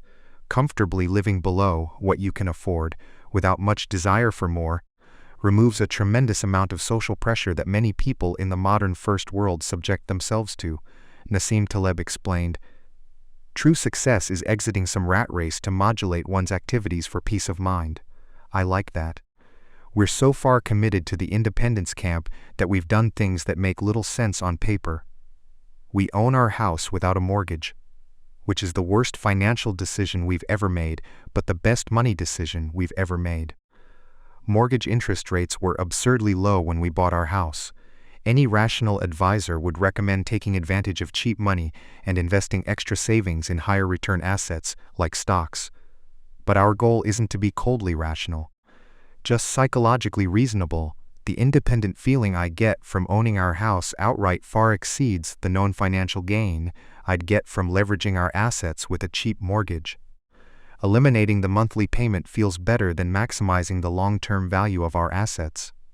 It makes me feel independent. I don't try to defend this decision to those pointing out its flaws, or those who would never do the same. On paper it's defenseless, but it works for us. We like it. That's what matters. Good decisions aren't always rational. At some point you have to choose between being happy or being right. We also keep a higher percentage of our assets in cash than most financial advisors would recommend. Something around 20% of our assets outside the value of our house. This is also close to indefensible on paper, and I'm not recommending it to others. It's just what works for us.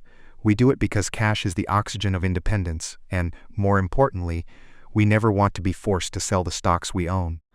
We want the probability of facing a huge expense and needing to liquidate stocks to cover it to be as close to zero as possible. Perhaps we just have a lower risk tolerance than others. But everything I've learned about personal finance tells me that everyone, without exception, will eventually face a huge expense they did not expect, and they don't plan for these expenses specifically because they did not expect them. The few people who know the details of our finances ask, "What are you saving for? A house? A boat? A new car?" No, none of those. I'm saving for a world where curveballs are more common than we expect.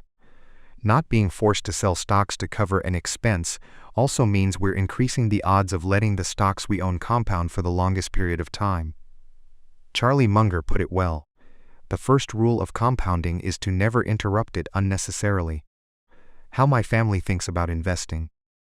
I started my career as a stock picker. At the time we only owned individual stocks, mostly large companies like Berkshire Hathaway and Procter & Gamble, mixed with smaller stocks I considered deep value investments. Go back to my 20s and at any given point I held something like 25 individual stocks. I don't know how I did as a stock picker. Did I beat the market? I'm not sure. Like most who try, I didn't keep a good score. Either way, I've shifted my views and now every stock we own is a low-cost index fund. I don't have anything against actively picking stocks, either on your own or through giving your money to an active fund manager. I think some people can outperform the market averages. It's just very hard, and harder than most people think. If I had to summarize my views on investing, it's this.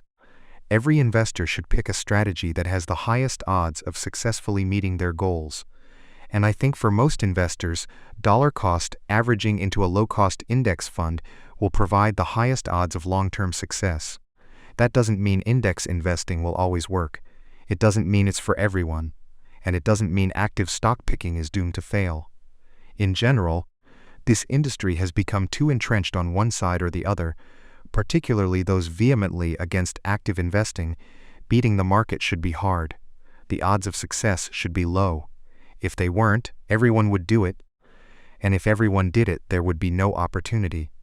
So no one should be surprised that the majority of those trying to beat the market fail to do so. The statistics show 85% of large-cap active managers didn't beat the S&P 500 over the decade ending 2019. I know people who think it's insane to try to beat the market but encourage their kids to reach for the stars and try to become professional athletes. To each their own.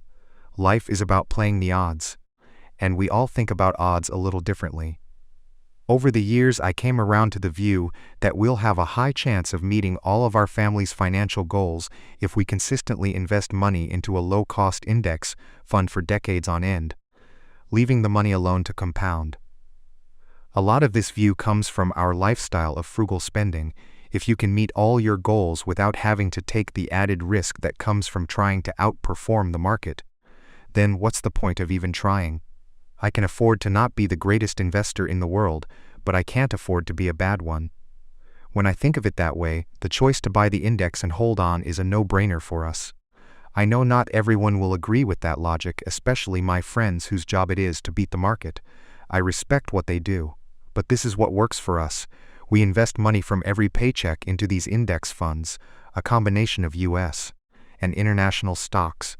There's no set goal, it's just whatever is left over after we spend.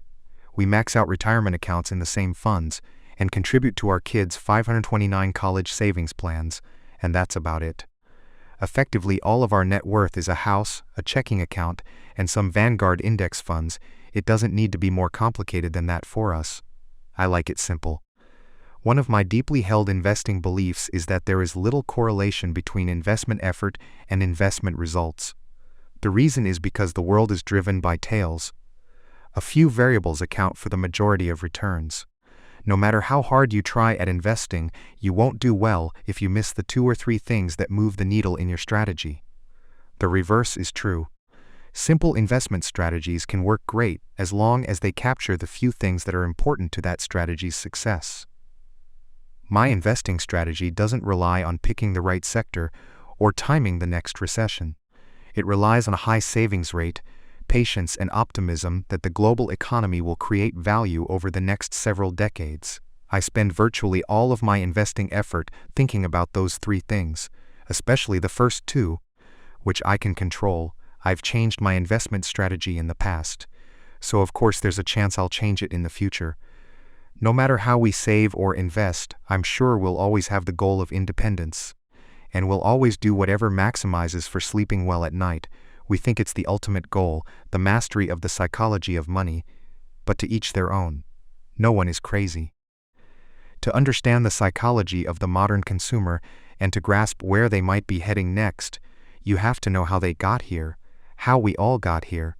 If you fell asleep in 1945 and woke up in 2020, you would not recognize the world around you.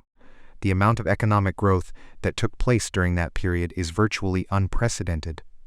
If you saw the level of wealth in New York and San Francisco, you'd be shocked. If you compared it to the poverty of Detroit, you'd be shocked. If you saw the price of homes, college tuition, and health care, you'd be shocked. If you saw how average Americans think about savings and spending in general, you'd be shocked. And if you tried to think of a reasonable narrative of how it all happened, my guess is you'd be totally wrong. Because it isn't intuitive, and it wasn't foreseeable. What happened in America since the end of World War II is the story of the American consumer. It's a story that helps explain why people think about money the way they do today. The short story is this: things were very uncertain, then they were very good, then pretty bad, then really good, then really bad, and now here we are. And there is, I think, a narrative that links all those events together. Not a detailed account, but a story of how things fit together. Since this is an attempt to link the big events together, it leaves out many details of what happened during this period. I'm likely to agree with anyone who points out what I've missed. The goal here is not to describe every play. It's to look at how one game influenced the next. Here's how the modern consumer got here. 1 August 1945, World War II ends. Japan surrendering was the happiest day in American history. The New York Times wrote, "But there's the saying, history is just one damn thing after another." The joy of the war ending was quickly met with the question, what happens now? 16 million Americans, 11% of the population, served in the war. About 8 million were overseas at the end. Their average age was 23. Within 18 months, all but 1.5 million of them would be home and out of uniform. And then what? What were they going to do next? Where were they going to work? Where were they going to live? Those were the most important questions of the day, for two reasons. 1. No one knew the answers. 2. If they couldn't be answered quickly, the most likely scenario, in the eyes of many economists, was that the economy would slip back into the depths of the Great Depression. 3 forces had built up during the war. Housing construction ground to a halt as virtually all production capacity was shifted to building war supplies. Fewer than 12,000 homes per month were built in 1943, equivalent to less than one new home per American city. Returning soldiers faced a severe housing shortage. The specific jobs created during the war, building ships, tanks, and planes, were very suddenly not necessary after it, stopping with a speed and magnitude rarely seen in private business. It was unclear where soldiers could work. The marriage rate spiked during and immediately after the war. Soldiers didn't want to return to their mother's basement. They wanted to start a family, in their own home, with a good job, right away. This worried policymakers, especially since the Great Depression was still a recent memory, having ended just 5 years prior. In 1946, the Council of Economic Advisers delivered a report to President Truman, warning of a full-scale depression sometime in the next 1 to 4 years. They wrote in a separate 1947 memo, summarizing a meeting with Truman. "We might be in some sort of recession period, where we should have to be very sure of our ground as to whether recessionary forces might be in danger of getting out of hand. There is a substantial prospect which should not be overlooked that a further decline may increase the danger of a downward spiral into depression conditions." This fear was exacerbated by the fact that exports couldn't be immediately relied upon for growth, as two of the largest economies, Europe and Japan, sat in ruins dealing with humanitarian crises, and America itself was buried in more debt than ever before, limiting direct government stimulus, so we did something about it. 2. Low interest rates and the intentional birth of the American consumer. The first thing we did to keep the economy afloat after the war was keep interest rates low. This wasn't an easy decision, because when soldiers came home to a shortage of everything from clothes to cars, it temporarily sent inflation into double digits. The Federal Reserve was not politically independent before 1951. Half a squared, the president and the Fed could coordinate policy. In 1942, the Fed announced it would keep short-term rates at 0.38% to help finance the war. Rates didn't budge a single basis point for the next 7 years. 3-month Treasury yields stayed below 2% until the mid-1950s. The explicit reason for keeping rates down was to keep the cost of financing the equivalent of the $6 trillion we spent on the war low. But low rates also did something else for all the returning GIs. It made borrowing to buy homes, cars, gadgets, and toys really cheap, which, from a paranoid policymaker's perspective, was great. Consumption became an explicit economic strategy in the years after World War II. An era of encouraging thrift and saving to fund the war quickly turned into an era of actively promoting spending. Princeton historian Sheldon Garon writes, "After 1945, America again diverged from patterns of savings promotion in Europe and East Asia. politicians, businessmen, and labor leaders all encouraged Americans to spend to foster economic growth. Two things fueled this push. One was the GI Bill, which offered unprecedented mortgage opportunities. 16 million veterans could buy a home, often with no money down, no interest in the first year, and fixed rates so low that monthly mortgage payments could be lower than a rental. The second was an explosion of consumer credit, enabled by the loosening of Depression-era regulations.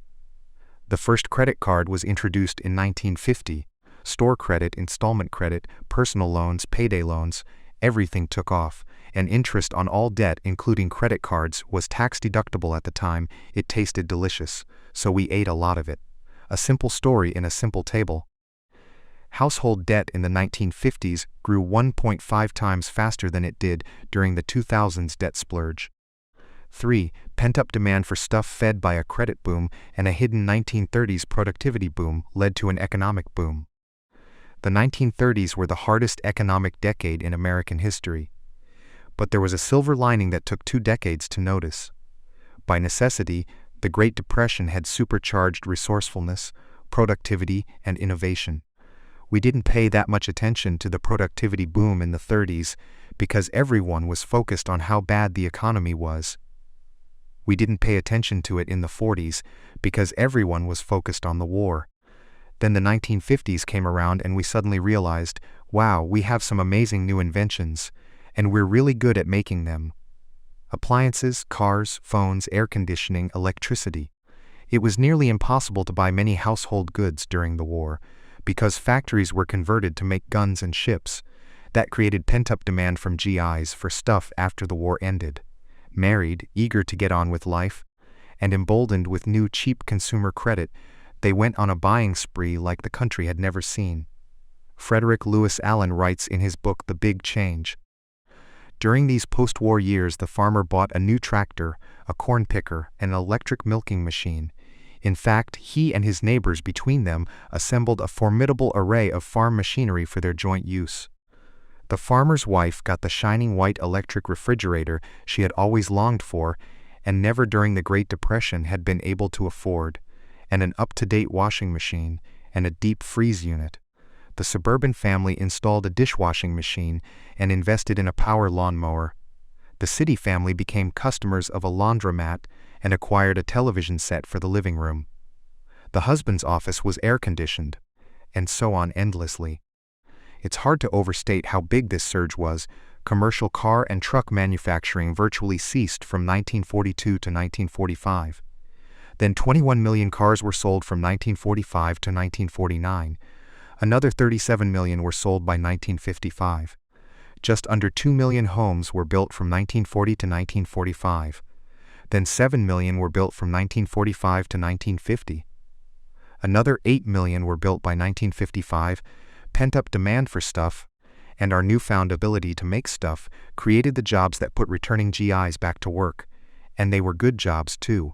Mix that with consumer credit, and America's capacity for spending exploded.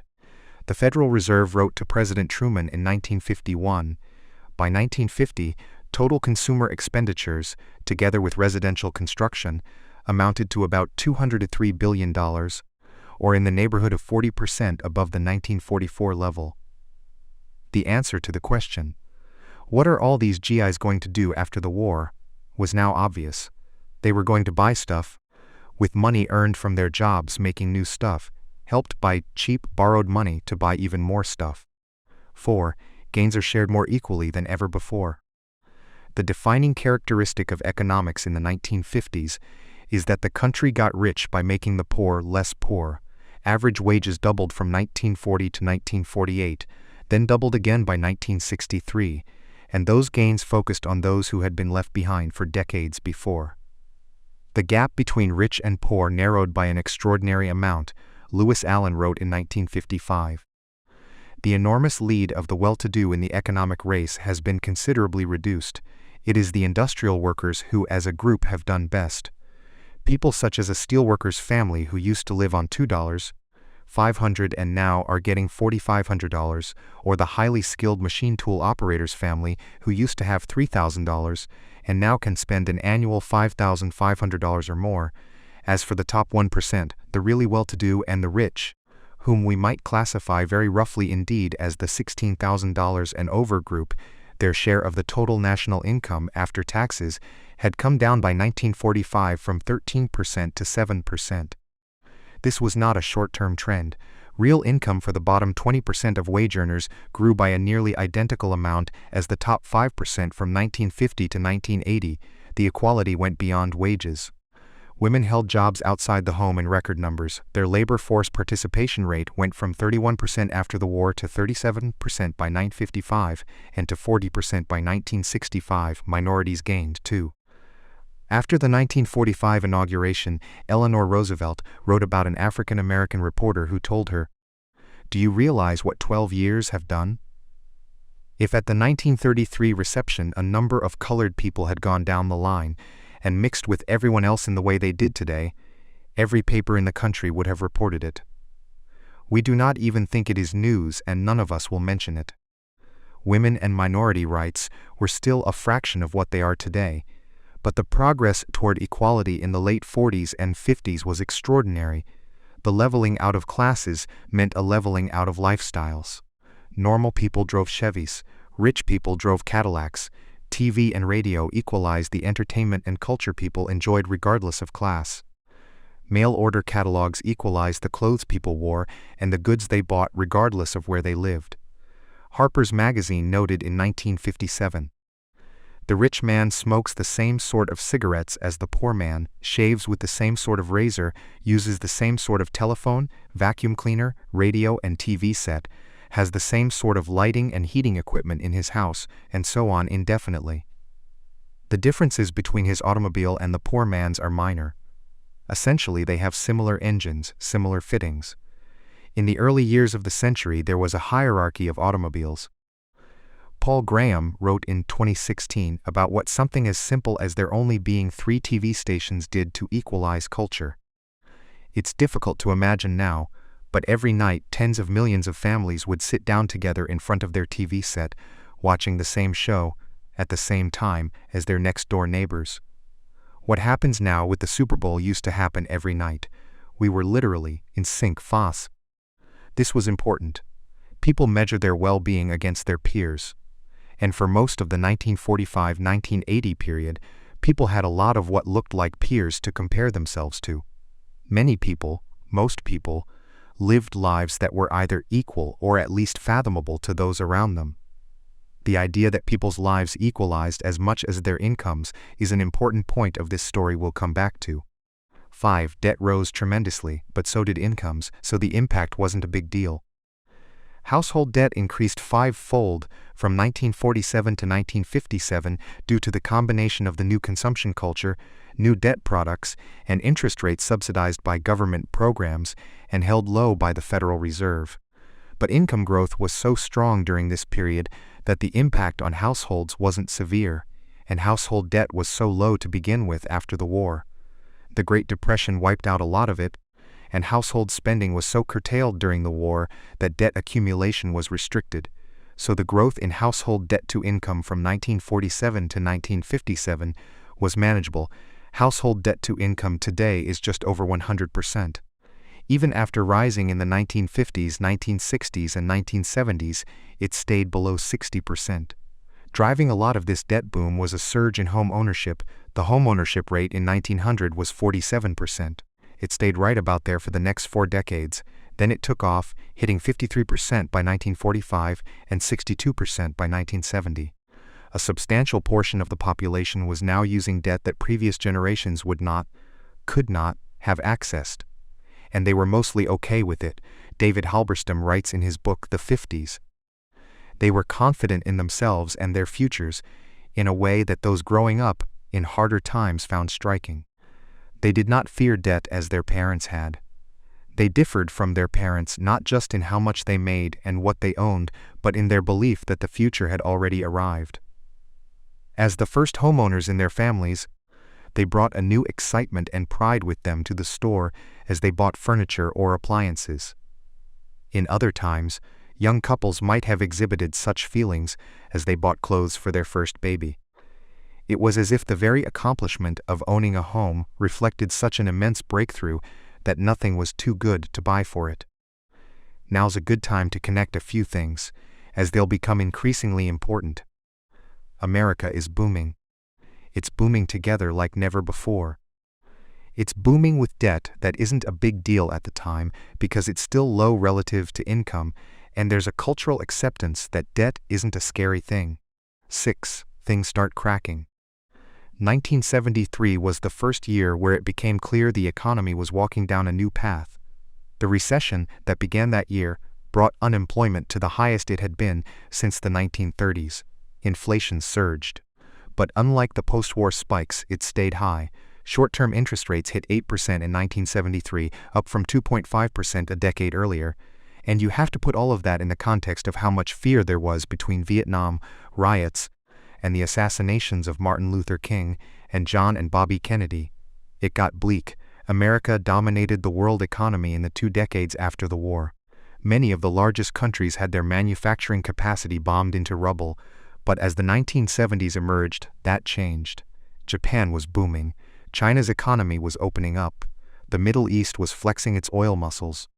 A combination of lucky economic advantages and a culture shared by the greatest generation, hardened by the Depression and anchored in systematic cooperation from the war, shifted when baby boomers began coming of age. A new generation that had a different view of what's normal hit. At the same time, a lot of the economic tailwinds of the previous 2 decades ended. Everything in finance is data within the context of expectations. One of the biggest shifts of the last century happened when the economic winds began blowing in a different, uneven direction, but people's expectations were still rooted in a post-war culture of equality. Not necessarily equality of income, although there was that, but equality in lifestyle and consumption expectations. The idea that someone earning a 50th percentile income shouldn't live a life dramatically different than someone in the 80th or 90th percentile, and that someone in the 99th percentile lived a better life, but still a life that someone in the 50th percentile could comprehend. That's how America worked for most of the 1945-1980 period. It doesn't matter whether you think that's morally right or wrong, it just matters that it happened. Expectations always move slower than facts, and the economic facts of the years between the early 1970s through the early 2000s were that growth continued but became more uneven. Yet people's expectations of how their lifestyle should compare to their peers did not change. 7. The boom resumes, but it's different than before. Ronald Reagan's 1984 Morning in America ad declared, "It's morning again in America. Today more men and women will go to work than ever before in our country's history." With interest rates at about half the record highs of 1980, nearly 2,000 families today will buy new homes, more than at any time in the past 4 years. This afternoon 60,500 young men and women will be married, and with inflation at less than half of what it was just 4 years ago, they can look forward with confidence to the future. That wasn't hyperbole. GDP growth was the highest it had been since the 1950s. By 1989, there were 6 million fewer unemployed Americans than there were 7 years before. The S&P 500 rose almost fourfold between 1982 and 1990. Total real GDP growth in the 1990s was roughly equal to that of the 1950s, 40% versus 42%. President Clinton boasted in his 2000 State of the Union speech, "We begin the new century with over 20 million new jobs, the fastest economic growth in more than 30 years, the lowest unemployment rates in 30 years, the lowest poverty rates in 20 years, the lowest African American and Hispanic unemployment rates on record, the first back-to-back surpluses in 42 years, and next month America will achieve the longest period of economic growth in our entire history. We have built a new economy." His last sentence was important. It was a new economy. The biggest difference between the economy of the 1945 to 1973 period and that of the 1980-2000 period was that the same amount of growth found its way into totally different pockets. You've probably heard these numbers, but they're worth rehashing. The Atlantic writes, "Between 1993 and 2012, the top 1% saw their incomes grow 86.1%, while the bottom 99% saw just 6.6% growth. Joseph Stiglitz in 2011. While the top 1% have seen their incomes rise 18% over the past decade, those in the middle have actually seen their incomes fall. For men with only high school degrees, the decline has been precipitous, 12% in the last quarter century alone. It was nearly the opposite of the flattening that occurred after the war. Why this happened is one of the nastiest debates in economics, topped only by the debate over what we should do about it. Lucky for the purpose of this discussion, neither matters. All that matters is that sharp inequality became a force over the last 35 years, and it happened during a period where, culturally, Americans held on to two ideas rooted in the post-WW2 economy: that you should live a lifestyle similar to most other Americans, and that taking on debt to finance that lifestyle is acceptable. 8. The big stretch. Rising incomes among a small group of Americans led to that group breaking away in lifestyle. They bought bigger homes, nicer cars, went to expensive schools, and took fancy vacations. And everyone else was watching.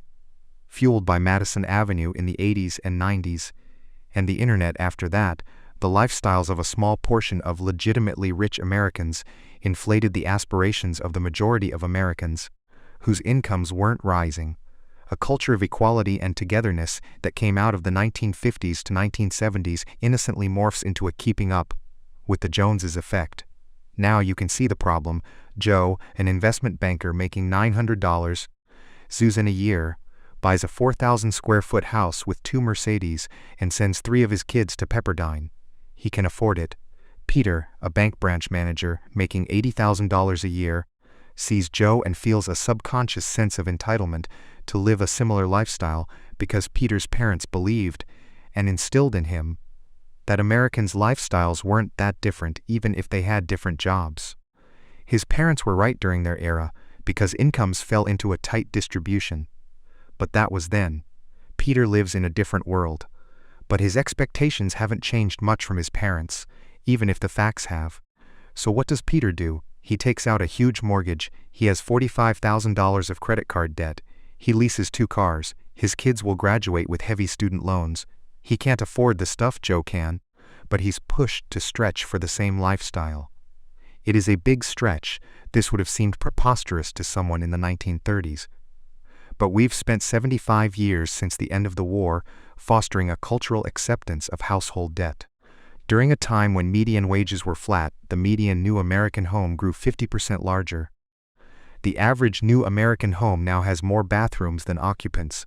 Nearly half have 4 or more bedrooms, up from 18% in 1983.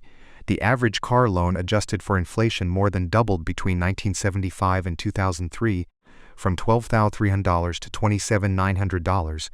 And you know what happened to college costs and student loans?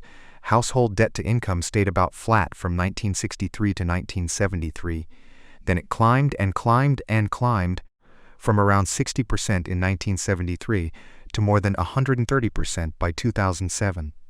Even as interest rates plunged from the early 1980s through 2020, the percentage of income going to debt service payments rose, and it skewed toward lower income groups. The share of income going toward debt and lease payments is just over 8% for the highest income groups, those with the biggest income gains, but over 21% for those below the 50th percentile. The difference between this climbing debt and the debt increase that took place during the 1950s and 60s is that the recent jump started from a high base. Economist Hyman Minsky described the beginning of debt crises, the moment when people take on more debt than they can service. It's an ugly, painful moment. It's like Wile E. Coyote looking down, realizing he's screwed, and falling precipitously, which, of course, is what happened in 2008. 9. Once a paradigm is in place, it is very hard to turn it around. A lot of debt was shed after 2008, and then interest rates plunged. Household debt payments as a percentage of income are now at the lowest levels in 35 years. But the response to 2008, necessary as it may have been, perpetuated some of the trends that got us here. Quantitative easing both prevented economic collapse and boosted asset prices, a boon for those who owned them, mostly rich people. The Fed backstopped corporate debt in 2008. That helped those who owned that debt. Mostly rich people. Tax cuts over the last 20 years have predominantly gone to those with higher incomes. People with higher incomes send their kids to the best colleges. Those kids can go on to earn higher incomes and invest in corporate debt that will be backstopped by the Fed, own stocks that will be supported by various government policies, and so on. None of these things are problems in and of themselves, which is why they stay in place. But they're symptomatic of the bigger thing that's happened since the early 1980s. The economy works better for some people than others.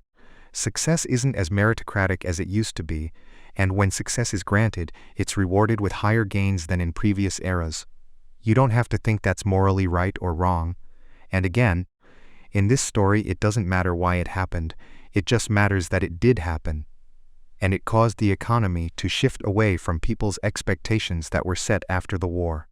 That there's a broad middle class without systematic inequality, where your neighbors next door and a few miles down the road live a life that's pretty similar to yours.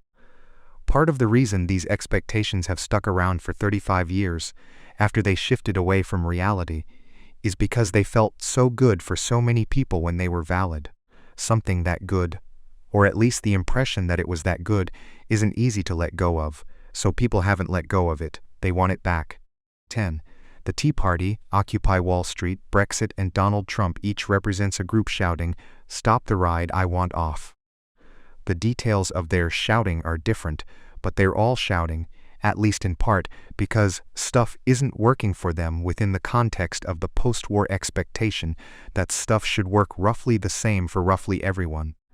You can scoff at linking the rise of Trump to income inequality alone, and you should. These things are always layers of complexity deep, but it's a key part of what drives people to think, I don't live in the world I expected. That pisses me off, so screw this, and screw you. I'm going to fight for something totally different, because this, whatever it is, isn't working. Take that mentality and raise it to the power of Facebook, Instagram, and cable news, where people are more keenly aware of how other people live than ever before. It's gasoline on a flame. Benedict Evans says, the more the internet exposes people to new points of view, the angrier people get that different views exist. That's a big shift from the post-war economy, where the range of economic opinions were smaller, both because the actual range of outcomes was lower and because it wasn't as easy to see and learn what other people thought and how they lived. I'm not pessimistic. Economics is the story of cycles. Things come, things go. The unemployment rate is now the lowest it's been in decades. Wages are now actually growing faster for low-income workers than the rich. College costs by and large stopped growing once grants are factored in. If everyone studied advances in healthcare, communication, transportation, and civil rights since the glorious 1950s, my guess is most wouldn't want to go back. But a central theme of this story is that expectations move slower than reality on the ground. That was true when people clung to 1950s expectations as the economy changed over the next 35 years, and even if a middle-class boom began today, expectations that the odds are stacked against everyone, but those at the top may stick around. So the era of this isn't working may stick around, and the era of we need something radically new, right now, whatever it is, may stick around. Which, in a way, is part of what starts events that led to things like World War II, where this story began. History is just one damned thing after another.